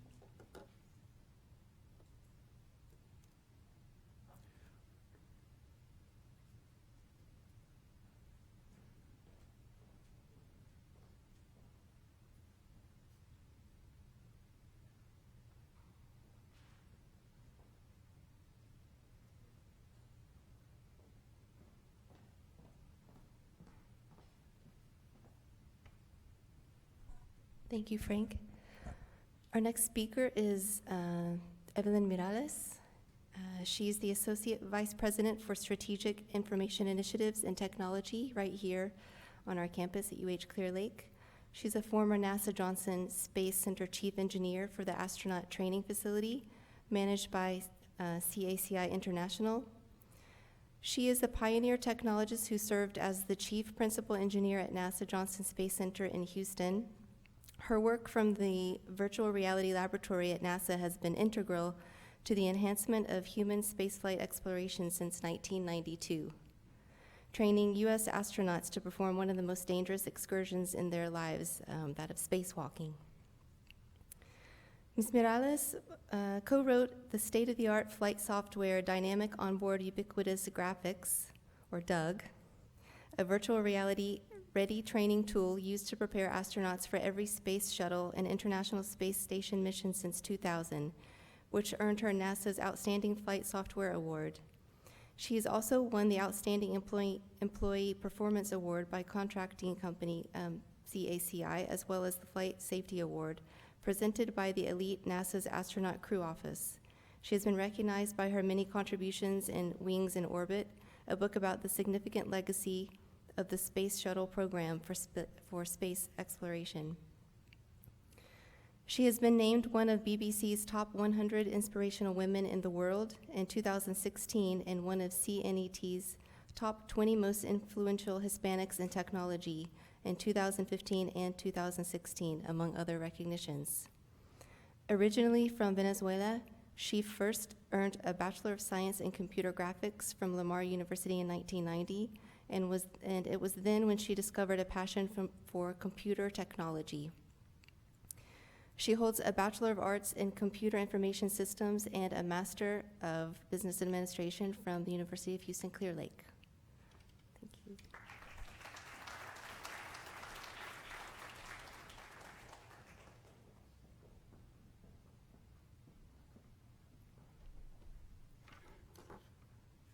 Good afternoon. Well, I want to welcome everybody here at the University of Houston Clear Lake. It's a privilege to have everybody coming together today for this wonderful conference. Thanks to all organizers. They have done a wonderful job, and the students that are here supporting the event. And what a kind invitation, so thank you. I know firsthand, actually, about the impact of oil and gas exploration, what we call energy, on humans and on communities and the planet. I was born and grew up in the capital of Caracas, Venezuela. Venezuela is one of the largest exporters of oil, and have the largest proven oil reserves, heavy oil, in the world.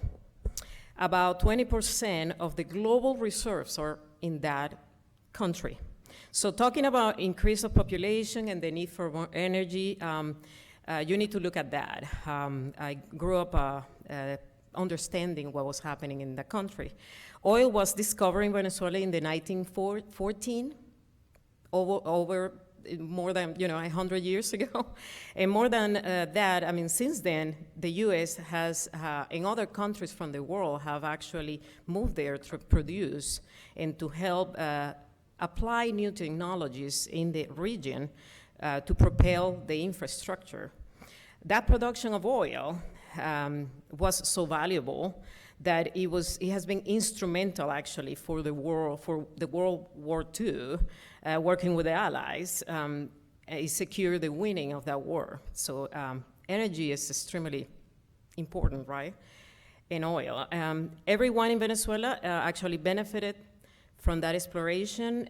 Unfortunately, as you have listened in the news lately, everybody in every country has their regulation, diplomacy, and government situations.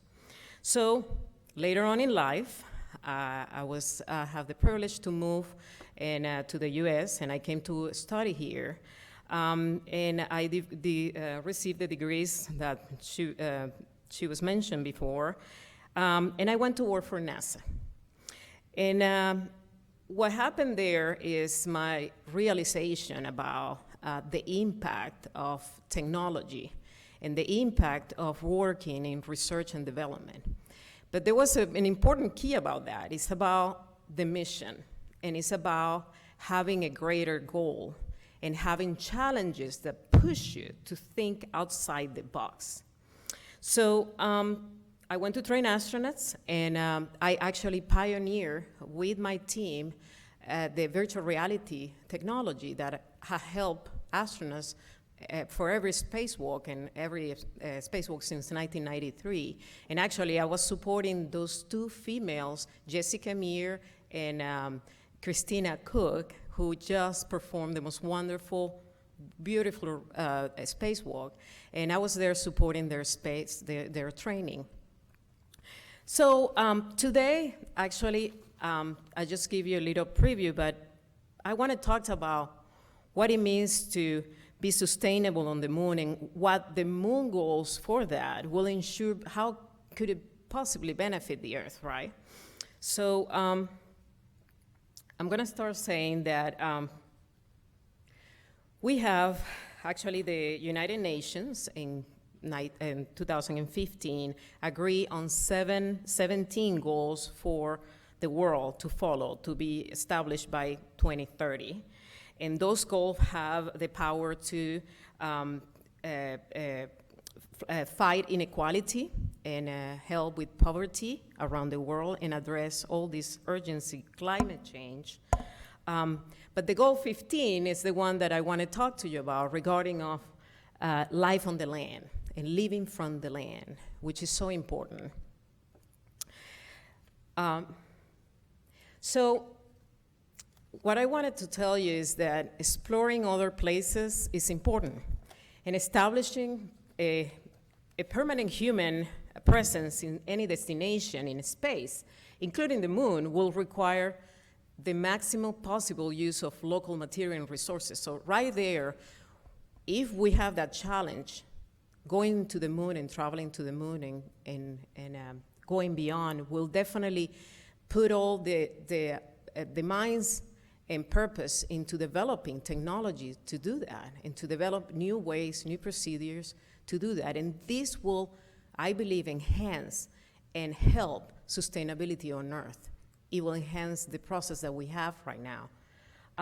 So why will Americans and the world invest on building a lunar base? Well, the answer is really to help generate sustainable development in general. And the other part of that is sustainable also means in collaboration with the world, with many countries. So the solutions they don't need to come from one place. So moon missions have, many derivatives, and we have a lot of pride in going into the moon. We all go together. When we went in the 60s and set a man on the moon, on the surface of the moon, it was incredible. It was an inspiration.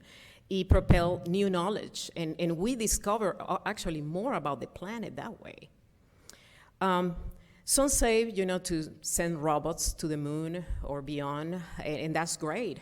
But really sending humans to those dangerous places, that's when you really challenge yourself and propel. And I've been there kind of in a way as I was training astronauts and taking them through their flow train is how incredible your mind prepares to it and how adaptable the human being is, and no robot can really replicate that. So that's when you put all this learning and everything that you know into place to discover, to think differently. So the health and sustainability benefits from a lunar mission clearly rely on there being a human involved.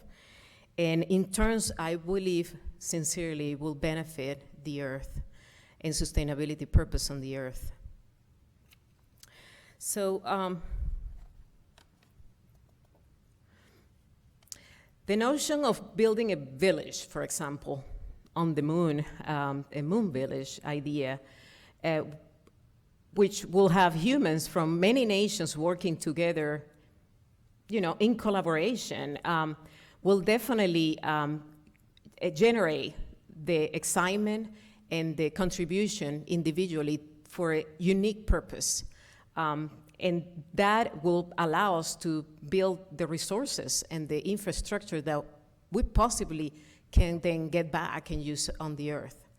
So to make such an outpost, outposts viable, we will need fuel, air, food, power supplies, and all that will have to be resourced locally. So to live off the land of the moon in moon missions will turn into sustainable living missions. So we need to think about that. We need to think about when we send somebody to space, and even what we're doing right now in the space station, which is orbiting the Earth right now, there is so much going on, so much that we're learning on that environment, that it has propelled, and it propels me within my career, 27 years at NASA, propelling a technology that otherwise it would have probably never happened, or it would have taken long, or never happened like it did.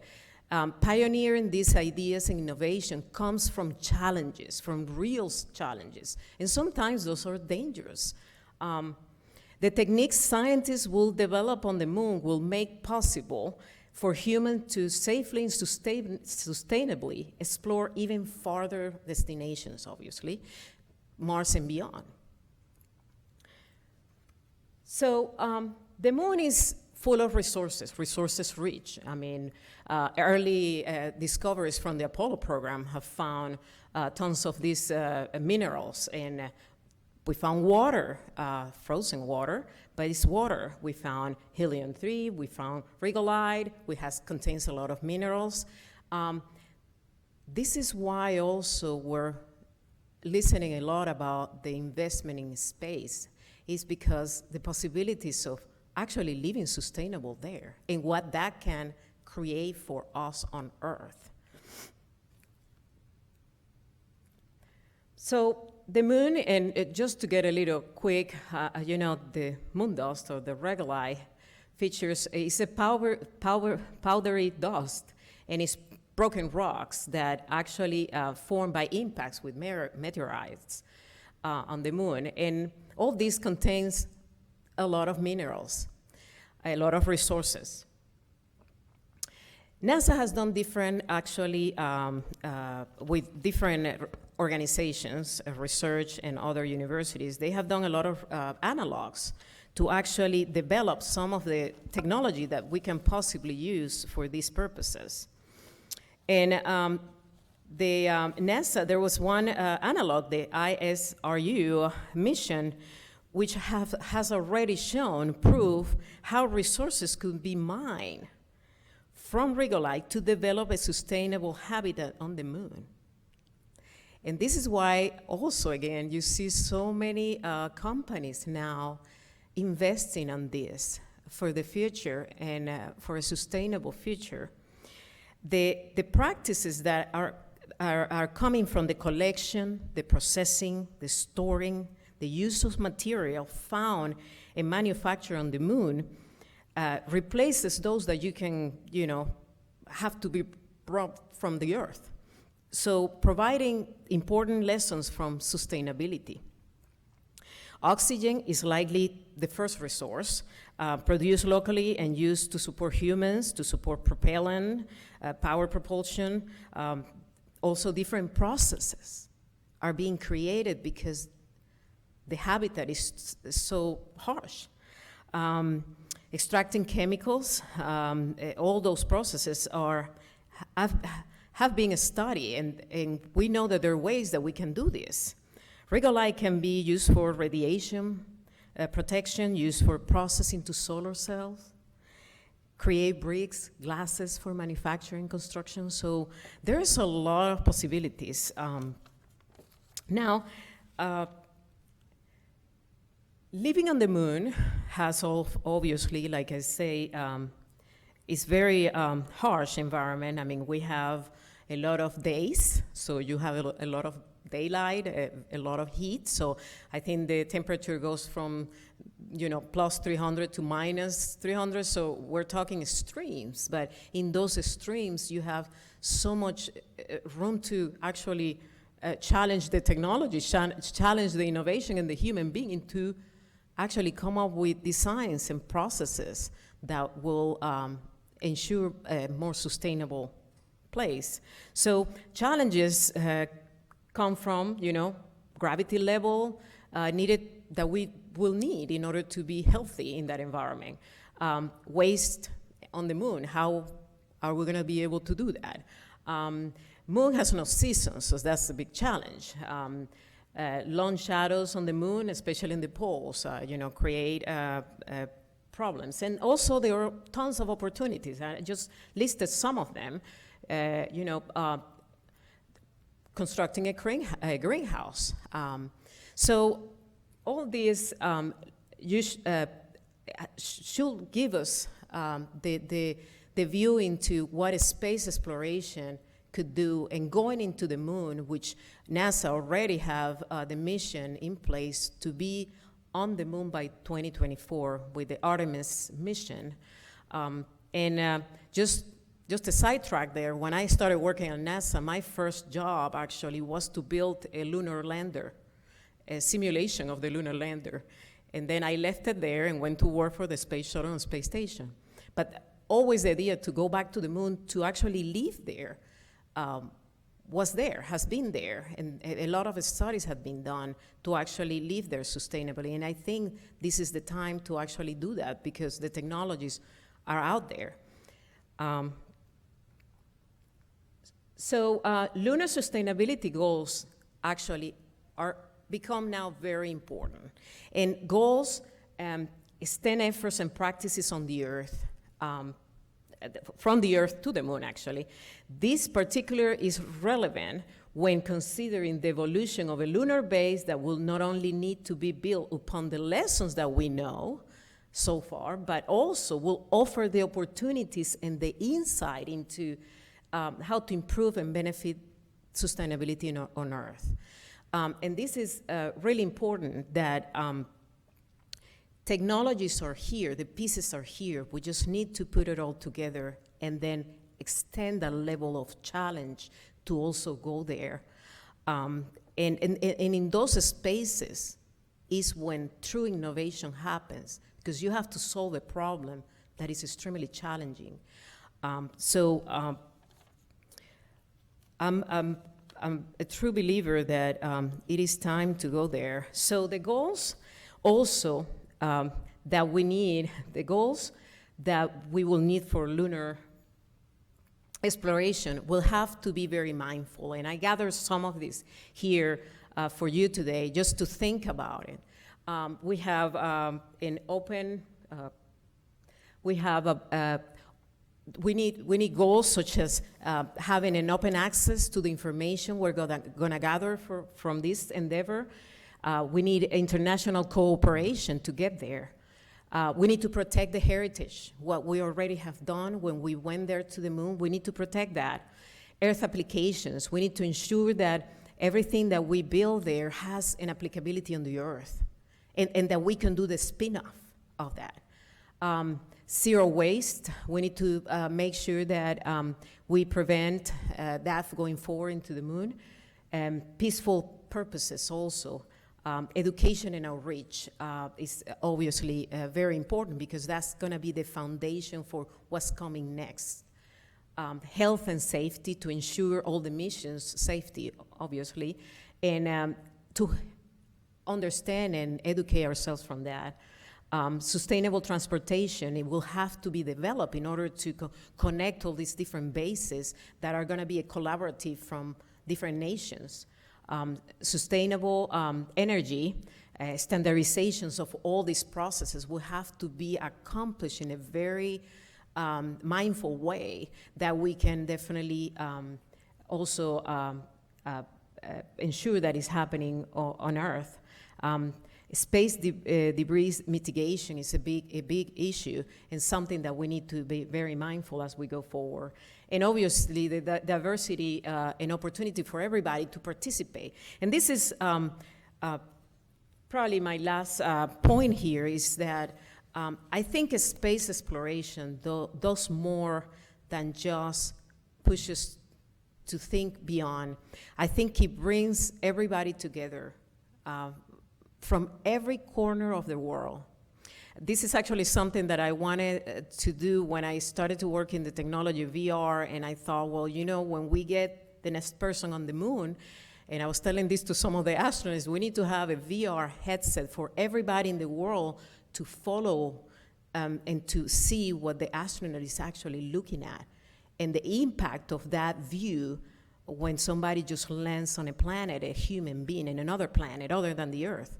I mean, how impactful is that for humans going beyond? But that, going to that stream, it really puts us in that mindset of discovering innovation for us and to propel energy and sustainability on Earth. So returning to the moon could inspire the future generations to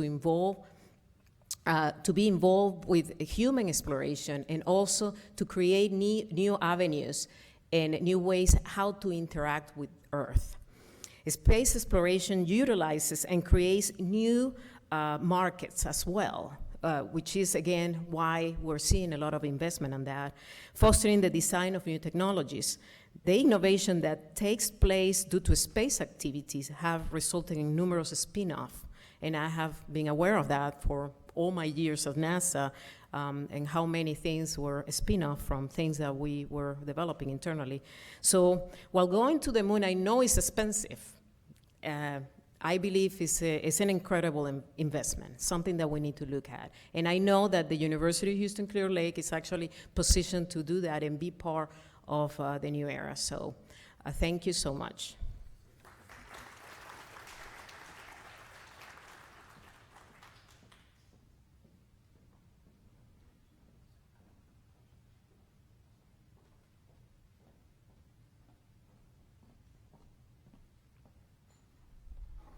Thank you so much, Evelyn. Our next speaker is Dr. Yusuf Al-Balushi. He is head of the Science, Knowledge, and Technology Transfer Office, or SKTT, at the Ministry of Foreign Affairs in the Sultanate of Oman.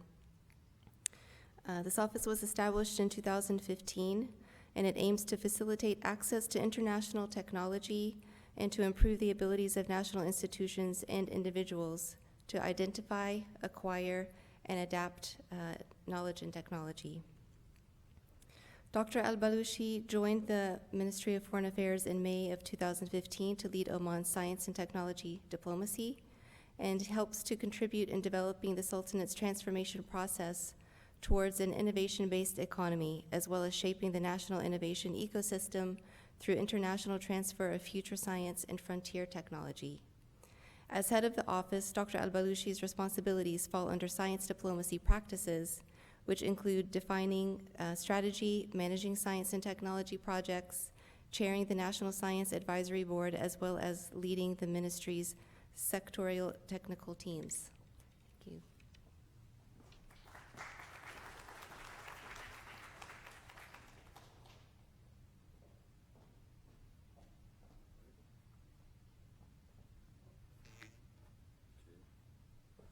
Assalamu alaikum. I promised Muhammad that I'll make this very short. And the advantage of being, at the end of the session is that you get qualified number of audience. So quality of audiences. So in 2015, before I joined actually Minister of Foreign Affairs, I was working with the University of Oxford in the ISIS innovation. The good ISIS, not the bad one. The ISIS is the Thames River branch that goes through Oxford. And in 2016, when I first met Mr. Kerry, the Secretary of Department of the US, when in Davos, at the occasion of signing the Oman-US cooperation agreement in science and technology, that being actually led by Her Excellency Hunaina, our ambassador in US. And our Minister Yusuf bin Ali was introducing me to Mr. Kerry. He was saying Yusuf was working in ISIS. At that time, just recently, actually, the US Department published or announced a report about the ISIS, the bad ISIS, and who's who in taking part from the region. And Oman registered 0 member from Oman in ISIS, and then I came up. So fortunately, I was from the bad one. From the good one, sorry. Anyhow, when I was actually having a wonderful discussion yesterday with Dr. Lula and Professor Dean of Engineering in the University of Houston, Clear Lake, yesterday night, about how come technology transfer office at the government level. So that was actually my wondering at the beginning when I actually first joined Ministry of Foreign Affairs. In the university level, you do with the technology transfer things of the spin-out companies and startup companies, and also things related to licensing, IP things, and all the pipeline into getting, the spin-off and commercialization. But in the government, how this can work? Actually, it took me a little bit time to understand how this works, and eventually came across the word science diplomacy. And then first thing to do is to read about science diplomacy. What science diplomacy is. And I apologize, the first thing I got from the literature, this one.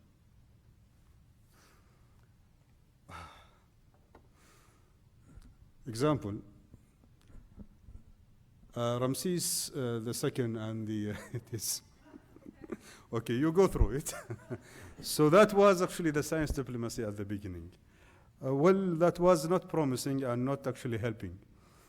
And then in 2016, actually, I was lucky to join what's so-called the first dialogue in Vienna.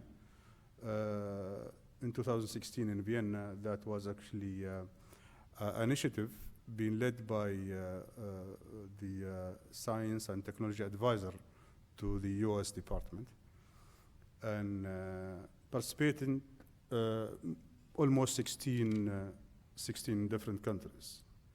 At that time, actually, for me, that was a learning process. From that, actually, we have agreed to found what's so-called, or establish what's so-called FEMSTAN. FEMSTAN is not a country, It's a Foreign Ministers Science and Technology Advisors Network, okay?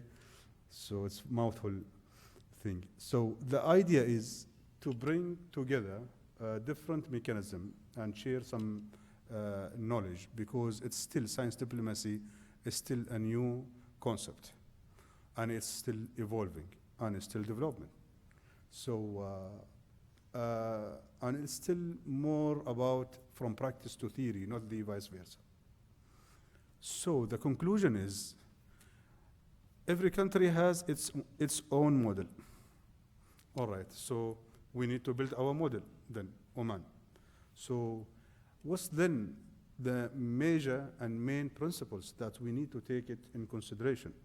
That actually was the hardest type of it. So we've been through very major exercises since 2016 just in terms to develop our own concept. So our own concept actually led also by a number of contribution that been made by a number of colleagues. So for instance, something was promising in 1985. That's actually, we explored that with Dr. Lowley and the site visit to NASA. Thank you very much for that. We've seen actually in practice how Japanese, Russian, European, and American work together in one space. That was actually being led by political will in 1985. That's actually just after at the end of the Cold War, that was actually a request to let's work together in something that can benefit the mankind. So that was actually in 1985, been led by Mr. President Reagan. And also, this is very interesting for us in the region, Iran. Iran actually, as we know, we came from the region. So Iran and the United States has actually long conflict since the new regime has taken on. What was actually surprising to me, that's the relationship between scientists never stopped, whereas the political relations in conflict. So that was actually something was very positive driver that we need in Oman to take in consideration as adapting the science diplomacy.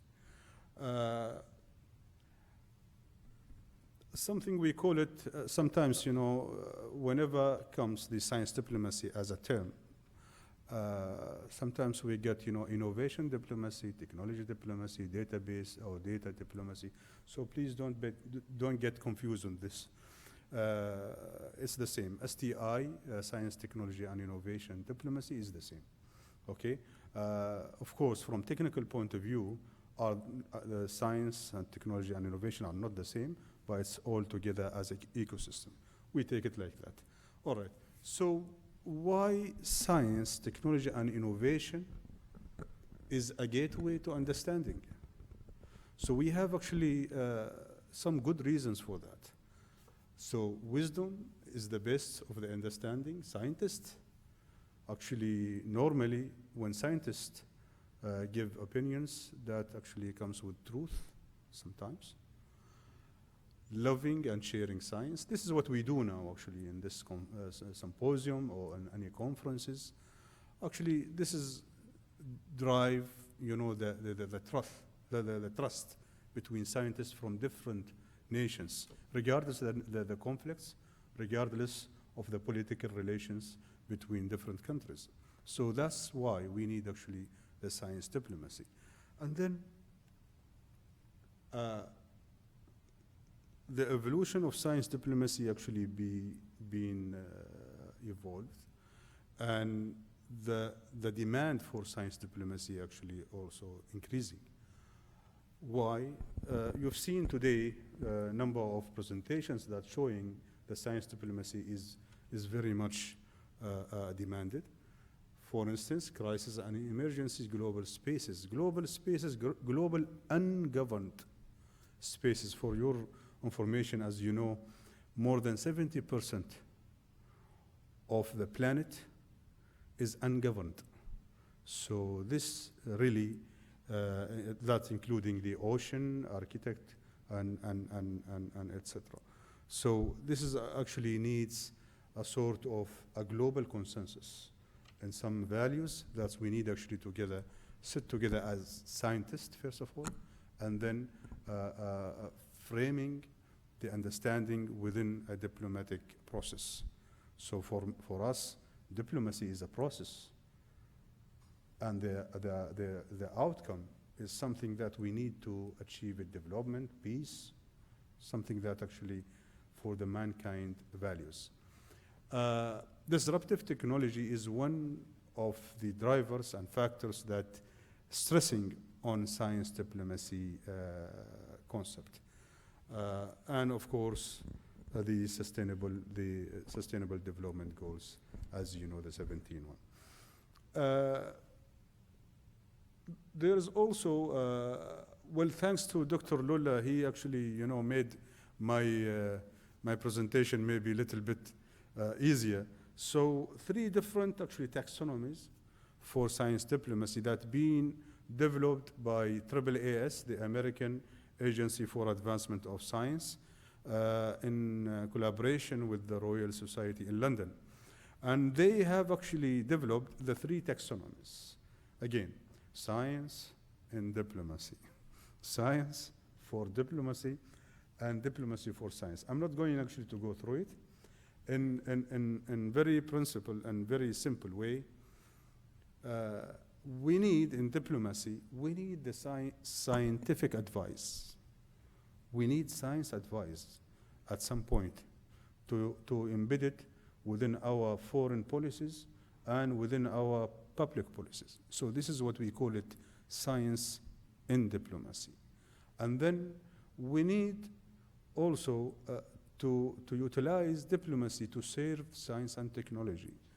For instance, ourselves in Oman, we don't have what's so-called the critical mass of researchers. So we are not going to compare ourselves with nations like China, America, Germany. We are still altogether 2.5 million. So number of researchers are not within the critical mass. So what to do in this case? So we need actually to build our capacity. We need to best utilizing our diplomatic relations. For instance, what Her Excellency now is doing in Washington, D.C., through the embassy or through the Sultan Qaboos Cultural Center, is working to utilizing diplomacy, best utilizing diplomacy in building science and technology capacity. And also signing the cooperation agreement between US and Oman was actually falls under this level, this taxonomy. And then science for diplomacy. This is something else. I need actually to just emphasize that science diplomacy is not international science. So international science is totally different thing. So for instance, if I am academic from Sultan Qaboos University, sitting today here in University of Houston Clear Lake, maybe I'll see my counterpart in College of Engineering. We do international science. This is something I like to do, and my colleague likes to do so. But in science diplomacy, sometimes you need to do something that you don't like to do it. Type of science advice in some circumstances is not driving you what's so-called curiosity, or doesn't motivate you. But this is something you have to do it within what's so-called the diplomatic arena. So this is one type of taxonomy in science diplomacy. We've been actually going through this just to develop our own concept in Oman. And the other category, or different one, being also developed by the FEMISTAN number of contributors, to align different layers of priorities. Science diplomacy is to work to achieve, to advance countries' national needs, aligned with the cross-borders issues, aligned, of course, with global aspects and global affairs. How you can do this together? Aligning, national, cross-borders, regional, and also the global issues. This is also sort of mechanism that science diplomats needs to work it together. So that was actually, we've been through this exercise since this office being established in the Ministry of Foreign Affairs. By the way, this office has established in 2015, and we just started to work to understand in 2016. So then we actually have developed sort of some like roadmaps or some arenas to work within the science diplomacy. So in Oman, for instance, something like that for the national needs in related to security, economy, and something related to international boundaries or global interest. This is not necessarily is the case, but something like that we need as a framework. Of course, in 2015, we've been actually facing major challenge related to oil price reduction. And that was actually driven us to look at what's so-called the economic diversification things, and all the exercise related to that.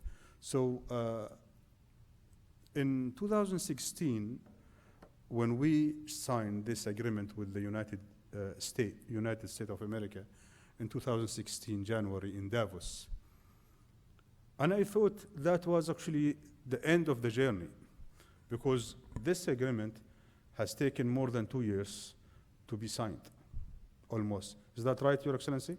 Almost 2 years. At that time, actually, the hero of this agreement was Her Excellency and the team. And then I joined, actually, I tried to best utilize this agreement. I found out that this is just the beginning. This is not the end goal. So the agreement was a framework, and then how to bring the two parties together, sit together. When I asked the academic community, they said, yeah, we want to do research. And I asked the other parties, they said, yes, we are ready to get the technology if they are going to get us technology. So the agreement is not about doing research only, is not to bring the technology ready from the shelf technology. It's science, diplomacy things, and then it was very hard, to convince people what means by what's so-called science and diplomacy. So the idea is a number of things that actually was the pillar of that agreement. Priorities, capabilities, and mechanism should be taken in consideration if we want to get the benefit of that. So before we go to the agreement, yes, I'm going to conclude that. Before we go to the agreement, we need to understand the pipeline of what's so-called science, technology, and innovation. So what's the pipeline of that? So before we go and sign agreement with US, since then we actually stopped any negotiation and just go through some little understanding with some different countries, because that exercise actually we learn a lot about it. Because before we go and negotiate with anybody else from the region or from internationally, we need to understand the pipeline. Actually, this is wherever has to be taken in consideration. Science, research, and innovation has to be in one circle. And as you know that the rate of investment in research at that time was retained in 62. I don't know in space and NASA how is the retain. I'm not asking you about the retain and investment in space and technology, but this is actually the average was every dollar you spent, you get 62 in retain. This is the average. And also, in contrast, you got high risk as well. So, and also the innovation, needless to explain this, the innovation process has to go through different technology readiness level and etc. And different innovation, type of innovation has to be also to be understood. For Oman, we cannot, we cannot actually, depend on what's so-called closed innovation system. Maybe something like open innovation system. This is actually one thing. Other thing also the sustainable development goals, how we going to deal with sustainable development goals within our STI capacity, current capacity. And just after getting understanding what's so-called the Omani concept of science diplomacy, the draft of it, we started to do the first exercise nationally, which was actually being closed exercise. We call it Science Policy Interface. That was actually participated 25 ministers. It took us, honestly, 48 days just to prepare my colleagues, number of 40 scientists, how to talk to policymakers. Honestly, 48 days to speak 3 hours only. Why? Because I came from academia. Sorry, guys. Sorry, friends. I came from academia. We came from Ivory Tower. And also we have, Excellency, excuse me, also we have another Ivory Tower that's policymakers. So how can bring those towers, sit together, understand each other, and talk one language? Maybe His Excellency Salam Al-Oufi is exception, because his background was engineering. But this is actually not only the case in Oman. I actually had this talk with a number of colleagues. They said the same thing. Academics, the motivation of academics is totally different than the policymakers. So how to bring those together, speak and talk, understand one language, and translate this into one thing. That was actually major activities and exercise we've been taking. Also, other one is the blockchain initiative. That was actually weird at that time in 2017. How come Ministry of Foreign Affairs leading initiative of blockchain? That was actually, the blockchain technology per se was not the target. The target, the goal was how we as a country, government, academia, industry, community, NGOs together think and act innovatively. That was actually the challenge. And I think was major challenges related to blockchain. His Excellency also member in Blockchain Club, and he knows number of these challenges, but however, actually we get close to achieve some, yes. Last and not least is the ocean economy. Ocean economy, that the question was how to align national needs with cross borders and global issues. That's why actually we came with the idea of what's so-called ocean economy under the Science Diplomacy Forum, and actually that was treated as one of the successful exercise being undertaken from the science diplomacy angle. So at the end, we have a concept like something like that could be applicable for energy and environment and all sustainable development goals. Thank you.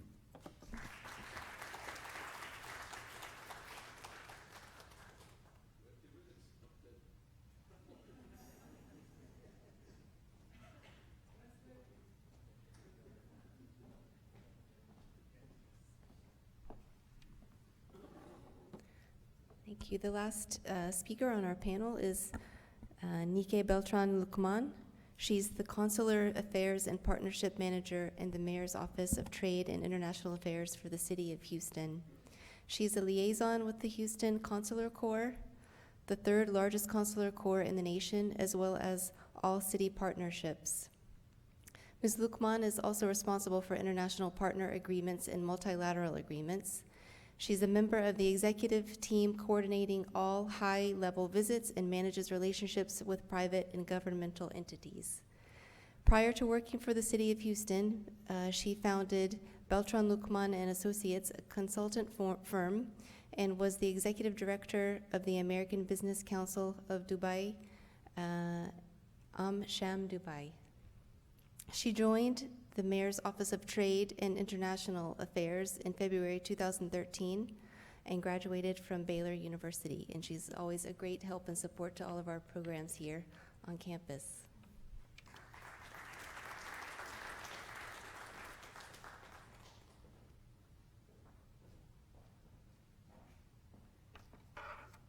Thank you, Dr. Curtis.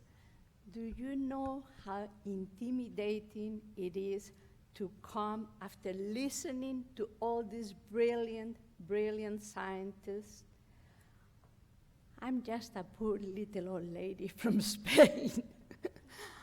Thank you very much for giving us this opportunity. On behalf of the City of Houston, the Mayor's Office, I bring you very good wishes, and we bring the thanks to the University of Houston Clear Lake and the Sultan Qaboos Cultural Center for having this conference here in Houston. We owe you big, and we want you to know that we really, truly accept and believe and admire all what you are doing around the world. Thank you. As I just said to Dr. Balushi, well, if I can make this thing work, Maria, what is diplomacy? I had a chance to ask a few students before, and I would like to ask, do we have any students left? I was afraid, okay, thank you. I had a chance to ask some students before, like I just said, what does diplomacy mean to you? Because we talk diplomacy in science, diplomacy in technology. What really is diplomacy per se? Thank you, Dr. Balushi. You explained it a little bit. It is a way for people and cities and countries to really get together, find a way to relate to each other, to help each other in a sensitive way, with no sense of no sense of difference and no sense of superiority. I tell you, diplomacy I had to learn very early. I come from Spain. I went to university in the United States as a very young student. My father said, you should take some English lessons. And a friend of his was very kind that came. After about 3 or 4 lessons, my father came and he said, you don't need any more. I didn't do well. I was 15. Daddy, no, it's not that. You're going to Texas, and in Texas you're going to say, not how do you do, you're going to say, howdy. Howdy? Yes, daughter, Texas is a little bit different. And sure enough, my first semester, my first month, my first week at Baylor University, I had to have a little a cap that said, howdy week. And you were supposed to say where you were from. And I thought, I better just say Spain, because if I say Denia, Alicante, Spain, it's not going to fit in there. So I put Spain. After 2 or 3 people asked me, Spain, Texas? I thought, where am I, dear God? Where am I? So I did have to learn a little bit about listening to people, learning cultures, learning ways to communicate.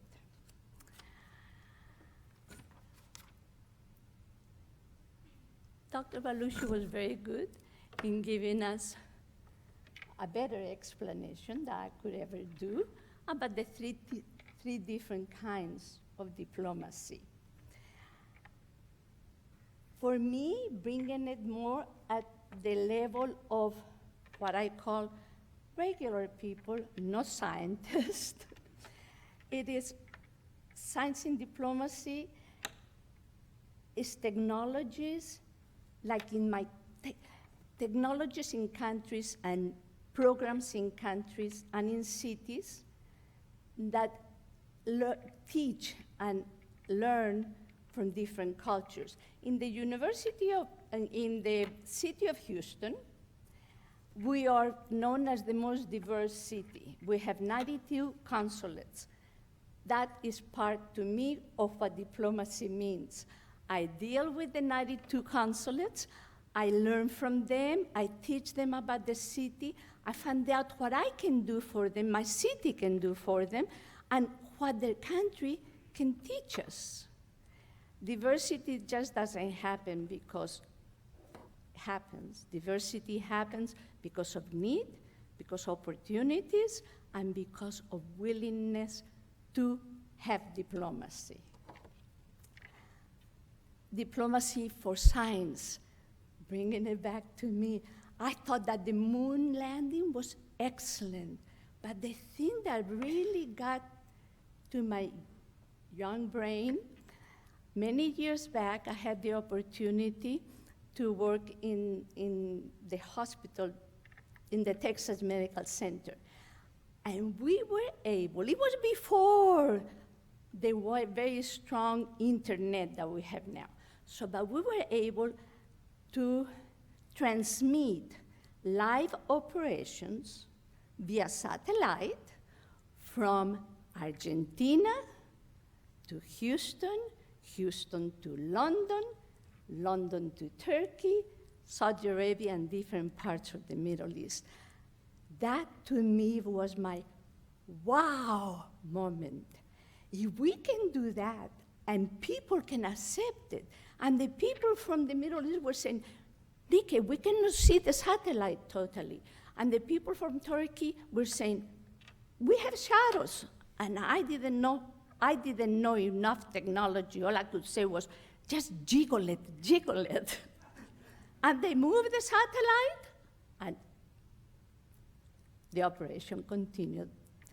That, to me, was a wow moment for diplomacy for science. Science for diplomacy, you have it there. I watched a program not long ago about the archaeological cooperation between France, Japan, the United States, Egypt, and with the new technology, they can go and look inside the pyramids and find out where the big rooms were, and to be able to share it with everybody. And like me, most of the people in Egypt were like, no, that's impossible. How can you do that?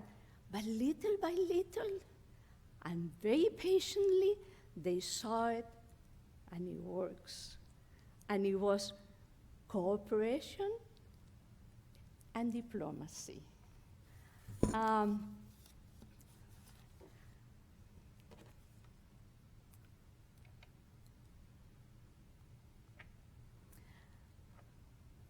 Why is scientific diplomacy important today? Once again, because the world is very diversified. Once again, because we have to learn from each other. We have to have respect for each other. Or is this diplomacy important in the cities? Where most of the request and progress really originates from the cities. And there are different programs. One program that I absolutely think is fantastic is a volunteer program that it was started by President Eisenhower in 1956. It is Sister Cities International. It is a program of volunteers from different cities that work together to do personal diplomacy, city diplomacy, and they unite all of that with other cities. In Houston, we now have 18 cities. It is run by volunteers in both cities, being Shanghai or being Houston. What does that do? Yes, it's much more involved with the arts and culture, but it has the components of economy and industry. And it works in 1956, and I believe it's going to work more and more every day.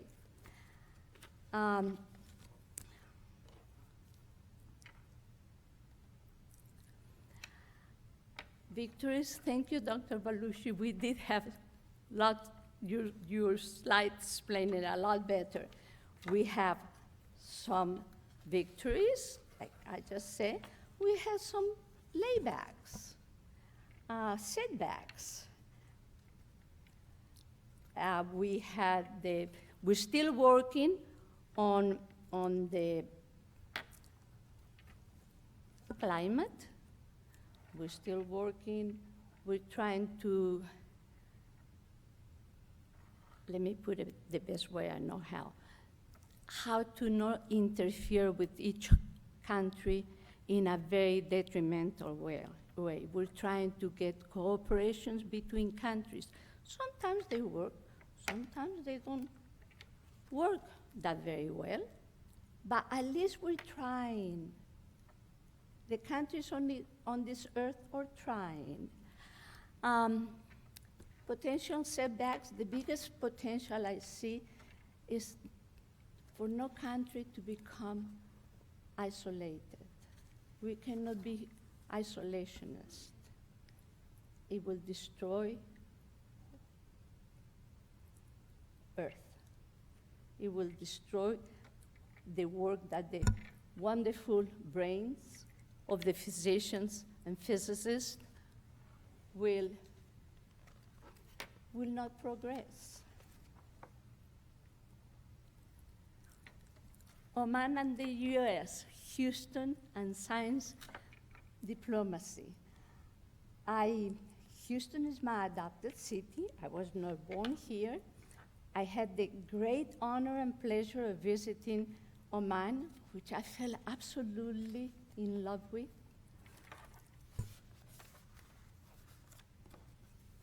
I want to tell, my feeling is, like Dr. Lula, I think that our mission here is to get the students, our young brains, geared into the right path for Houston and Oman to continue a wonderful relationship.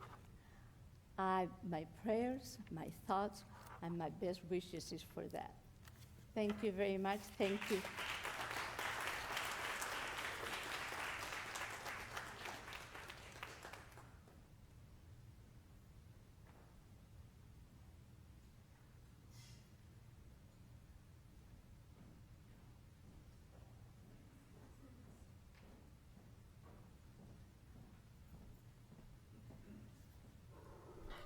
Thank you very much, Nike.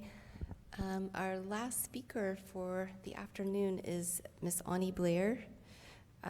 She's going to be giving some closing remarks, after which I guess we could, since we're a smaller group now, we could probably ask some questions and answers in a relaxed format. Ani Blair serves as the Executive Director of Link Houston, a nonprofit organization that combines civic engagement and data analysis to advocate for equity and transportation so that all people can reach opportunity. Ms. Blair is a public policy expert with experience in social and economic issues at the international, national, and local levels. The City of Houston appointed her as a voting member on the Mayor's Bicycle Advisory Committee and the Houston-Galveston Area Council's Technical Advisory Committee. Prior to leading Link Houston, Ms. Blair was a career Foreign Service officer with the U.S. Department of State. While in Washington, D.C., she worked as the Office Director for Human Rights in the Near East, Special Assistant to the U.S. Deputy Secretary of State, and Teaching Fellow on Humanitarian Issues at Georgetown University. She also served in diplomatic positions in the U.S. embassies in Jordan, Pakistan, and Iraq. Ms. Blair returned to Houston in 2016 to serve as a senior advisor from the federal government to the mayor.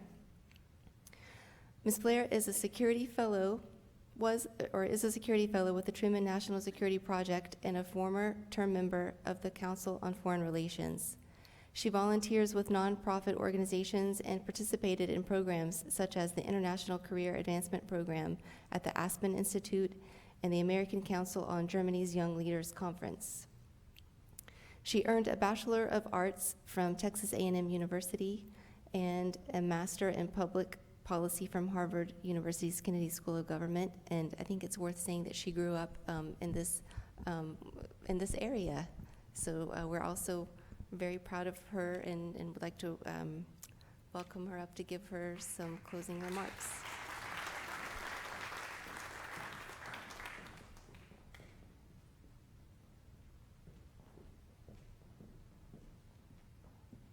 Assalamu alaikum, Masal khair. Thank you for having me here today as we wrap up this conference on energy and the environment, Oman and the United States. I know it's late, I know everyone is tired, so I will be very brief. As Dr. Curtis mentioned, I did grow up here. I went to school across the street at the University of, at Clear Lake High School, and several of my instructors my final year were professors here at the university. So I feel like I'm coming home, and I'm very happy to have had the opportunity to serve as a diplomat and now return home and use those same skills in our local environment. The Sultan Qaboos Cultural Center, the Embassy of Oman, and the University of Houston Clear Lake have been amazing hosts, putting together an important bilateral discussion on two seemingly discordant topics. It's an honor to be here at a gathering supported by Her Excellency, Ambassador Al-Mughari, His Excellency, the Undersecretary, University of Houston Clear Lake President Bldg, and others whose work has led us here. I'd be remiss if I didn't specifically honor and thank Dr. Curtis, who envisioned this whole project more than 2 years ago and has worked with students and both the country of Oman as well as people across Houston to make this conference happen.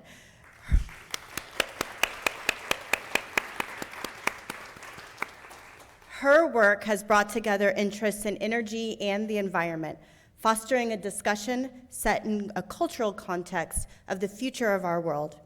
And it's no accident that this conference coincides with Campus Sustainability Day, a celebration and discussion of sustainability in higher education. And what better way to recognize Campus Sustainability Day than specifically talking about energy and the environment, and even more specifically, working on an effort that unites two disparate countries into a single conversation. You see, when we talk about sustainability, we often focus on related conversations about energy, environment, resilience, and climate.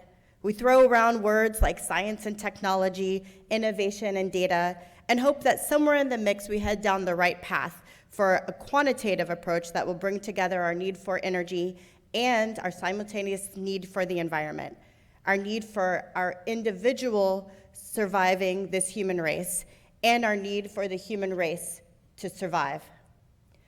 The thing is, we can't survive alone. We need each other, and by each other, I don't just mean the United States and Oman. That is a starting point in this conversation. We need everyone in this world working together towards the same goal, and that's where the cultural context comes into play. Regardless of where we come from, our backgrounds, or our nationalities, we share common goals. We want to protect lives, the ones we love and our families, the ones we know and the ones we don't. We want to preserve our cultures. We want to learn from our histories, and we want to ensure that we survive and go beyond. Diplomacy is the tool by which we work together beyond our personal interests, beyond our cities, and beyond our borders. Diplomacy is what brings together governments, institutions, and people to collaborate on these shared goals to survive and ultimately to thrive. Using diplomacy, we can leverage the experiences and findings in remote rocky regions like the mountains of Oman and apply them as we train and advance NASA's pursuits of survivability on Mars. Diplomacy allows us to collaborate in emergencies and share what works and what doesn't in emergency centers like Transtar or the similar center that exists in Muscat. Using diplomacy, we can build on Oman's successes in reclaiming and using water and share ways to more quickly respond to humanitarian needs, whether that's persons displaced by disasters like Hurricane Harvey or Hurricane Katrina, or displaced by conflict. As Dr. Curtis mentioned, I spent the first half of my career working in diplomacy. I have been to Muscat twice, once for fun and once for work. And I appreciate those experiences. I did graduate from Clear Lake High School. I went to college here in Texas and went to graduate school. And I joined the Foreign Service and had the privilege of working in positions across the Middle East, not just the ones named, but working in every country across North Africa and the Middle East, except for Yemen and except for Iran. In every step of the way, I saw the importance of collaboration on science and technology to improve how we implement life-saving efforts with partners around the world. And now I've taken those same skills that people think are only applied in science or only applied in diplomacy, and I'm able to take that global perspective and continue to use it in my capacity as a nonprofit leader living at home in the United States in a city, as I work on advocating for equity in transportation. My work just isn't about railways and bus routes and highways. My work is about connecting people to opportunity, especially for communities that have not yet reaped the benefits of public investments. Because of my experiences in diplomacy and my understanding of the environmental impacts, I can see how my work here in Houston connects to global sustainability. For instance, equity in transportation isn't just about the local effort reflected in our current Metro Next, our long-term plan for public transit that will be on the ballot this fall. To me, it's something that also explicitly is discussed in the UN Sustainability Goals. Specifically, Sustainable Goal number 11, target number 2, talks about equity in transportation and how we can't help address poverty or sustainability without thinking about people across the world, regardless of their income, and how they travel to every place that they need, to healthcare, education, and to get food.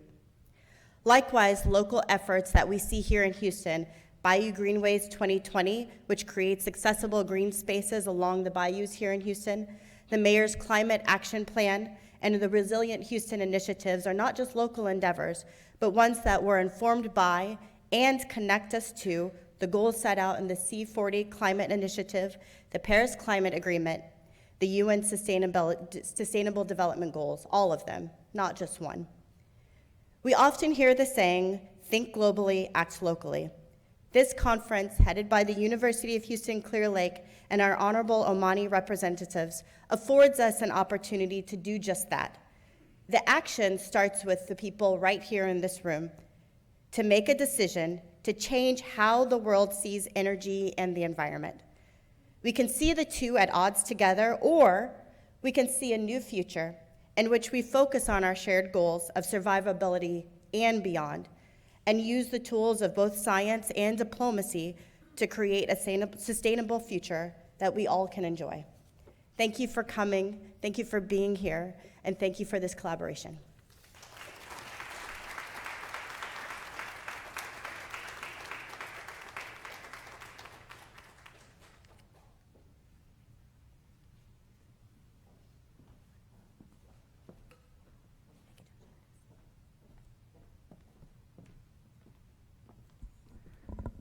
Thank you so much, Ani. That was a brilliant way to wrap up this conference.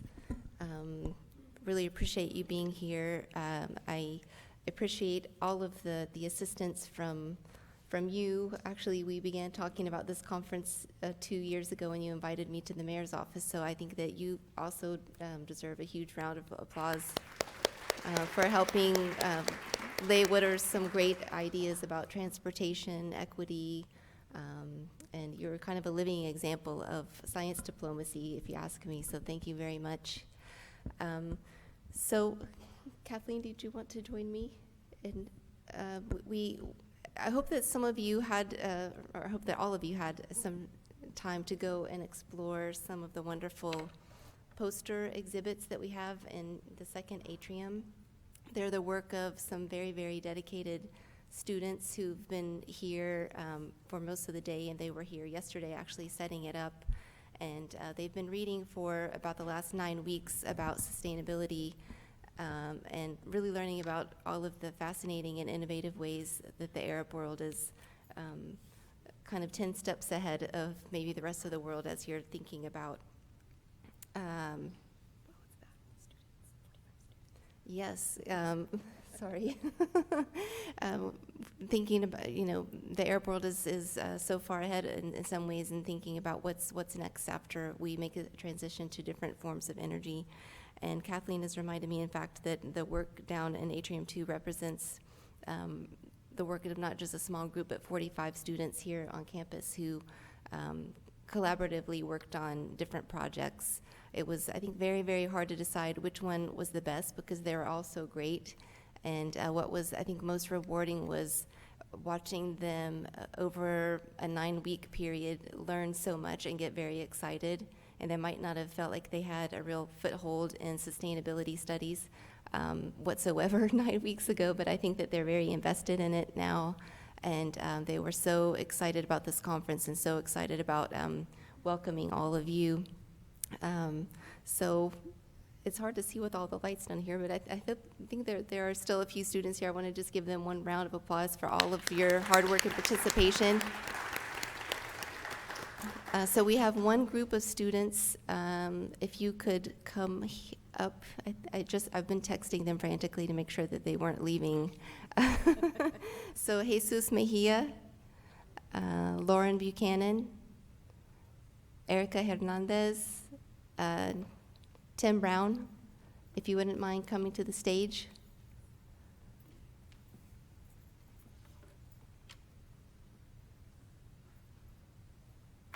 Okay. Do you want to sign it? Oh, it's fine. We can both sign it. How about that?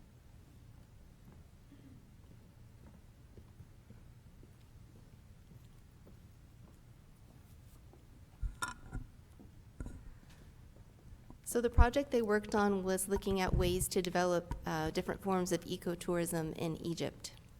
And it was a very, very outside-the-box project, looked at different forms of cultural diplomacy, different forms of sustainability, cultural awareness, cultural inclusivity. So thank you all so much for all of your hard work.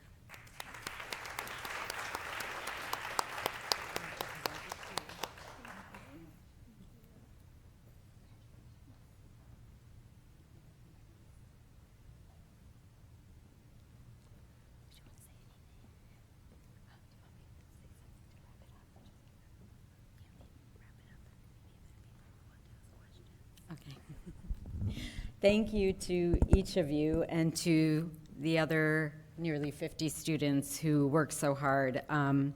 Sitting in Washington, you know, it's really humbling and heartening to hear that all of these students on campus were so excited about this conference and bought into it, because you know you can have a conference on any university campus and the students will show up for a period of time. We want them to engage, we want them to be part of it, but I think the enthusiasm of not only Maria but her colleagues, from President Bldg right on down to even the administrative staff, has really impacted the students on this campus, and we're really so thrilled that they're learning about the world, the greater world, and of course, a little bit about Oman along the way. It's just such a gratifying feeling for us as a staff of SQCC, and I hope that my Omani colleagues share that enthusiasm.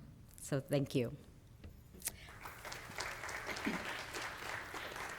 Before we wrap up the day, I just want to extend my thanks, especially to Her Excellency Ambassador Al-Mugheri, His Excellency Al-Aufi, and our Omani colleagues who flew nearly a day and a half to be here with us.